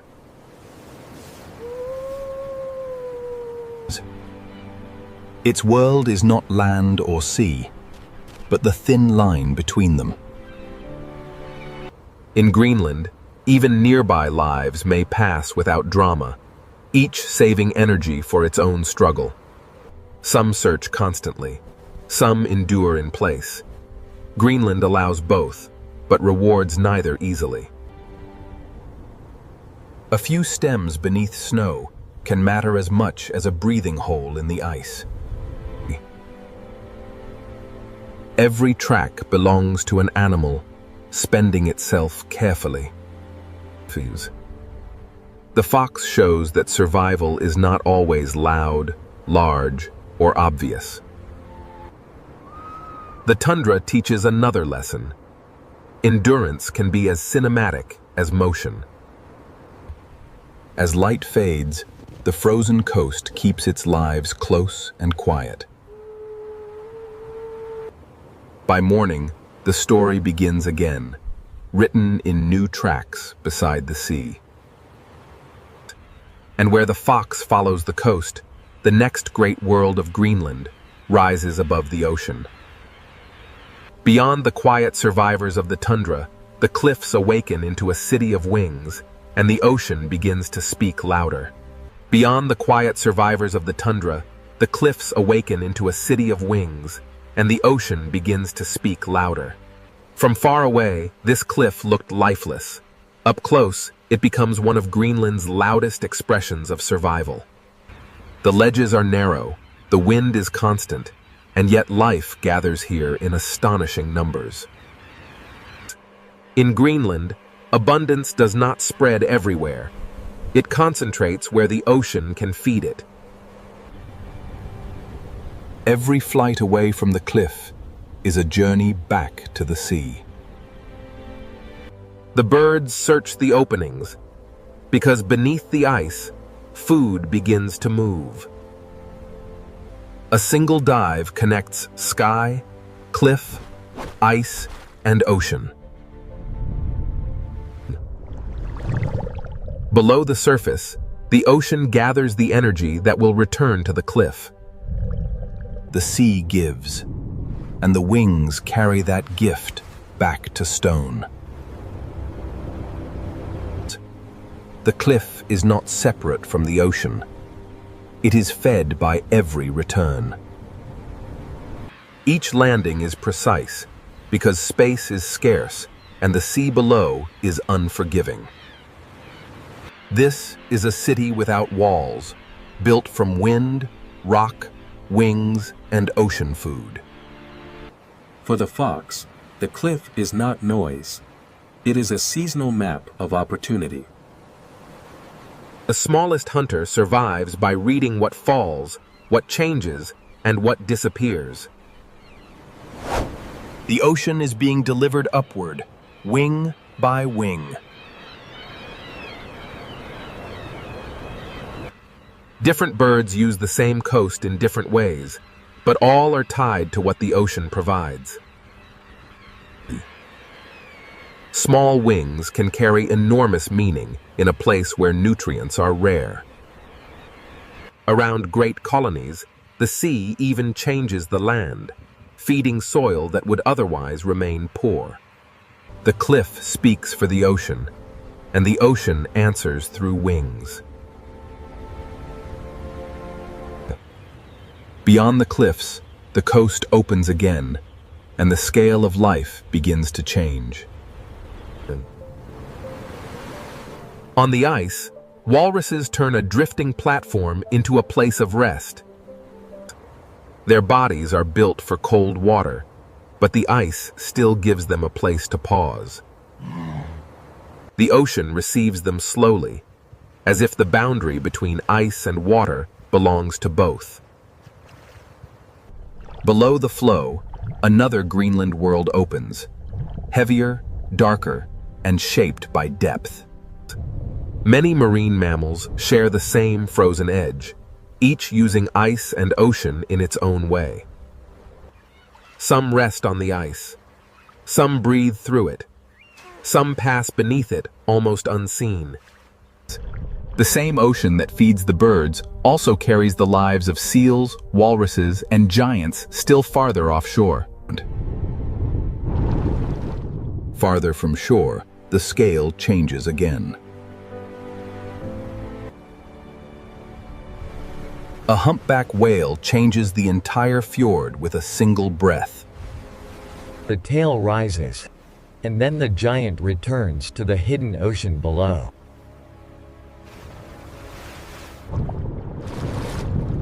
Below the icebergs, Greenland becomes a three-dimensional ocean world. Fin whales bring speed and scale to waters shaped by current, prey, and season. These giants do not move randomly. They follow the ocean's invisible patterns. Where plankton and fish gather, the largest bodies on Earth may follow. The bowhead whale belongs deeply to the Arctic imagination, slow, massive, and built for icy seas.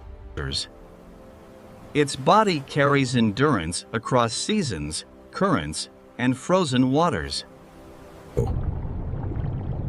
In the dark below the ice, size becomes almost silent. Then the ocean changes tone, and white shapes move through the fjord like living echoes. Belugas move through sound as much as water, using voices to keep contact in a world of ice and shadow. In cold and limited visibility, sound becomes a map. Some Greenland lives are visible only for moments, and others remain almost mythical. Narwhals bring mystery not because they are fantasy, but because their real lives are so difficult to witness. A single tusk above the water can feel unreal, but it belongs to a life shaped by ice, depth, and sound. Beneath the surface, they travel through a world where sound, pressure, and inherited roots matter more than sight. Greenland's ocean is not empty space. It is a layered world of roots, signals, and hidden feeding grounds. Some animals stand on ice, some rest on it, some breathe through it, and some travel beneath it. Together, they reveal Greenland not as an isolated island, but as part of a living Arctic Ocean network. The animals follow food, openings in ice, depth, temperature, current, and memory. What begins as tiny movement in the ocean can rise into birds, seals, walruses, and whales. But this ocean map is not fixed, and the rhythm that guides these lives is changing. When ice shifts, every route must be read again.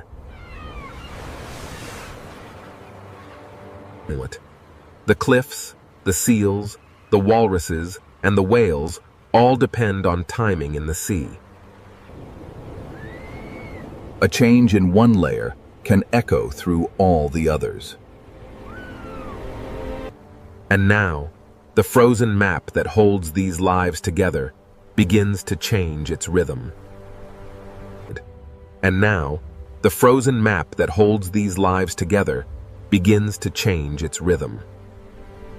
In Greenland, change does not arrive as an idea. It arrives as thinner ice, wider water, and altered distance. A frozen road can become a maze, and every animal must learn the new shape of the ocean. For the polar bear, distance is not only space. Distance is energy. When ice breaks the route, the bear must walk farther, wait longer, and spend more of what it cannot easily replace. Its strength remains immense, but strength needs a platform. The bear is not defeated by one crack, but every extra distance adds pressure to its life. Below the ice, the seal also faces a changing ceiling. More open water can help a seal breathe, but unstable ice can change where it rests, hides, and raises young. The same change can offer one advantage while removing another. Nothing in Greenland has only one meaning. Ice can shelter, expose, connect, and separate. For seabirds, the question is not only whether food exists, but whether it appears close enough and soon enough. A longer flight can turn abundance into effort. The cliff still lives, but its rhythm depends on a sea that is never still.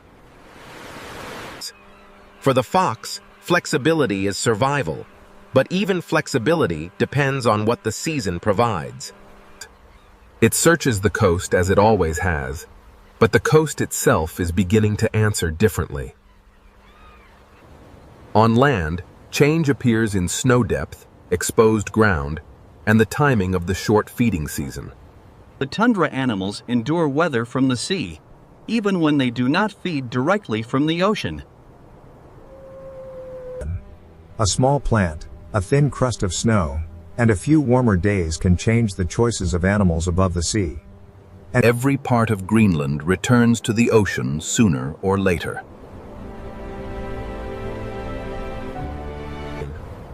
For whales, changing ice can open new water, but it can also shift the food they follow. When plankton and fish move, giants may change their routes. Belugas read the water through sound, but even sound travels through a changing landscape. A route once held by ice and memory may become a route of new openings. Narwhals, too, move through a world where ice, depth, and sound must align. The hidden routes of the Arctic are not fixed roads. They are living agreements with the frozen sea. The animals are tough, but toughness does not mean independence. Specialization creates power, but it also creates dependence. A body perfectly made for one rhythm may struggle when that rhythm begins to shift. With the bear, the seal, the fish, and the ice are not separate stories. A change in the sea can rise into the sky. A change in the sea can reach the smallest hunter on the rocks.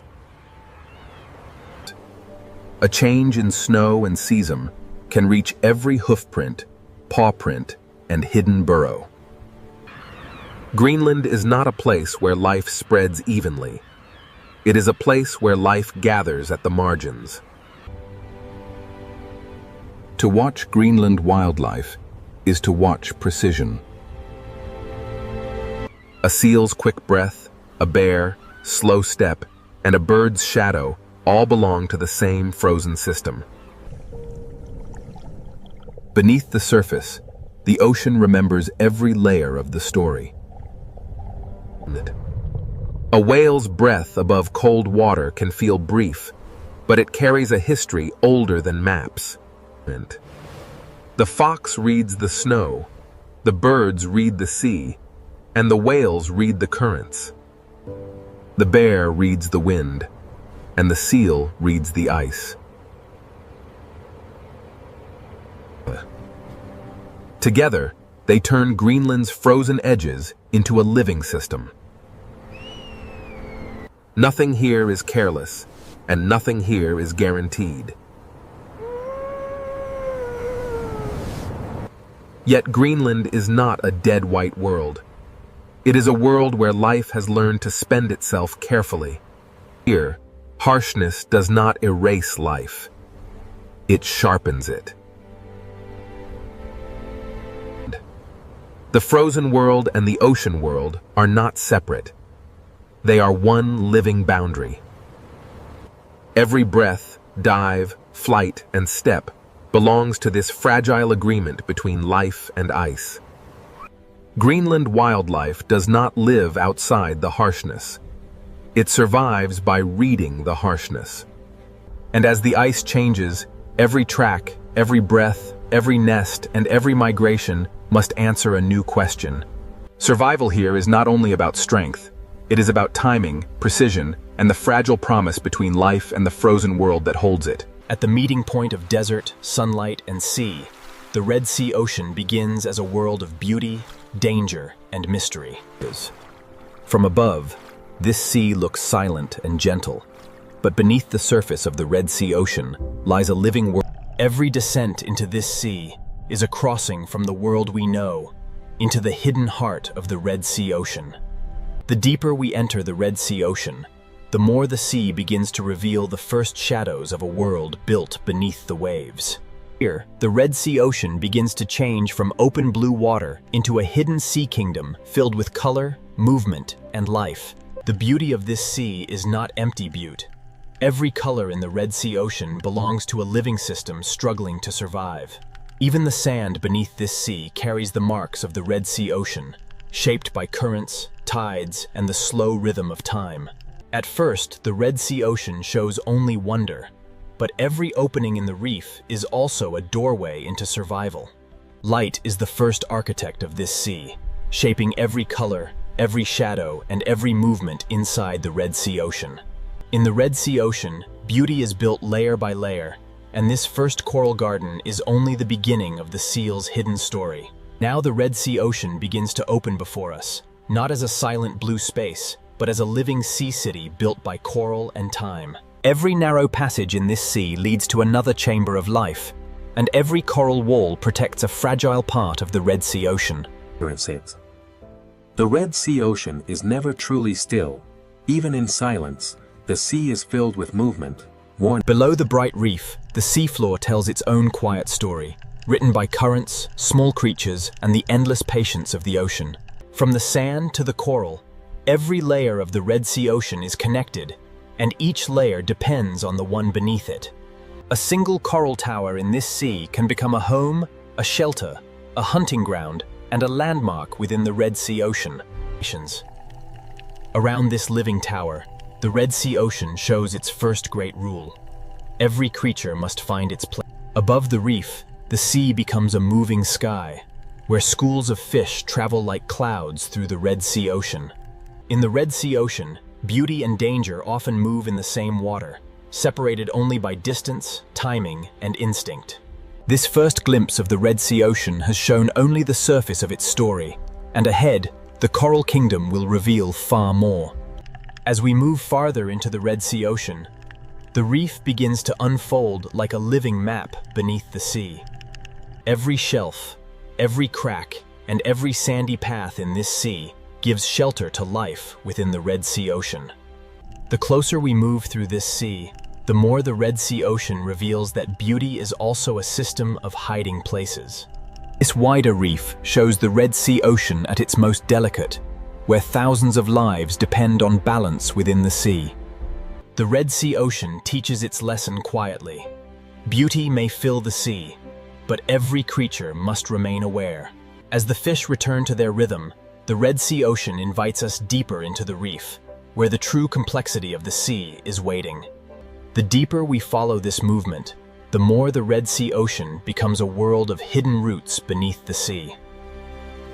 Inside this coral passage, the Red Sea Ocean begins to trade open brightness for shadow, depth, and quiet discovery. From above, this sea chamber shows how the Red Sea Ocean builds order from coral, sand, light, and instinct. Even the quiet center of this sea holds signs of movement, proof that the Red Sea Ocean is alive, even where it seems empty. The Red Sea Ocean always leads us from emptiness back to life, from silence back to the crowded pulse of the reef. As the light strengthens again, the Red Sea Ocean reveals its power to turn every reef corner into a new beginning. The Red Sea Ocean is beautiful because it is alive, but life in this sea also means caution, shelter, and constant awareness. This first chapter of the Red Sea Ocean is leading us toward the Coral Kingdom, where the sea's beauty, danger, and mystery begin to collide. The first chapter of the Red Sea Ocean has shown us only the edge of a much greater world beneath the sea. What seemed at first like simple beauty is now becoming a living structure, a sea kingdom built by countless fragile lives. In the Red Sea Ocean, color is not decoration, it is life, warning, camouflage, attraction, and survival within the sea. Every small movement inside this sea has meaning, and every creature in the Red Sea Ocean must understand the rhythm of the reef. The Red Sea Ocean never reveals itself all at once. The sea leads us from one hidden chamber of life into another. Here, beauty gathers in silence, but beyond the light, the Red Sea Ocean still holds danger and mystery. At this boundary, the Red Sea Ocean shows the truth of the sea. Safety and uncertainty often exist only a few meters apart. The opening journey has brought us to the threshold, where the reef begins to tell its deeper story. Before we enter the deeper dangers of the Red Sea Ocean, we must first understand the brilliant sea kingdom that makes this world possible. Next, we enter the Coral Kingdom of the Red Sea Ocean, where beauty becomes a living city, and every corner of the sea hides a story of survival. Now we enter the Coral Kingdom of the Red Sea Ocean, where the sea turns beauty into shelter, movement, and life. The Red Sea Ocean is built by lives so small they are almost invisible, yet together they create an entire sea kingdom. Every surface in this sea has a purpose, and every opening in the Red Sea Ocean may become a refuge for life. To follow these fish is to discover that the Red Sea Ocean is filled with secret roads beneath the sea. Inside the Red Sea Ocean, the Coral Kingdom is a maze where every turn can mean food, shelter, danger, or escape. Beyond the corridor, the Red Sea Ocean opens into a forest of coral, where the sea itself seems to breathe. The Red Sea Ocean is organized in layers, from the coral below to the open sea above, and each layer holds a different kind of life. In this sea, survival is not always a battle. Sometimes the Red Sea Ocean depends on cooperation, but the deeper we observe the Red Sea Ocean, the clearer it becomes that this coral kingdom survives through connection, balance, and constant motion. In this coral kingdom, the Red Sea Ocean survives through connection, and even the smallest fish helps keep the sea alive. The Red Sea Ocean is not only filled with life, it is organized by movement, color, shelter, and instinct. Above the reef, the sea becomes a moving sky, and the Red Sea Ocean fills that sky with thousands of small lives.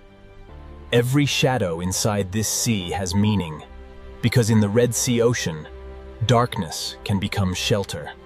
Beyond the shadows, the Red Sea Ocean returns to light, where the sea feeds the reef with every passing current. The current is the hidden river of the Red Sea Ocean, carrying food, signals, and change through the sea. As the current carries us forward, the Red Sea Ocean leads us toward a greater reef wall, where the sea's living architecture rises into view. Here, the Red Sea Ocean builds upward, turning coral into a living wall where the sea gathers life in layers. On this wall, the Red Sea Ocean shows how every ledge, crack, and shadow can become a home within the sea. The higher we move along this seawall, the more the Red Sea Ocean reveals how light controls where life gathers. The current feeds this wall, and the Red Sea Ocean turns moving water into energy for the entire reef. In the Red Sea Ocean, survival is often built on trust, where even tiny fish can protect the health of larger lives. Beneath the bright life of the reef, the Red Sea Ocean keeps quieter spaces, where the sea hides what it is not ready to reveal. The mystery of this sea is not always found in great depth. Sometimes the Red Sea Ocean hides it inside a single dark opening. Back in the light, the Red Sea Ocean becomes motion again, a sea of color rising and falling with every passing current. Seen from a distance, this reef wall becomes a complete world, showing how the Red Sea Ocean stacks life from sand to sunlight. As we leave the wall behind, the Red Sea Ocean guides us toward a new reef plateau, where the sea's coral kingdom continues to expand. Beyond the wall, the Red Sea Ocean opens again, and the sea reveals a plateau where life spreads outward in every direction. On this plateau, the Red Sea Ocean becomes a garden of coral, where the sea grows beauty through patience, light, and movement. The closer we look, the more the Red Sea Ocean becomes a world of tiny lives, building the sea one detail at a time. Even across this open sea plateau, the reef creates pathways, and the Red Sea Ocean uses them to connect one shelter to another. This sandy path is more than empty space. In the Red Sea Ocean, it is a route through the sea where movement becomes survival. The Red Sea Ocean leads us from open light back into complexity, where the sea hides countless lives inside coral walls. In this part of the Red Sea Ocean, every creature lives between two choices: remain protected within the reef, or risk the open sea. Above the coral, the Red Sea Ocean turns movement into protection, as the sea gathers small lives into one shifting form. In the Red Sea Ocean, unity can become a shield, because the open sea is beautiful, but it is never empty. As the school fades into the sea, the Red Sea Ocean draws us onward, toward a coral forest where the reef's hidden life grows even more intense. Inside this sea forest, every branch of coral becomes a shelter, and every space between them becomes a path through the Red Sea Ocean. To move through the Red Sea Ocean is to follow instinct, because in this sea, every turn can lead to food, safety, or danger. Here, The Red Sea Ocean seems to breathe as the reef and the fish move together in the same pulse of the sea. Below the color of the reef, the Red Sea Ocean keeps another layer of life, quieter, slower, and harder to see.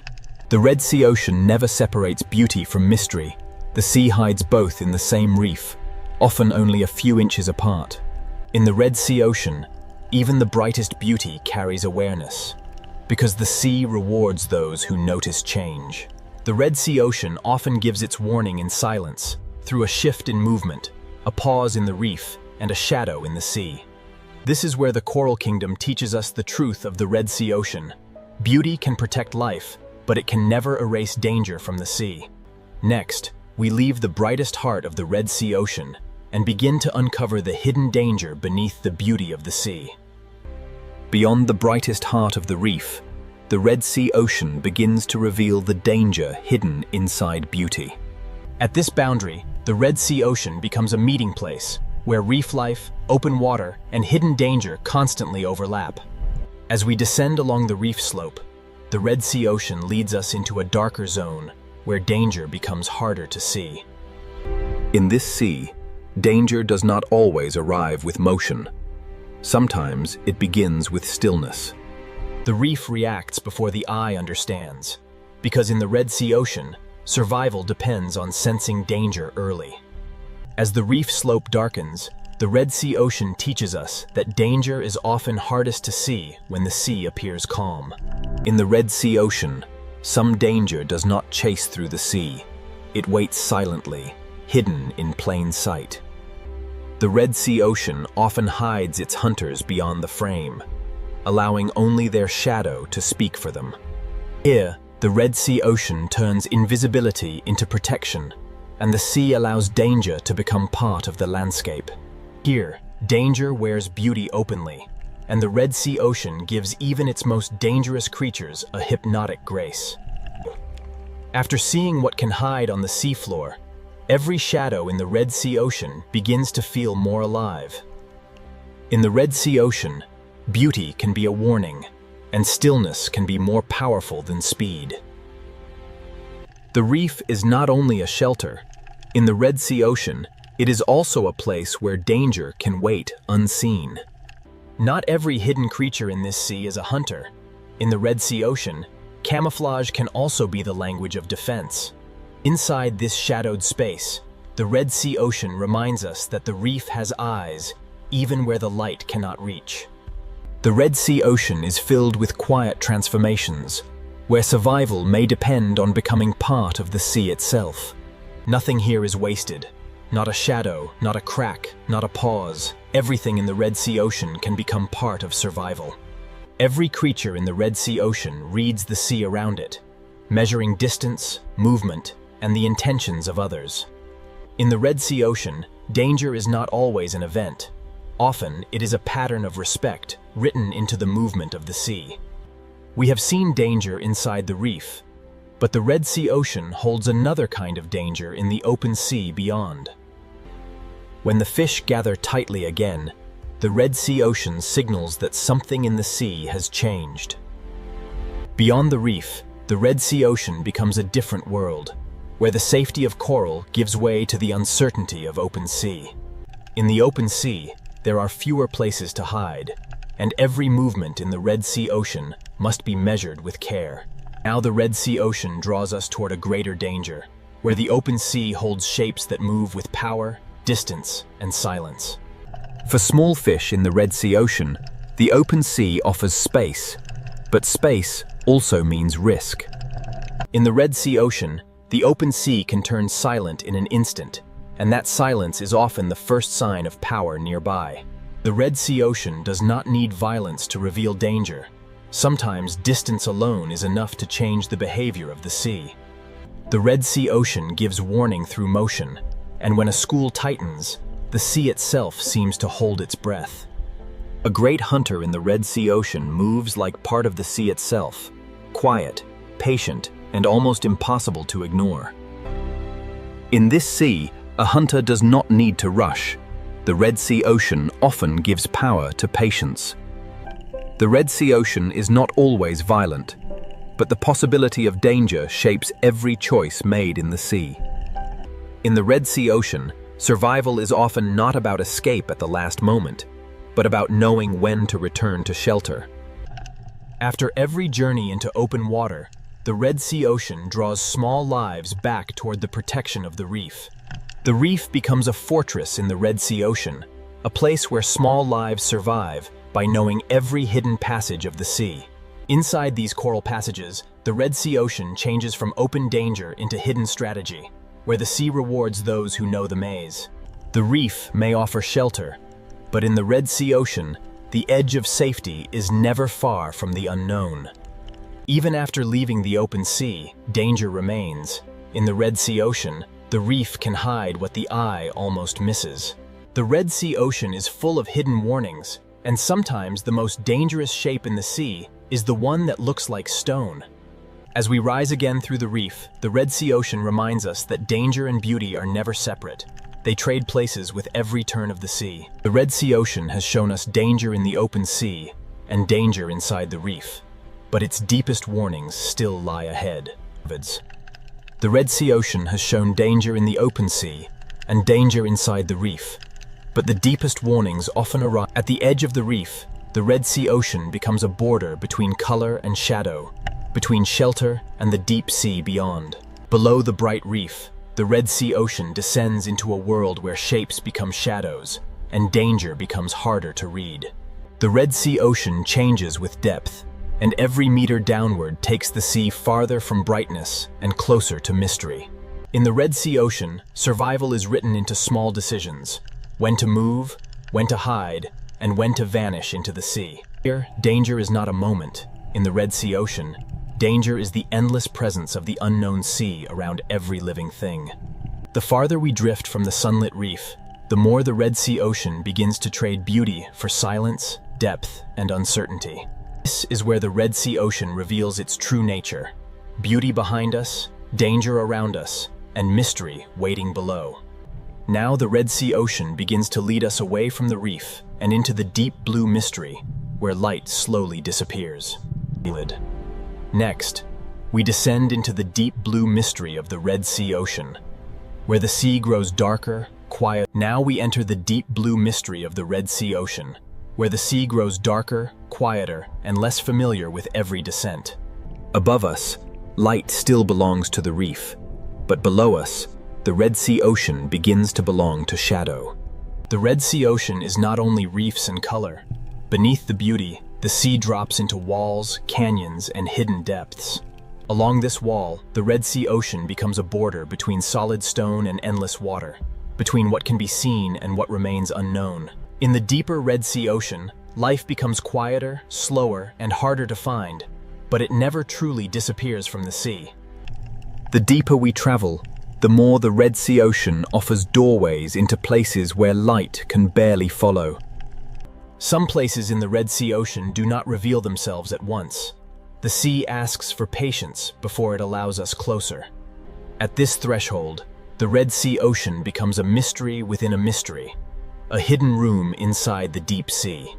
Inside this hidden passage, the Red Sea Ocean changes again, from wide blue depth into a narrow world shaped by stone, silence, and darkness. Here, where sunlight weakens, the Red Sea Ocean begins to whisper another story, one written in darkness. Here, inside the deeper Red Sea Ocean, light no longer rules the sea. It survives only in fragments. In this sea, even the smallest light becomes a signal, a warning, or a fragile sign of life in the dark.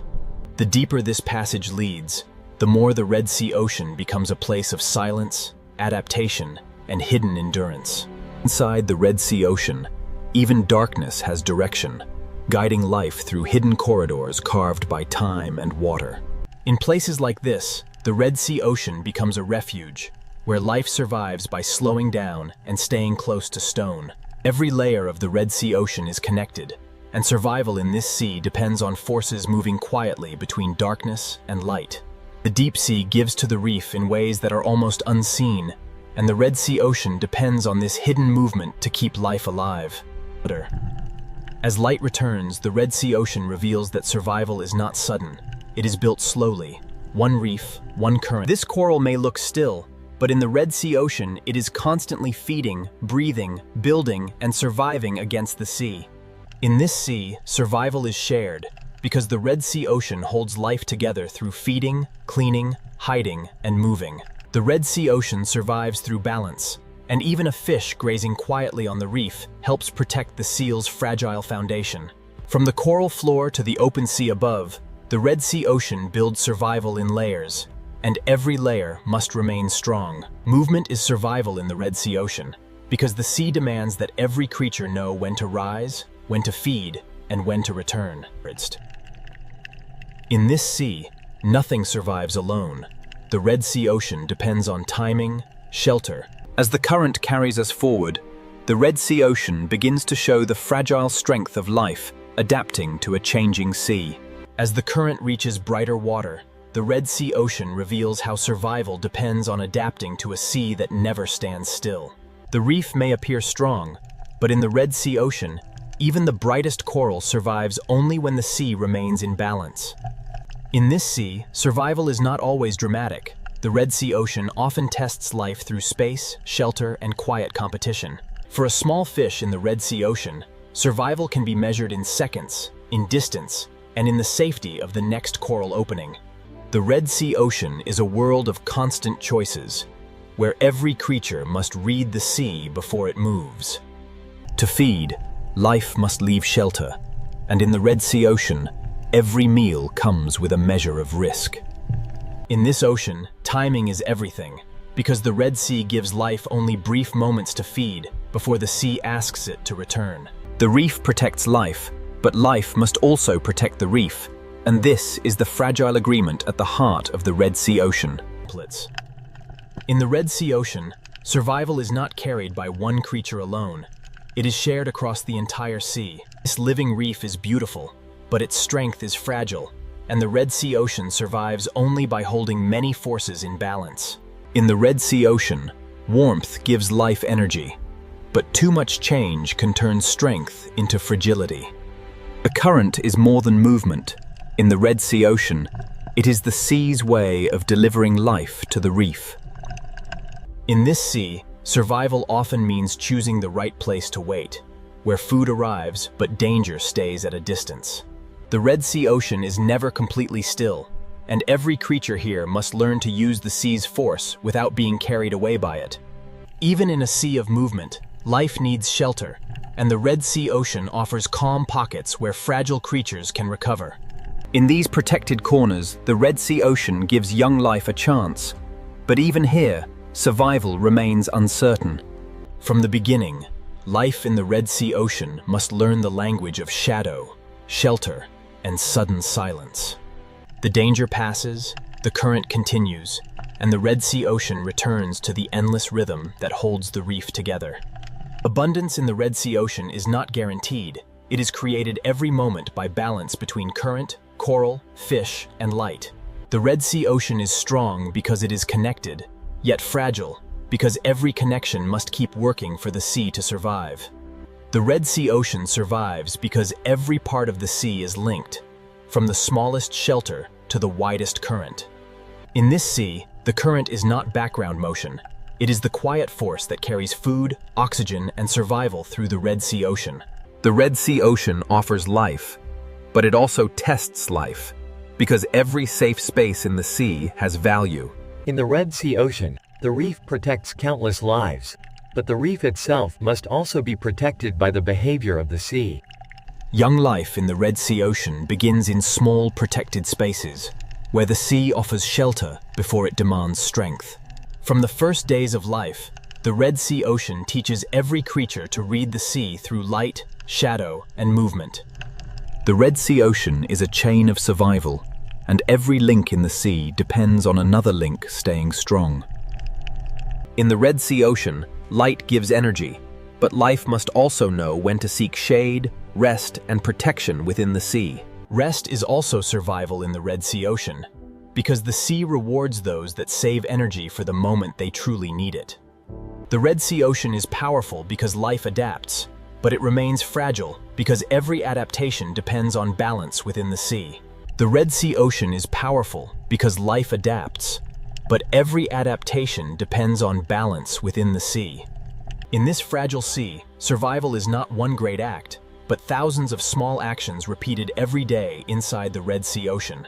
Every meal in the Red Sea Ocean requires a choice, because the sea gives life and tests life at the same time.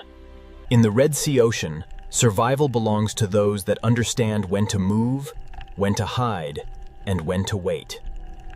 The Red Sea Ocean looks abundant here, but abundance survives only when the sea's hidden balance remains unbroken. This sea survives because its parts are connected, and the Red Sea Ocean becomes fragile whenever one connection begins to fail. Here, the Red Sea Ocean gathers every lesson of the sea. Beauty to attract life, danger to shape it. The Red Sea Ocean is not one story, but many stories moving together through the same water. From the smallest coral polyp to the widest current, the Red Sea Ocean survives through balance, and that balance is the true strength of the sea. Next, we return to the full Red Sea Ocean, where beauty, danger, and mystery finally collide in one unforgettable sea. Now the Red Sea Ocean gathers every force we have seen, beauty, danger, mystery, and survival, into one living sea. The Red Sea Ocean is not divided into separate worlds. The reef, the open sea, and the deep all breathe through the same water. The beauty of the Red Sea Ocean is still the first thing we see, but now we understand how much life is hidden inside that beauty. Here, the Red Sea Ocean reminds us that danger does not always destroy beauty. Sometimes it wears beauty as its warning. When life leaves the reef, the Red Sea Ocean changes its rules, and every movement across the open sea becomes a risk. The Red Sea Ocean does not need chaos to show power. Sometimes the quiet presence of a hunter is enough to reshape the sea. Below the danger of the open sea, the Red Sea Ocean holds another force entirely: the mystery of depth.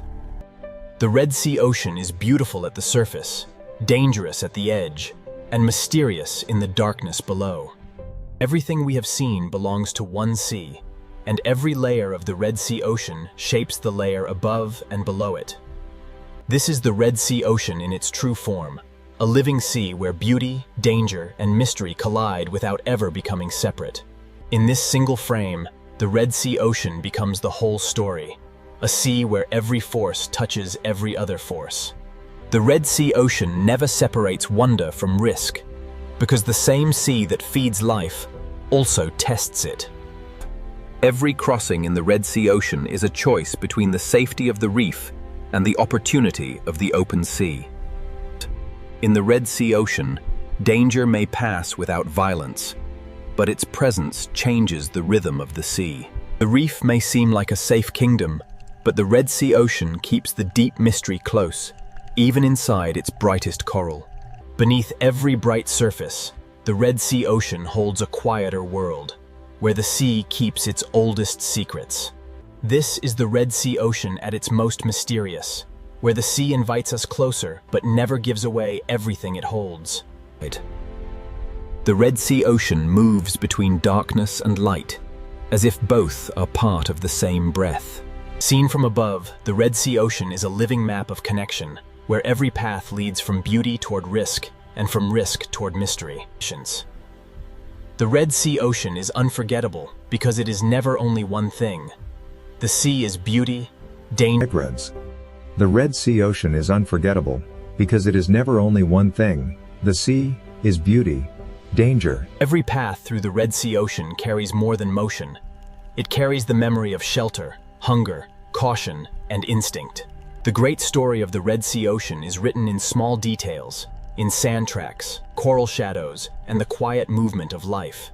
In this sea, every doorway is both promise and warning, because the Red Sea Ocean hides mystery inside beauty. The Red Sea Ocean leads us through gateways of coral, each one opening from what we know into what the sea still keeps hidden. Here, the Red Sea Ocean shows balance at the edge, where beauty holds its ground while danger moves quietly in the distance. Below the reef, the Red Sea Ocean keeps its deeper silence, where the sea becomes shadow, pressure, and hidden light. Nothing in the Red Sea Ocean is truly separate. The deep feeds the reef, The reef shelters life, and life moves the story of the sea forward. The Red Sea Ocean is a circle of survival, where each return to the reef carries the influence of the deep sea below. As the Red Sea Ocean opens beneath us, the full truth becomes clear. This sea is not only a place to witness, but a world to understand. As the Red Sea Ocean opens beneath us, the full truth becomes clear. This sea is not only a place to witness, but a world to understand. Every path in the Red Sea Ocean connects to another, and every movement in the sea becomes part of a larger design. The Red Sea Ocean holds many worlds close together, and the distance between color and darkness is often only a few meters of sea. In this sea, survival is the art of balance, and the Red Sea Ocean asks every creature to understand the line between safety and risk. The Red Sea Ocean gives life the courage to move, but the sea also reminds life to return before the distance becomes too great. Danger in the Red Sea Ocean does not always strike. Sometimes it simply passes through the sea and changes everything around it. The Red Sea Ocean is filled with doorways, and each doorway leads from light into shadow, from safety into the unknown. The Red Sea Ocean is filled with doorways, and each doorway leads from light into shadow. The Red Sea Ocean does not choose between darkness and light. It carries both, and life must learn to move between them. Now the Red Sea Ocean prepares to leave us with its final lesson. This sea is most powerful when all of its hidden forces collide.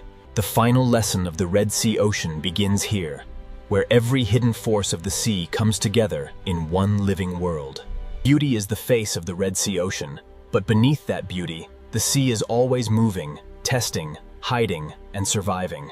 Every creature in the Red Sea Ocean belongs to the same fragile rhythm, and every rhythm helps the sea continue. Danger is not separate from the Red Sea Ocean. It is one of the forces that shapes the movement, caution, and intelligence of the sea. Mystery is the depth of the Red Sea Ocean, the part of the sea that remains unseen even after the journey has changed us. From darkness to color, from depth to reef, the Red Sea Ocean shows that every layer of the sea belongs to the same story. This is why the Red Sea Ocean is unforgettable, because it does not offer one truth, but many truths moving together beneath the sea. The Red Sea Ocean is a living collision of forces, and its power comes from the way those forces remain connected. As we rise from the reef, the Red Sea Ocean remains below us, still alive, still dangerous, still beautiful, and still filled with mystery. The journey ends here, but the Red Sea Ocean continues, where beauty, danger, and mystery collide beneath the endless sea. This hidden chamber shows another face of the Red Sea Ocean. Not bright, not crowded, but ancient. In the deep Red Sea Ocean, mystery is not only what hides in darkness, but how life continues where almost nothing seems possible. Every hidden room in the Red Sea Ocean seems to lead to another, as if the sea itself is built from secrets. The path ahead sinks lower, and the Red Sea Ocean draws us farther from light, farther from color, and deeper into the unknown sea. At the end of this hidden passage, the Red Sea Ocean opens again, but now the sea ahead is darker, wider, and far more mysterious. Beyond the hidden cave, the Red Sea Ocean opens into a deeper world, where the sea becomes wider, darker, and far less familiar. Here, the Red Sea Ocean no longer feels like a reef. It feels like a silent sky beneath the sea.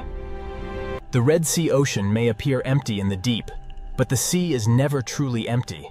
Life simply becomes harder to find.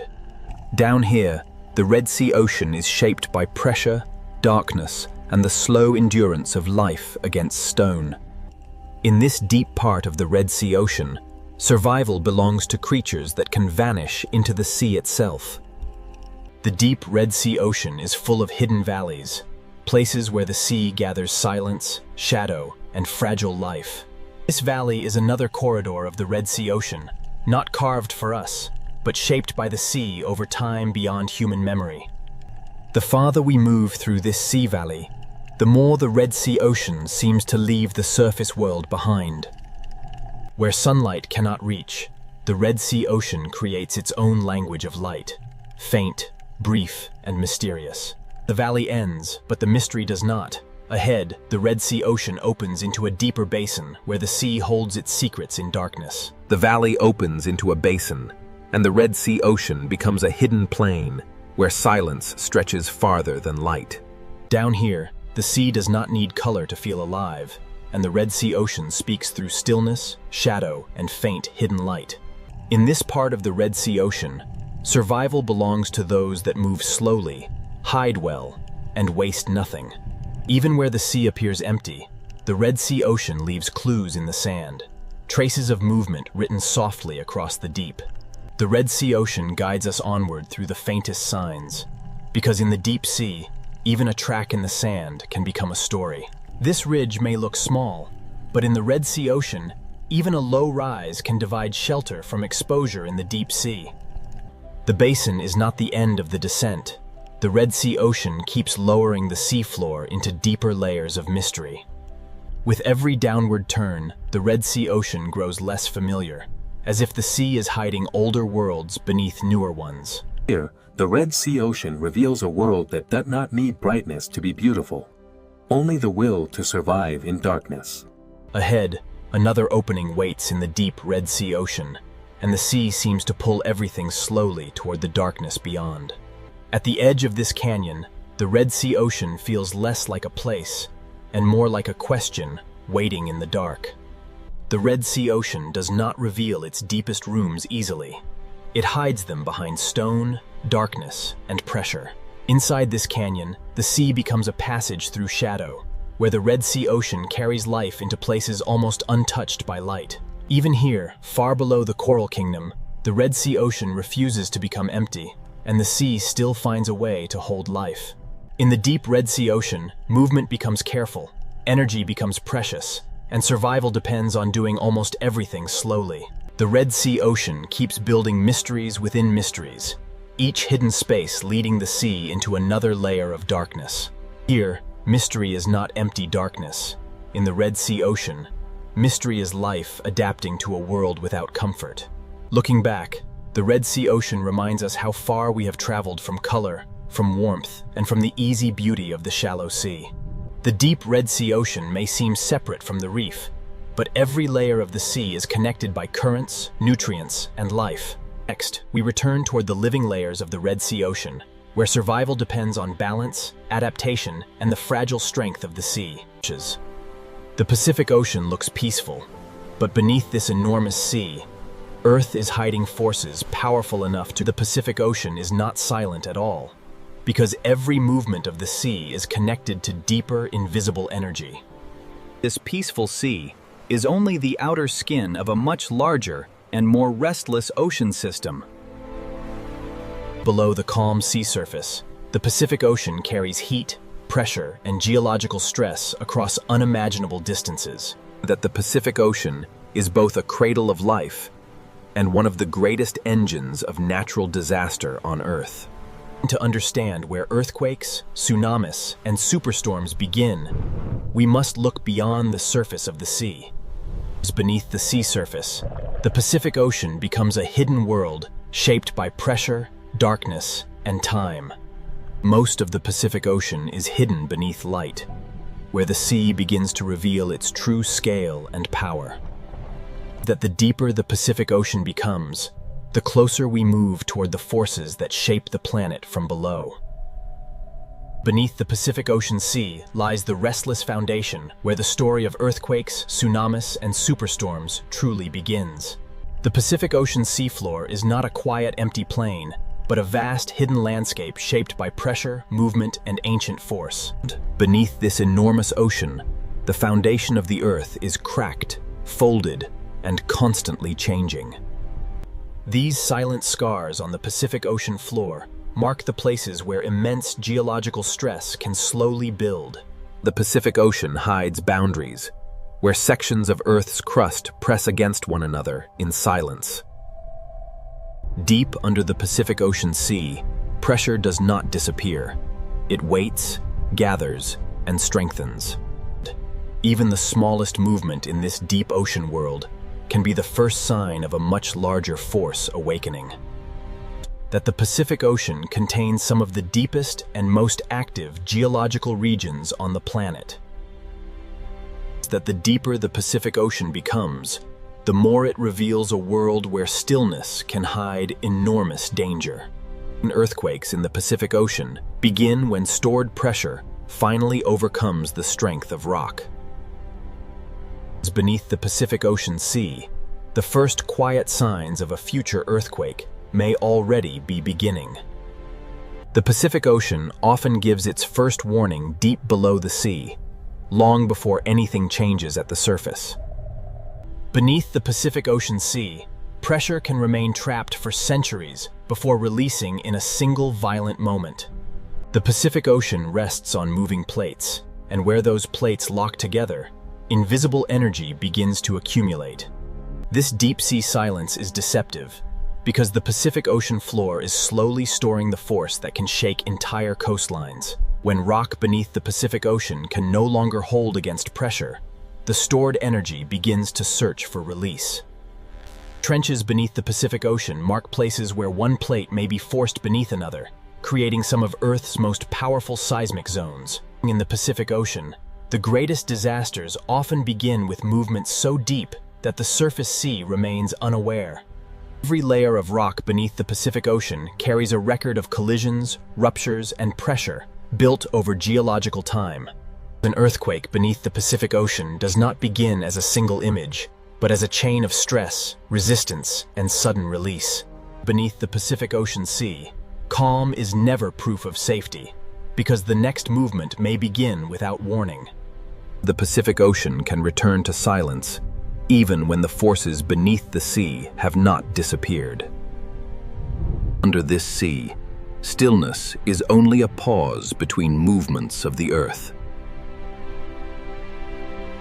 Every fracture beneath the Pacific Ocean is part of a larger system that links deep geology to the sea above. The Pacific Ocean hides an enormous architecture of stress, where pressure can travel across the ocean floor without being seen at the surface. When the seafloor moves, the entire Pacific Ocean above it becomes part of the transfer of energy. The ocean does not need to break open violently to carry danger. Sometimes the first signal is a silent movement through water. Energy born under the Pacific Ocean can move upward and outward through the sea long before the world recognizes its power. The Pacific Ocean is a bridge between the planet's inner force and the atmosphere that shapes storms above. This single ocean can carry energy from the seafloor into waves, from warm water into clouds, and from silence into catastrophe. The Pacific Ocean is never only what we see on the surface, because beneath this sea, earthquakes may begin. The Pacific Ocean always returns to beauty on the surface, even when the deep sea below continues to hold the memory of pressure and movement. What happens beneath the Pacific Ocean may remain invisible, but its consequences can travel across the sea with unstoppable force. The Pacific Ocean is connected from its deepest trenches to its highest storm clouds. Beneath this sea, the earth can shake. Above this sea, storms can grow. And across this sea, the Pacific Ocean is not one story, but many forces moving together beneath one endless surface. Every calm ocean scene in the Pacific carries the possibility of sudden transformation. This opening journey has only revealed the first layer of the Pacific Ocean, because the deeper story begins where the seafloor meets the movement. To understand earthquakes beneath the Pacific Ocean, we must descend again into the places where tectonic plates collide, lock, and for the next part of this Pacific Ocean story, we'll enter the Ring of Fire, where the sea hides volcanoes, trenches, and earthquake zones, powerful leaks fold. The Pacific Ocean is the silent giant of Earth, and beneath this vast sea begins the path toward earthquake. Beneath the Pacific Ocean Sea lies the Ring of Fire, a vast hidden boundary where the planet's crust is restless. Along the Pacific Ocean trenches, one tectonic plate can be forced beneath another, creating some of the strongest earthquakes the planet can produce. The Ring of Fire beneath the Pacific Ocean Sea is where pressure gathers, rocks resist, and the first hidden steps toward earthquake begin. Inside the Pacific Ocean Sea, the Ring of Fire is not a single place, but a vast chain of hidden collision zones wrapped around the ocean basin. These layers beneath the Pacific Ocean were shaped by millions of years of pressure, collision, eruption, and slow tectonic movement. Where tectonic plates meet beneath the Pacific Ocean Sea, the rock does not slide smoothly. It locks, bends, and stores force. This hidden resistance beneath the Pacific Ocean is what allows earthquake energy to build quietly over time. The Ring of Fire beneath the Pacific Ocean is a place where the surface of the planet is constantly being recycled, crushed, and reborn. Volcanoes beneath the Pacific Ocean reveal how closely fire and water exist together in this hidden world. Heat escaping from beneath the Pacific Ocean is another sign that the Earth below this sea is still intensely active. Beneath the Pacific Ocean Sea, tectonic plates do not move freely. They grind, resist, and lock against each other. When one plate is forced beneath another under the Pacific Ocean, the rock can bend under impossible pressure without breaking immediately. This bending beneath the Pacific Ocean stores energy slowly, silently, and relentlessly. That each tiny fracture beneath the Pacific Ocean Sea is a warning that the locked boundary is approaching its limit. The Ring of Fire beneath the Pacific Ocean is a chain reaction of pressure moving through rock, water, and time. Before a major earthquake beneath the Pacific Ocean, the seafloor may show only quiet signs of pressure seeking escape. When the locked plates beneath the Pacific Ocean finally slip, the release can shake the seabed with extraordinary force. This is the hidden moment when the Pacific Ocean begins to transform stored pressure into seismic motion.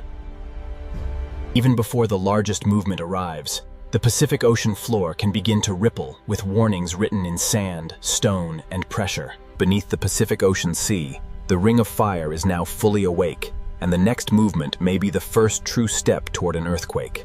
Beneath the Pacific Ocean Sea, pressure does not always release at once. It first announces itself through subtle motion in rock, sand, and water. That this locked boundary under the Pacific Ocean has held back immense force. But every tremor means the balance is weakening. When seismic pressure starts to move beneath the Pacific Ocean Sea, the first disturbance may travel through stone before it travels through water. Along the Pacific Ocean Ring of Fire, trenches mark the places where the planet folds its crust downward and stores dangerous energy. That beneath the Pacific Ocean Sea, even a small upward movement of the ocean floor can become the beginning of a much larger event. The Pacific Ocean hides the moment when pressure becomes motion, and motion becomes the first language of an earthquake. That under this vast sea, the Earth can hold still for centuries, then move in seconds with enough force to disturb the entire ocean above. An earthquake beneath the Pacific Ocean is not only a movement of rock, it is the beginning of an energy transfer into the sea itself. Beneath the Pacific Ocean Sea, the Ring of Fire has moved from silent pressure into active strain, and the final rupture is now close. Beneath the Pacific Ocean Sea, the Ring of Fire has reached the moment when stored pressure can no longer remain hidden. An earthquake beneath the Pacific Ocean begins when locked rock finally gives way. When the Pacific Ocean floor shifts suddenly, the movement is not only local, it becomes energy transferred into the sea above. That this vertical movement beneath the Pacific Ocean is one of the critical forces that can disturb an enormous mass of water. The sea itself does not create the first force. The Pacific Ocean receives that force from the sudden motion of the Earth below. Deep under the Pacific Ocean, an earthquake is not the end of the story, but the beginning of a new motion through the sea. The terrifying truth of the Pacific Ocean is that disaster can begin deep below, while the surface remains almost unchanged. This contrast is what makes the Pacific Ocean so dangerous. A peaceful surface can conceal a violent transformation underneath. Once the Pacific Ocean floor has moved, the next question is whether that movement has pushed enough water to form a tsunami. Beneath the Pacific Ocean, the Ring of Fire has released its first great force, and in the next chapter, the sea itself will show how an earthquake can become a tsunami. When the Pacific Ocean floor shifts, the sea above it may become the next carrier of Earth's power. A tsunami does not begin as a towering wave, but as energy moving quietly through the ocean. In the open Pacific Ocean, tsunami energy can travel across enormous distances while barely changing the surface. The Pacific Ocean can carry this energy like a message written through water. When part of the Pacific Ocean floor rises or drops suddenly, it pushes the water above into motion. The sea does not move because of wind here. It moves because the ground beneath the Pacific Ocean has changed shape. The size of the displaced seafloor helps determine how much water the Pacific Ocean will set in motion. In deep water, tsunami waves are often long, fast, and low, hiding their strength across the vast Pacific Ocean. This is what makes the Pacific Ocean so deceptive. The first stage of a tsunami may pass beneath a calm-looking sea. The tsunami has begun, not as destruction, but as silent energy racing across the Pacific Ocean. Across the deep Pacific Ocean, the first stage of a tsunami may be almost invisible to the eye. In deep water, tsunami energy can travel fast, while the ocean surface remains deceptively low and smooth. The Pacific Ocean can carry a tsunami across thousands of kilometers before the wave begins to rise. The deeper the ocean, the more efficiently the Pacific Ocean allows this energy to move. A tsunami is not simply a surface wave, but a movement involving a vast depth of water. Unlike ordinary wind waves, tsunami energy reaches deep into the Pacific Ocean. The Pacific Ocean transforms the earthquake's sudden force into a traveling pulse of water. The Pacific Ocean can hide great danger inside motion, too broad and low to appear threatening. Only when this energy approaches shallower water will the Pacific Ocean begin to reveal its true power. The Pacific Ocean is carrying the wave towards shallower ground, where silence will begin to turn into height. The Pacific Ocean is now carrying the hidden force away from deep water and toward the place where the wave will begin to change. As the Pacific Ocean becomes shallower, the energy has less space to remain hidden. When tsunami energy reaches shallower parts of the Pacific Ocean, the wave begins to slow down. The wave loses speed, but it does not lose energy. The Pacific Ocean begins converting hidden horizontal motion into visible height. This is the transformation stage, when the Pacific Ocean begins to reveal the force that had been hidden across deep water. The shallower the Pacific Ocean becomes, the more the wave is forced upward. Below the surface, the Pacific Ocean is already moving with dangerous strength. A tsunami becomes most dangerous when the Pacific Ocean forces deep energy into shallow form. The Pacific Ocean has begun turning silent energy into a visible wall of water. The Pacific Ocean has now forced hidden deep water energy into a visible wave approaching shallow ground. Before the great surge arrives, the Pacific Ocean may first reveal its warning by withdrawing from the coast. This sudden retreat is not calm, but water being pulled into the growing force of the tsunami. The Pacific Ocean is now compressing motion, depth, and distance into a single advancing surge. A tsunami is powerful not only because of its height, but because an enormous volume of Pacific Ocean water is moving behind it. What began as a movement of the seafloor has become a moving mass of ocean. Below the surface, the Pacific Ocean tsunami is not a simple wave, but a deep, moving body of water. As the Pacific Ocean enters the final shallow zone, the wave becomes slower, taller, and far more destructive. The Pacific Ocean is now releasing the energy that began far below on the seafloor. The Pacific Ocean has transformed an unseen earthquake into a visible force capable of reshaping the edge of land. The Pacific Ocean does not strike as a single wave, but as a moving body of water carrying the weight of the entire sea behind it. That once tsunami water reaches land, the Pacific Ocean becomes a horizontal force, more dangerous than height alone. The same energy born from the seafloor now reshapes the boundary between ocean and land. Tsunami danger continues even when the first impact appears to pass, because the Pacific Ocean can pull back with nearly the same force it arrived with. A tsunami is often not one wave, but a sequence of surges moving through the Pacific Ocean. The Pacific Ocean can send repeated waves because the original earthquake energy continues moving through the sea. The Pacific Ocean reveals how a movement deep under the seafloor can travel outward until it changes the shape and rhythm of distant shores. Earthquakes and tsunamis are only one face of the Pacific Ocean's power. Above the same ocean, another force begins when heat, moisture, wind, and pressure gather over the sea.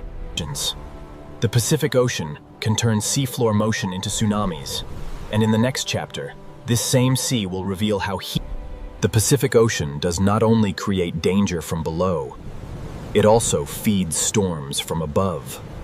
Warm ocean water is the first fuel source for the storms that grow over the Pacific Ocean.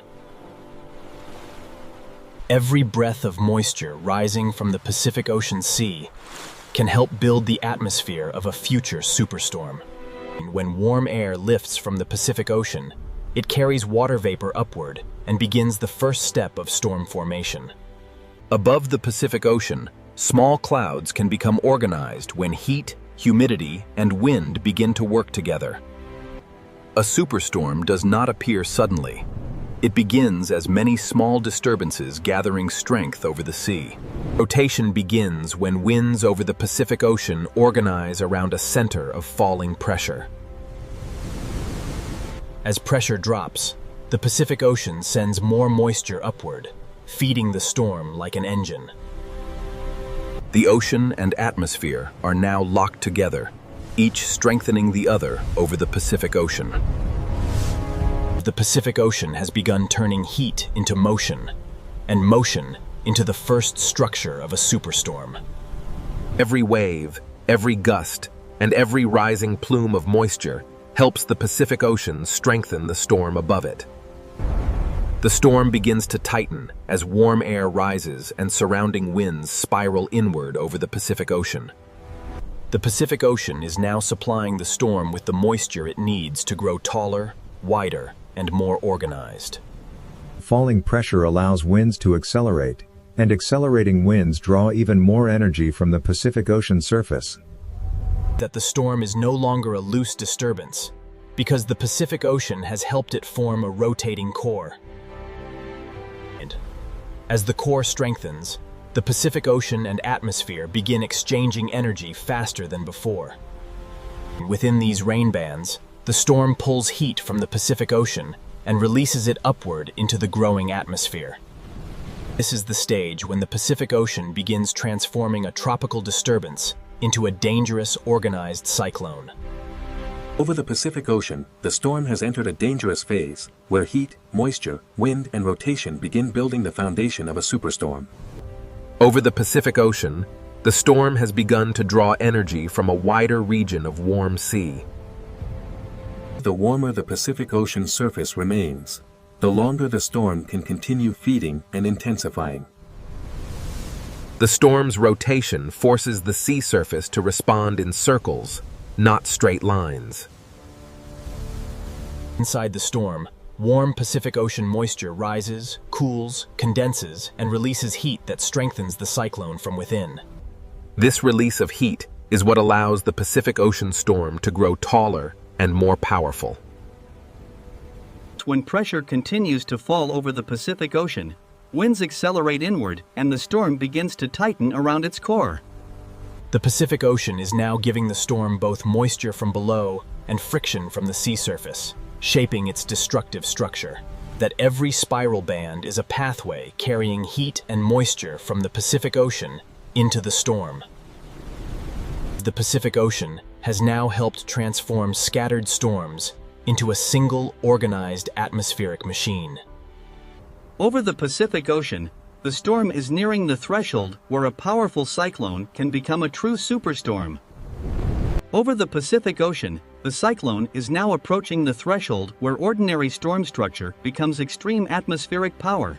The Pacific Ocean continues feeding the storm from below, sending heat and moisture upward faster than the atmosphere can release it. The stronger the winds become, the more violently the Pacific Ocean transfers energy back into the storm. The more violently the Pacific Ocean transfers energy back into the storm. Inside these cloud towers, the Pacific Ocean releases symmetry is a sign that the Pacific Ocean storm is concentrating its energy around a powerful core. The eye wall is where some of the most violent winds over the Pacific Ocean begin to concentrate. At this stage, the Pacific Ocean is no longer just beneath the storm. It has become part of the storm's engine. When wind, pressure, and warm sea surface align over the Pacific Ocean, the storm can intensify with terrifying speed. The Pacific Ocean has now helped build a storm powerful enough to organize around a central eye. That over the Pacific Ocean, the superstorm has found its center, and once the eye becomes stable, the storm can reach its most dangerous form. Over the Pacific Ocean, the storm has now entered its most organized and dangerous stage. The eye may look peaceful, but around it, the Pacific Ocean is feeding the storm's strongest winds. The eye wall is the place where heat from the Pacific Ocean becomes violent atmospheric motion. Beneath the storm, the Pacific Ocean is no longer calm water. It is a moving engine of heat, friction, and force. The stronger the winds become, the more the storm extracts energy from the warm Pacific Ocean beneath it. From above, the superstorm appears almost beautiful, but its beauty is built from ocean heat, falling pressure, and destructive wind. The Pacific Ocean gives storms the space and fuel to grow into some of the largest weather systems on Earth. That once a superstorm begins moving across the Pacific Ocean, its power is no longer limited to the open sea. The Pacific Ocean can carry a storm's force outward through waves, surge, rain, and wind, long before the eye reaches land. That the Pacific Ocean has turned heat into a superstorm, and in the next chapter, the sea will reveal what happens when this power reaches. When the Pacific Ocean sends its power toward land, the coast becomes the first place where ocean, wind, rain, and waves collide. The Pacific Ocean does not need cities or people to reveal its force. Even an untouched coast can show the full violence of the sea. Every wave arriving from the Pacific Ocean carries the combined work of wind, pressure, and distance. The storm surge begins when the Pacific Ocean is pushed toward land by powerful winds and falling pressure. The coast is not facing a single wave, but an entire ocean surface being driven forward by the storm. Coastlines are shaped by countless moments like this, when the Pacific Ocean cuts, moves, and rebuilds the edge of land. Beneath the breaking waves, the Pacific Ocean is grinding the shoreline with force that cannot be seen from above. The Pacific Ocean does not strike once and stop. It sends wave after wave, until the coastline is transformed. That this is where the superstorm reveals its reach, turning ocean heat into coastal impact. The Pacific Ocean has carried the storm's power to the shore, and now the coastline must absorb the force of a restless sea. The coastline is now receiving the full combined force of Pacific Ocean waves, wind, rain, and storm surge. Every impact from the Pacific Ocean removes sand, loosens stone, and changes the shape of the shore. Cliffs may look permanent, but the Pacific Ocean carves them through countless storms, impacts, and returning tides. During a powerful storm, the sea does not simply touch the coast. The Pacific Ocean enters every weak point it can find. The force of the Pacific Ocean becomes even stronger when it is compressed into confined coastal spaces. The storm continues to send new waves across the Pacific Ocean faster than the coastline can recover. Storm surge is not a single dramatic moment, but a repeated rise of the Pacific Ocean over the land's edge. That the Pacific Ocean changes coastlines by repetition, not only by one catastrophic strike. After each wave, the shore is slightly different, because the Pacific Ocean removes, deposits, and rearranges everything it touches. The Pacific Ocean is not only attacking the coastline in this moment, it is rewriting the boundary between land and sea. The Pacific Ocean does not only arrive with force, it remains long enough to reshape everything fragile along the coast. Every channel carved by the Pacific Ocean becomes a temporary river of storm water flowing across the coast. Storm surge allows the Pacific Ocean to move beyond its normal edge and temporarily occupy the land. During a major storm, the Pacific Ocean can divide the coastline into shifting zones of impact, retreat, erosion, and return. Natural coastal wetlands can absorb part of the Pacific Ocean's force, but even they bend under repeated storm surge. These living edges can slow the sea, but they cannot stop the Pacific Ocean when a superstorm pushes water relentlessly inland. The coastline is not a fixed line during a storm. It becomes a changing zone where the Pacific Ocean and land overlap. Each new wave from the Pacific Ocean arrives over a coastline already altered by the waves before it. The Pacific Ocean becomes most effective at reshaping land when surge, waves, runoff, and retreating currents work together. The Pacific Ocean has turned the coast into a living record of impact, where every wave leaves evidence of the storm's power. Every mark left by the Pacific Ocean is evidence of energy traveling from deep water to fragile land. Storm surge turns the meeting point between land and sea into a moving frontier. On a storm coast, the Pacific Ocean moves in both directions at once, pushing inland and pulling the shoreline back toward the sea. That erosion is often created by this repealed exchange, as the Pacific Ocean removes material with each retreat and returns with new force. This is how the Pacific Ocean amplifies its own impact, using earlier damage to carry later waves farther inland. Below the surface, the Pacific Ocean is grinding, lifting, sorting, and carrying pieces of the coast with every pulse. The Pacific Ocean leaves behind patterns that show where water climbed, where currents turned, and where the land gave way. The Pacific Ocean is both destroyer and sculptor, breaking the coast apart while shaping the next version of the shoreline. The Pacific Ocean is both destroyer and sculptor, breaking the coast apart while shaping the next version of the shoreline. Every retreating flow carries pieces of the coastline back into the Pacific Ocean. Cliffs resist the Pacific Ocean for centuries, yet every storm removes another invisible layer. After the strongest impact, the Pacific Ocean continues working through smaller movements that still alter the land. Natural coastlines recover slowly, but the Pacific Ocean always leaves behind evidence of where its power reached. That the coastline records the storm in patterns, showing where the Pacific Ocean pushed hardest and where the land yielded. Even as the storm begins to pass, the Pacific Ocean remains restless, carrying leftover surge, swell, and turbulence across the coast. The Pacific Ocean can appear to calm quickly, but the energy of a storm continues moving through waves long after the sky begins to clear. The Pacific Ocean does not separate earthquakes, tsunamis, storms, and coastlines. It connects them through one vast moving system. Terrestrials.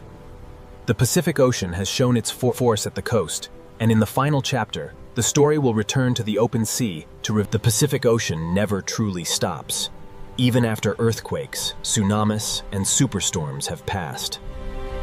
From above, the Pacific Ocean may look calm again, but calm is only one moment in a much larger cycle.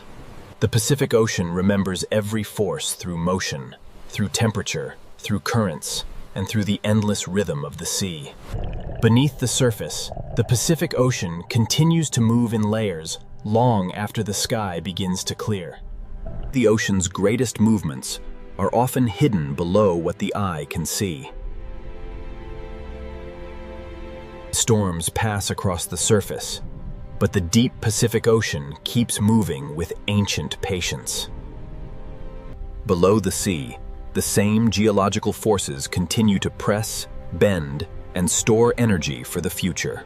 The Pacific Ocean is never finished with its story, because the earth beneath it is still alive. The same ocean basin that produces earthquakes and tsunamis also holds the deep structures that keep the planet changing. That the Pacific Ocean is not a place where disasters simply end, but a living system where every ending becomes the beginning of another movement. The Pacific Ocean is not a place where forces disappear, but a vast system where energy is stored, transferred, and renewed. Every layer of the Pacific Ocean connects the restless seafloor below with the changing sky above.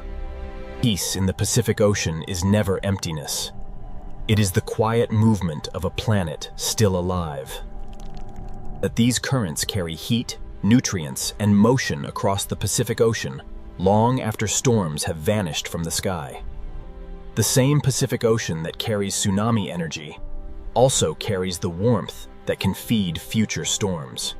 The Pacific Ocean always holds two truths at once: beauty at the surface and power beneath.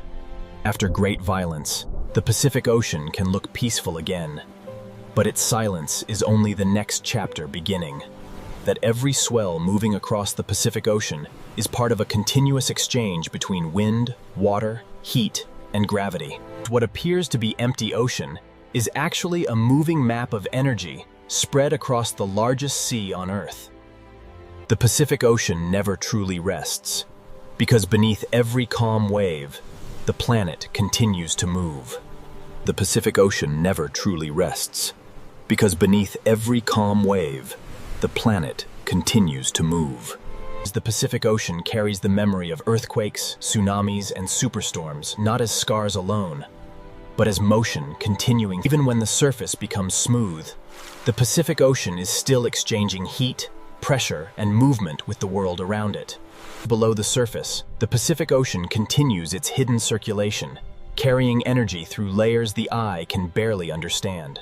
This layered movement connects the storm above, the wave across the surface, and the tectonic force waiting far below. The Pacific Ocean is not defined only by disaster, but by the constant motion that makes life, weather, and geology part of one system. Every depth of the Pacific Ocean belongs to the same story, from the bright surface to the hidden floor where Earth's crust still shifts. Beneath the Pacific Ocean, the ring of fire may appear silent again, but silence does not mean the planet has stopped changing. The same seafloor that once released energy may one day store it again, continuing the endless cycle beneath the sea. The Pacific Ocean is a continuous bridge between Earth's deep pressure, the moving sea, and the changing sky. The Pacific Ocean connects the silent floor of the Earth with every wave, storm, and current moving above it. That the Pacific Ocean is never a still emptiness, but a constantly moving system carrying the memory of Earth's power. Every layer of the Pacific Ocean carries a different kind of motion, from deep pressure to surface wind. After each disturbance, the Pacific Ocean absorbs the energy, redistributes it, and continues moving. The surface beauty of the Pacific Ocean never erases the power hidden beneath it. This calm Pacific Ocean is not the end of the story, but the visible face of a deeper cycle still unfolding.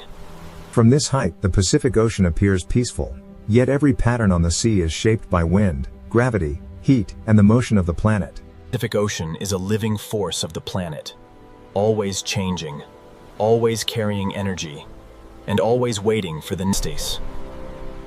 The Pacific Ocean is a living force of the planet, always changing, always carrying energy. It's that what seems like calm on the Pacific Ocean surface is only one moment in an endless cycle of planetary motion. Beneath every wave, the Pacific Ocean still connects deep pressure, surface motion, atmospheric heat, and the coastlines shaped by its force. The Pacific Ocean is not separated into disasters and calmness, but held together by one continuous movement of sea, sky, and earth. The same unseen places that began this story remain beneath the Pacific Ocean, still storing heat, pressure, and possibility. Earthquakes may begin beneath the seafloor, tsunamis may cross the sea, and superstorms may rise from warm water. The Pacific Ocean is not an enemy and not a sleeping giant, but a living expression of a planet that is always shifting. To understand the Pacific Ocean is to understand that beauty and danger can exist in the same water, held together by the motion of Earth. The Pacific Ocean is where earthquakes can begin, where tsunamis can rise, where superstorms can grow. At the edge of the desert, a hidden ocean world is waiting beneath the heat. From above, this sea looks too hot, too dry, and too salty for life. But beneath this burning surface, the ocean is not empty. This ocean is shaped by heat, salt, sunlight, and survival. Above the surface is desert. Below it, another world begins. The moment we enter the sea, the desert disappears.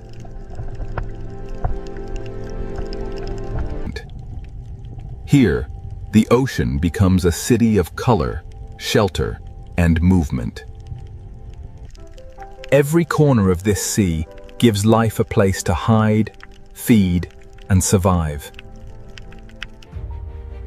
In this ocean, survival often begins by moving together. This is the mystery of the Red Sea. How does life flourish in a hot and salty ocean? To answer that mystery, we must look closer at how this ocean builds life from hardship. The reef survives because each tiny organism plays a role in the ocean's larger design. In this ocean, survival begins with finding protection before danger arrives. The open ocean gives them space, but the reef gives them safety. Alone, each fish is fragile. Together, they become harder for the ocean's hunters to break. In this sea, every movement is a decision between feeding and being eaten. The reef is more than beauty. It is a fortress built by life itself. After every moment of danger, the ocean returns to its quiet rhythm. Some creatures survive this ocean not by strength, but through ancient partnerships. In the Red Sea, life survives because every small relationship strengthens the entire ocean world. A single partnership may seem small, but in this ocean, small connections hold the reef together. The reef is not one living thing, but thousands of lives woven through the sea. In this ocean, even movement becomes a language of survival. Where the open sea is dangerous, the smallest spaces become places of safety. In this ocean, survival is not only about strength, it is also about trust. Even in a harsh sea, cooperation can become a powerful survival strategy. Every creature that moves through this sea depends on the health of the reef around it. The ocean current delivers invisible meals to a world that never stops feeding. These tiny animals build the foundation of one of the most resilient ocean habitats on Earth. To understand how life survives in this sea, we must follow the reef from its smallest builders to its greatest challenges. Beyond the reef's beauty, the sea begins to test every life that depends on it. Here, the reef stands between safe shelter and the unknown sea. In this ocean, safety can vanish just a few meters from the reef. The sea brings food, but it also brings pressure that never stops. These corals may look fragile, but they are the architects of survival in this sea. Every mouthful in this ocean depends on a reef strong enough to endure heat and salt.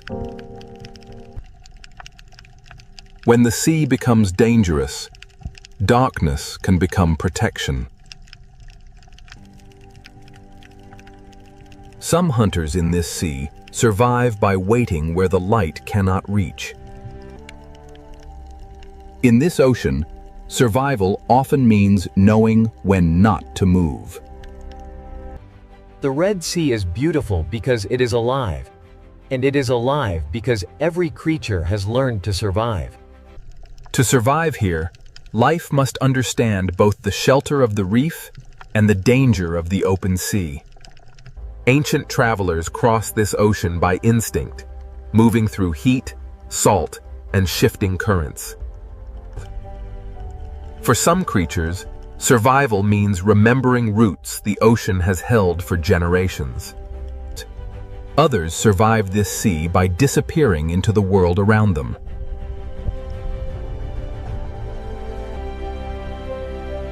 In this ocean, even the sand can hide a living strategy. Every part of this sea offers a different way to stay alive. Predators are not outsiders here. They are part of the balance that shapes the ocean. In this ocean, fear is not chaos.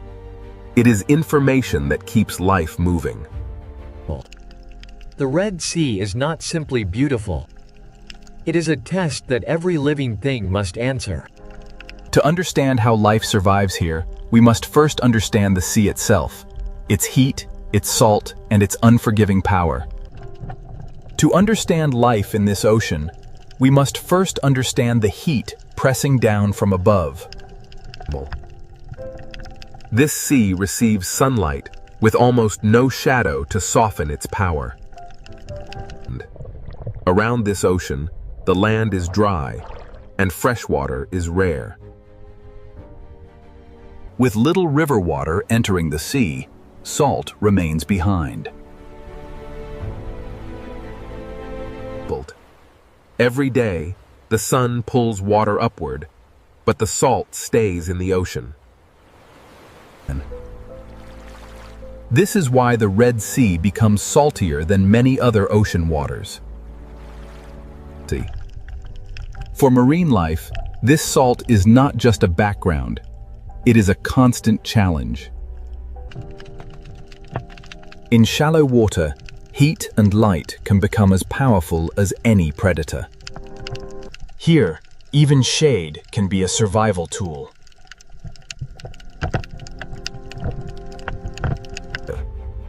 Life survives in this ocean by using every small difference in temperature, light, and shelter. The reef creates micro-worlds inside the sea, each one offering a different chance to live. These corals endure conditions that would weaken many reefs elsewhere. A reef begins with tiny animals that must balance salt, heat, and hunger. Even in clear water, the ocean carries invisible food through the reef. What looks like stone is actually a living structure fighting to remain alive. The reef changes the ocean around it, turning harsh water into habitat. Inside the reef, the sea becomes slower, safer, and easier to survive. Step beyond the shelter, and the ocean becomes demanding again.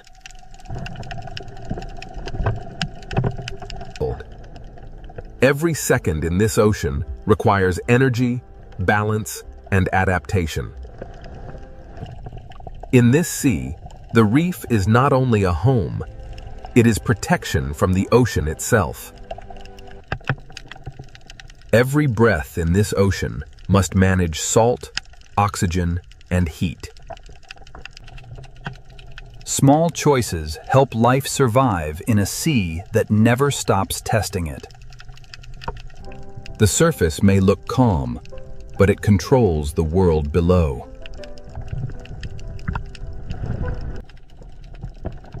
Too little light would starve the reef. Too much heat can threaten it.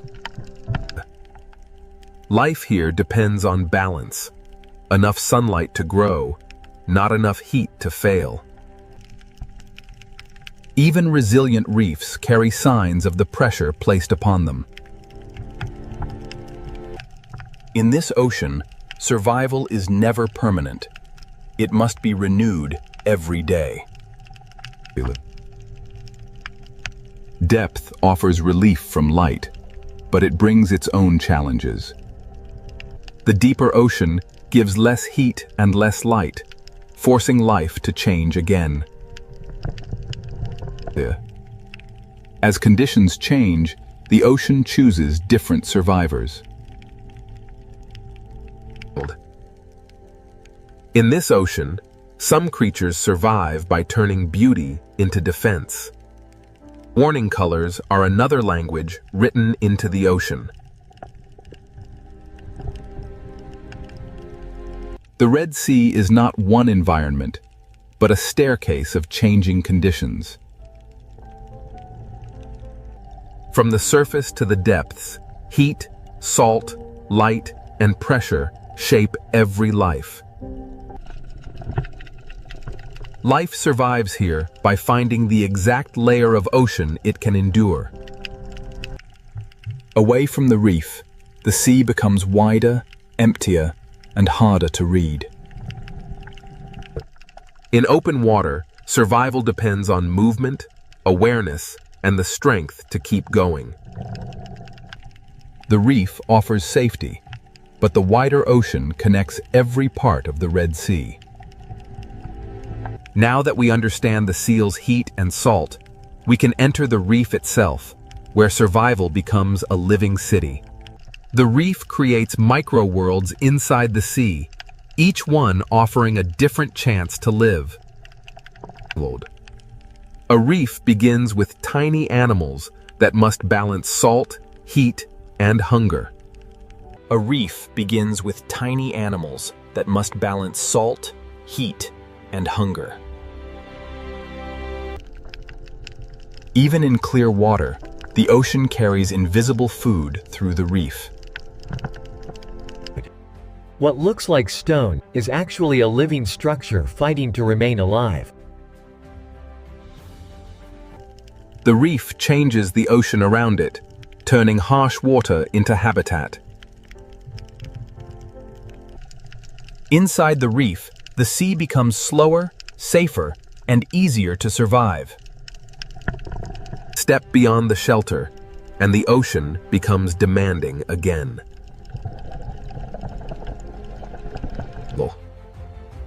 Every second in this ocean requires energy, balance, and adaptation. In this sea, the reef is not only a home, it is protection from the ocean itself. Every breath in this ocean must manage salt, oxygen, and heat. Small choices help life survive in a sea that never stops testing it. In this ocean, shade can be as important as food. The surface may look calm, but it controls the world below. Too little light would starve the reef. Too much heat can threaten it. Life here depends on balance. Enough sunlight to grow, not enough heat to fail. Even resilient reefs carry signs of the pressure placed upon them. In this ocean, survival is never permanent. It must be renewed every day. Depth offers relief from light, but it brings its own challenges.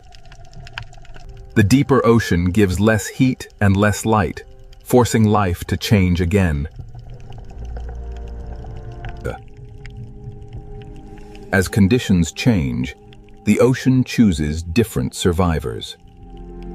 Here, life becomes quieter, slower, and harder to find.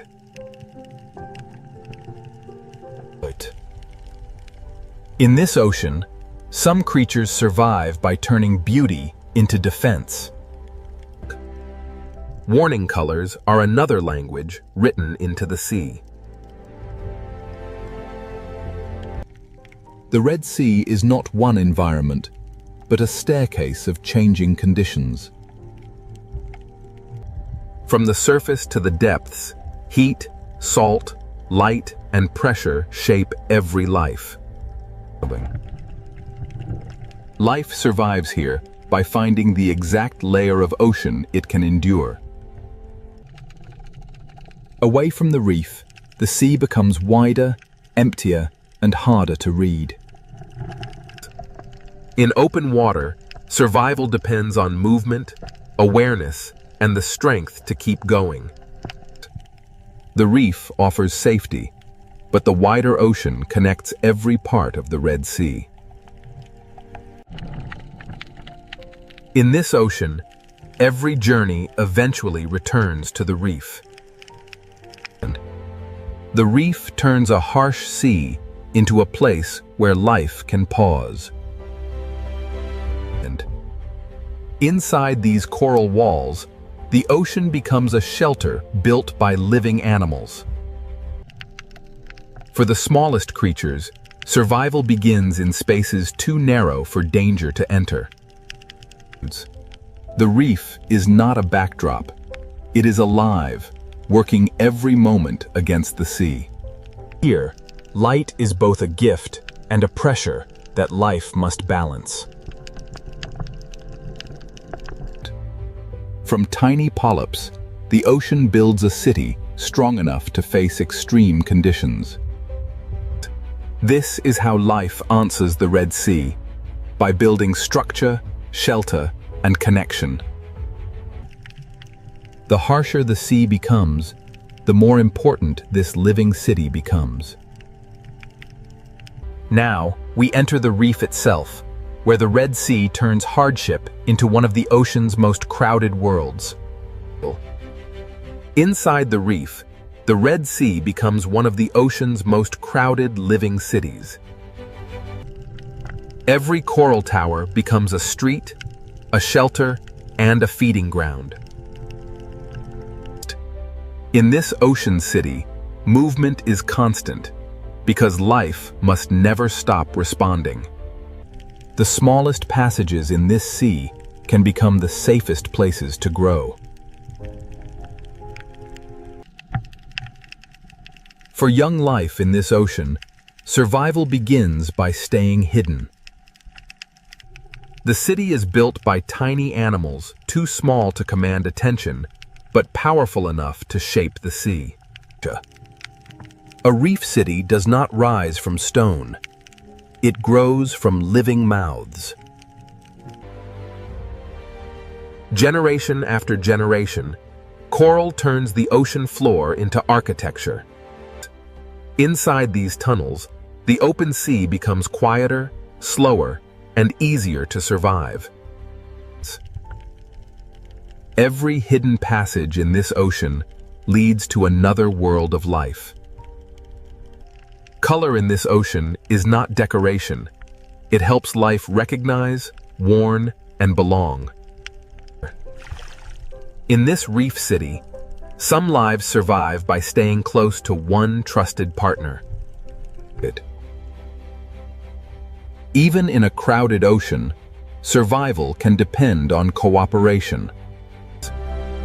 Here, trust becomes a service, and service becomes a way to live.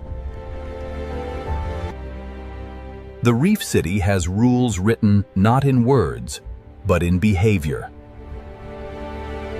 In this sea, even stillness is full of motion.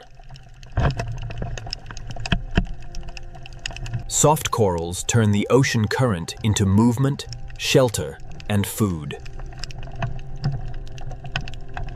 In this sea, even stillness is full of motion.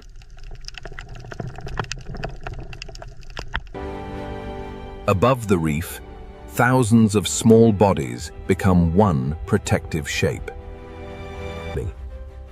In this ocean, survival can be found in numbers, speed, and perfect timing. A reef city is full of life, but every open space carries risk. The reef does not remove danger. It gives life places to escape. After danger passes, the ocean city returns to its quiet work. Beneath the fish, another layer of the city works close to the ground.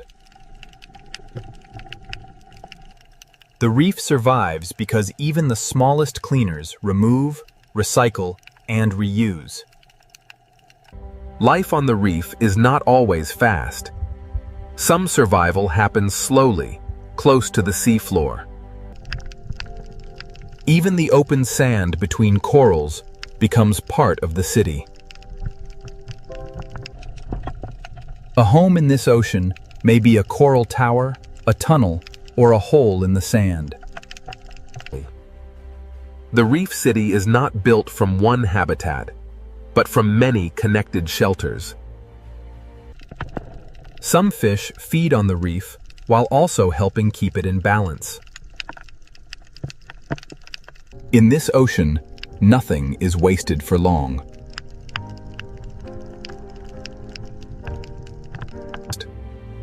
A crowded city survives when each life finds its own place and purpose.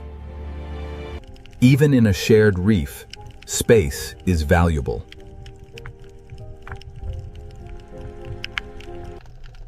In this ocean, survival can depend on defending a space no larger than a hand. Some homes in this ocean are not made of stone, but of living protection. Partnership allows fragile lives to survive in a sea filled with risk. The reef survives because thousands of relationships strengthen the whole ocean world. The current connects every street of this underwater city.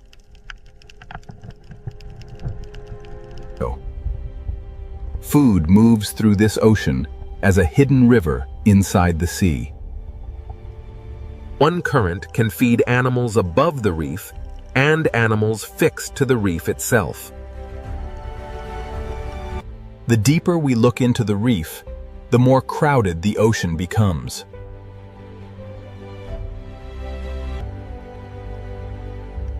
In this ocean city, disguise can be as powerful as speed. To survive here, some creatures become part of the landscape. Every layer of this city uses a different answer to the same question: how to live. As light changes, the rhythm of the reef city begins to change with it. In this ocean, every change in light signals a change in behavior. The reef city never truly stops. It only changes who is active. Crowded, connected, and constantly changing, this reef is the Red Sea's answer to hardship. This living city shows how life survives in heat and salt, by becoming connected. But every city has borders, and beyond the reef, survival becomes more dangerous. To understand this ocean fully, we must now follow the hunters, the hunted, and the fragile chain that keeps everything alive. At the edge of the reef, the Red Sea reveals another side of survival. Here, open water gives freedom, but it also removes protection.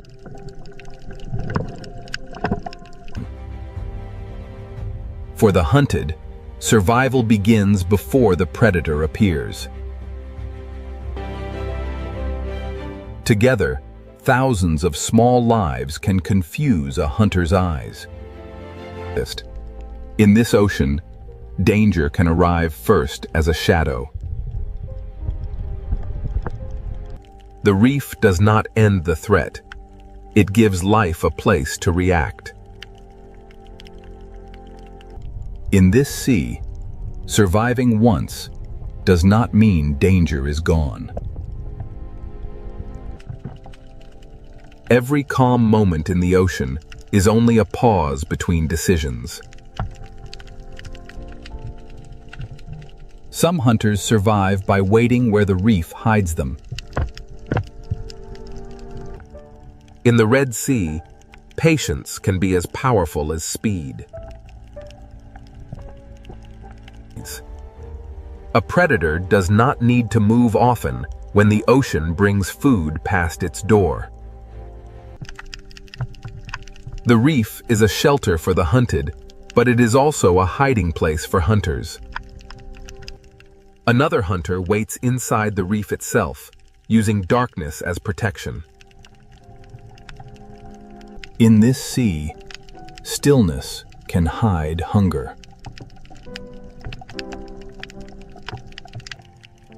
Above the hidden hunters, the reef continues to pulse with life. Some predators do not hide their danger. They display it. Warning is another form of power in this ocean. Beyond the coral, the scale of hunting begins to change.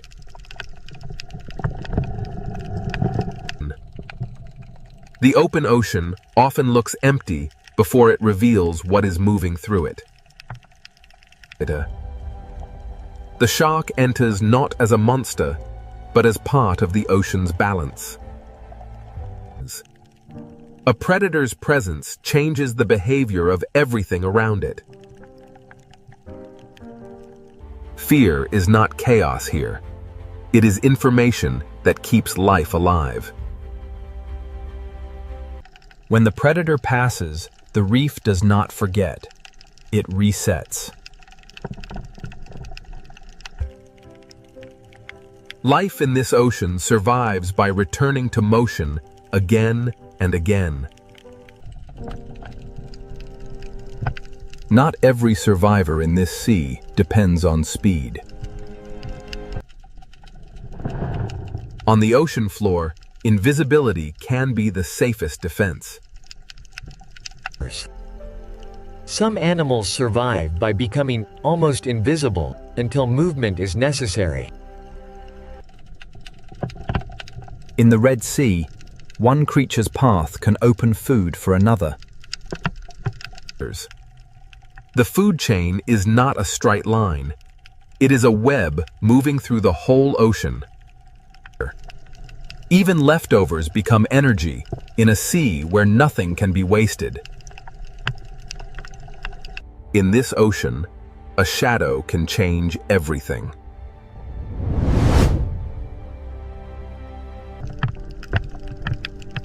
Predation shapes the ocean, even when no chase happens.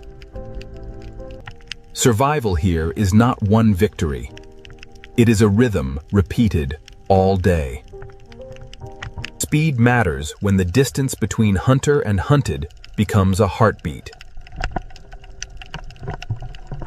The hunted survive by knowing the shape of their city. Failure is also part of hunting in this sea.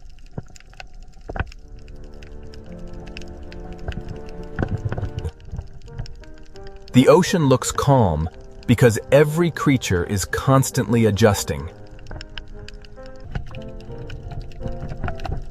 Not every large animal in this ocean is a hunter. Survival also belongs to ancient travelers that cross the reef without rushing. Some lives survive by moving between worlds, carrying the reef's story into open water. The Red Sea food chain is not just about killing. It is about balance. Every layer of this ocean feeds another, protects another, or challenges another. Balance is held not by peace, but by constant pressure. The smallest lives keep the reef working, even while larger animals shape its fear. Food, fear, and movement connect this ocean more tightly than it first appears. The reef survives because every hunter, every prey, and every hidden cleaner has a place. This chain of survival begins on the reef, but it reaches far beyond it. To see how this ocean renews life, we must leave the hunters behind and follow the young into the shallows. Beyond the hunters, the Red Sea holds quieter places where life begins again. In the shallows, the ocean becomes gentler, but survival still requires shelter. Here, the Red Sea builds another kind of city, not from coral, but from grass. For young fish, each blade of seagrass can become a wall, a hiding place, and a beginning. In this sea, young life learns that safety is never far from danger. The ocean nursery is not simple. It is made of grass, sand, burrows, shadows, and instinct. Even in the nursery, the smallest workers keep the sea alive. This meadow protects life by slowing the water and breaking the view of hunters. The Red Sea does not renew itself only on reefs. It renews itself in these quiet green fields. Where the sea meets the coast, another shelter rises from the shallows. Mangrove roots turn the edge of the sea into a fortress for the young. In this maze, small bodies have an advantage over larger hunters. For young life, survival begins with patience, caution, and a place to disappear. This is where the desert, the coast, and the ocean quietly meet. Young creatures survive by moving from one shelter to the next. The nursery works because no single shelter stands alone. Not all visitors to the nursery are young. Some return here across a lifetime. The Red Sea's shallow meadows feed, shelter, and guide life at many ages. Movement connects the nursery to the reef to the open sea, and the sea to survival. In the shallows, hiding can be as important as swimming. Even a silent movement can release food into the ocean. In this sea, every disturbance can become a meal.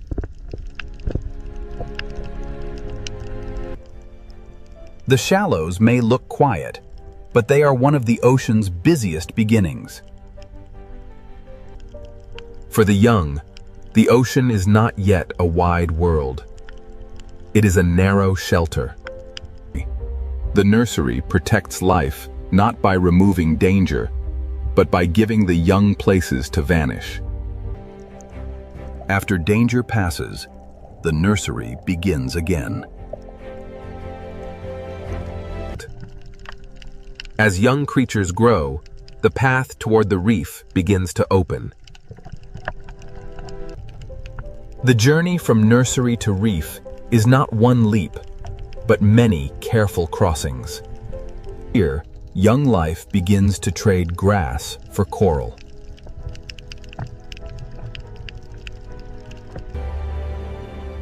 Every small coral patch teaches the skills needed for the larger reef city. The Red Sea survives because its habitats are connected, each one preparing life for the next. Roots, grass, sand, and coral are not separate worlds. They are one coastal ocean network. The mangroves catch what the sea carries and turn it into shelter and food. At the edge of the sea, fallen life becomes food for new life. The young do not grow in one place. They move through a chain of protection. Every crossing teaches the young how to read the sea. When the young reach coral, they enter a world more crowded, more complex, and more dangerous. The nursery does not stand apart from the reef. It feeds